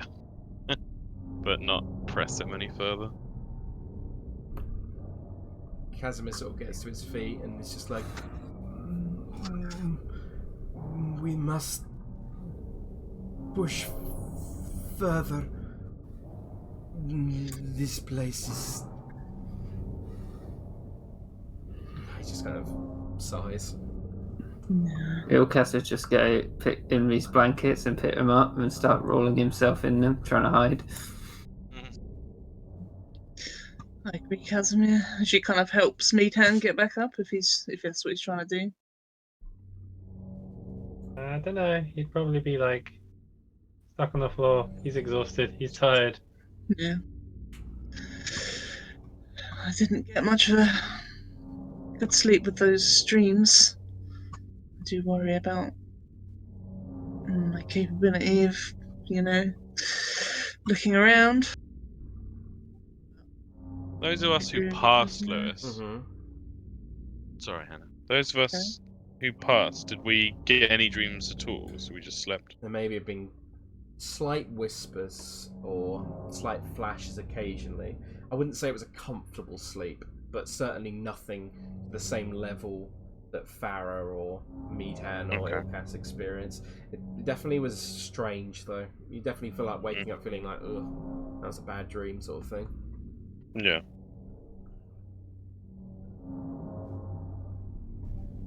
So, who passed the initial one? It was just Cal and... Nigel. Yeah. Everyone else has suffered at this point of exhaustion, yeah. Yeah. Well, we need to be here and find what we need to find. The less time we spend here, the better. That requires forging up. I agree. Which direction do we think we should go? Should we go back out and then find a new way in? Or fire, spirit, possible? I'm not sure what's behind this door. What are we here to find again? So you've come here because, as far as you're aware, there's connection to Strahd's power. Exactly. Yeah. You think if there's any chance of ending or destroying it, it probably lies within. Okay, cool. Cat will prepare. slightly different spells. Yeah, I'm looking at mine as well. Probably do it. I know we're running a bit over today. Next I week. do appreciate everyone hanging around a bit Alright. longer. Just want to get to make a certain point before we call it a day. So, is there anything behind this door? Can we hear anything now? Where's or is it just Ilkaas silent as well? going? Just run off. I mean, you're running off into your own in the snow. Are you going to tell Yeah. anyone? No, he would have just tried to walk outside. Try and Just describe what you're doing outside. rather than moving the tokens, because I think it gives people a chance to react to it. I think it's a bit. Yeah. Otherwise, they can't. Like, is he sneaking or is he just walking? No, I was just pissing about. So okay. So did he walk or not? Nah. I'll move him back. Okay. To him. I mean, I'm not. This is Cal saying this. Don't particularly enjoy the thought of facing a fire spirit or whatever they said. So if we went through the other door, I agree. Maybe this is the way to try first. Okay. Is there anything to... can I listen to this? Yeah, do Or it. is it just do, for the phone? do a perception check for me if you want. Oh, at disadvantage. Mm-hmm.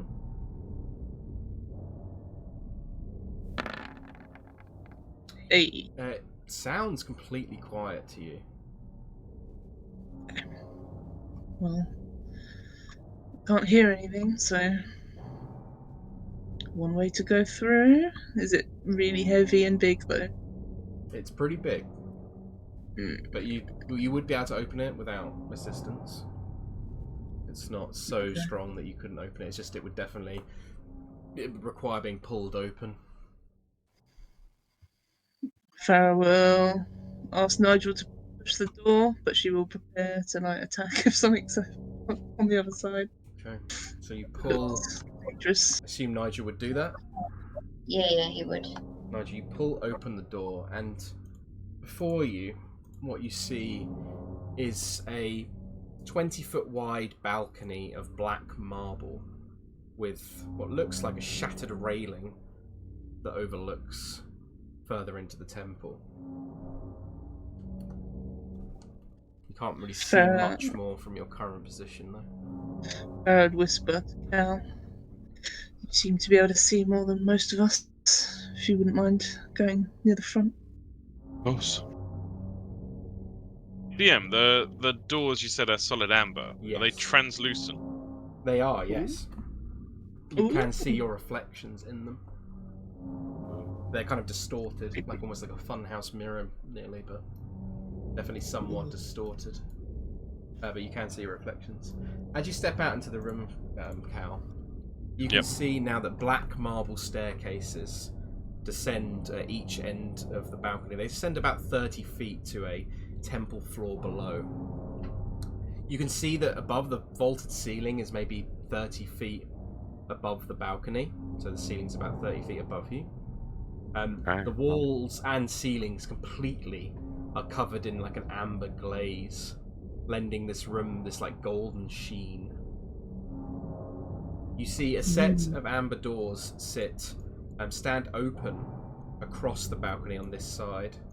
Let's see how much Cal can see. Yeah, you can see quite a lot actually. And I was going to ask if you wanted to change, because you said his night vision was like impaired. I think I have done it actually. Okay. Oh no, I didn't change his. Yeah, because I dragged the Drow token, gives you okay. 120, but then there we go. There we go. However, Cal, as you get sort of like to here, he would walk down. you can see out further in this part of the temple is kind of a bit. The gloom is kind of lighting the room slightly more, and you can see further into this particular room. And behind you, the first thing you can see is there's a door here. And there you can see the exit out behind you, heading out back into the snow. And you also see a number of arrow slits on either side of this wall below you, behind you. However, more impressively, the thing that really catches your eye is the scene beyond. In the scene beyond, you see 4 black marble columns support the vaulted ceiling of the temple. And at the north end of this room stands a 40-foot tall statue of a cowled figure in flowing robes. The statue's stony hands are outstretched, as if they are in the midst of casting a spell. However, its face is like this complete void of utter blackness, like a circular sphere of utter blackness surrounding the head itself. So you've got the if you can imagine it, you've got the statue, and then this just circle of like magical darkness surrounding the head. Like when Cal casts the darkness spell. Yes. Like a sphere of just blackness. Exactly, complete blackness, like much darker. Then let me actually improve your vision just for this room, because I think it will give you a better idea of what. Let me actually put it up to like that for now. Oh, yeah. That gives you a good idea of what it looks like. It's creepy. The ominous statue, it stands between two black marble balconies, one of which is partially collapsed and fallen on the temple's black marble floor in front of an open doorway. The walls of the temple, like I said, are sheathed in amber. Arched hallways coated with amber lead away from the temple. You can see sort of leading, there's one sort of pathway down here, another pathway down here, leading off in different directions, but you're not sure what lies beyond yet. I think as... Sorry, go on. How far up are the balconies from the floor? They are about... Let me just double check for you so I'm not misspeaking. They are 30 feet up. Oh, so shit. They would be about the same height as where you're currently standing. Fuck, this is a big ass room. It's very big. Okay. And as you look out into this room and examining it, with the rest of the party, I imagine probably not too far behind you, we will end today's session as Cal looks out this ominous statue of what lies ahead. Definitely has a very stern / concerned look on his face. Well, did it. You got inside the Amber Temple, guys. Killed all the Iron Oath. Yeah, you did it. Yep. And somehow did a battle after that. Yeah. That natural. Well, it was great. Yeah. That Iron Oath battle was so hard, and then that second battle we just went fucking Super Saiyan mode with like fireballs and tidal waves and shit. Yeah. Gotta get the value out of all those rests. Yep. Definitely. It's going to be very hard to rest up here, because if you try and rest outside, you have to deal with the cold. If you try and... Can Ilkaas remember the dream? You can, definitely, but like I said, it's like flashes of just various images, so it's hard to make out exactly what it was. Things, I'll read to you exactly what I read to the other guys, so you know. Oh, that's alright, I don't mind, but I'm just trying to work out if he'd be too scared to leave the room, because he hasn't ever really... Yeah.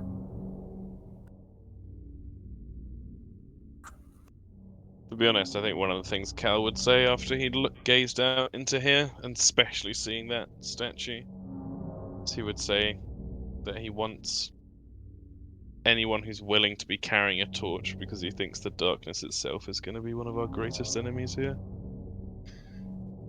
Yeah, if he said that, Farrah would flick up the boost flame. It's the extra light. Okay. Yeah.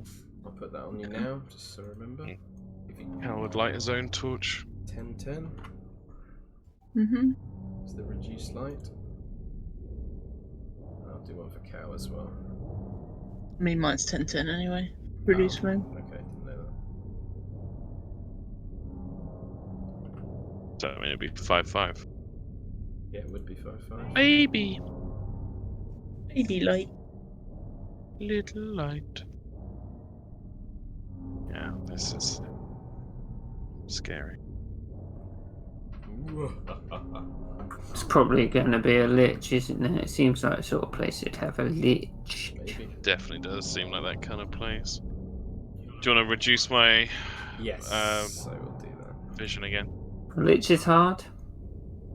Yeah. Okay. Lich would clean the floor with us right now. I don't think we'll be getting a full strength Lich. Well, it's Strahd's turn. Demi Lich, maybe. Just have to wait and see. Oh, Jesus. Do I get 30? No, do I get 60? sorry, you're fucking drow, aren't you? I'm sorry. It's alright. Oh, yeah, fucking drow. There you go. Born underground. It can't be that bad. It's only where Strahd gets his power from. God.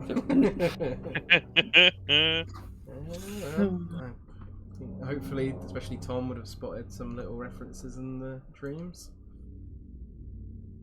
Mm-hmm.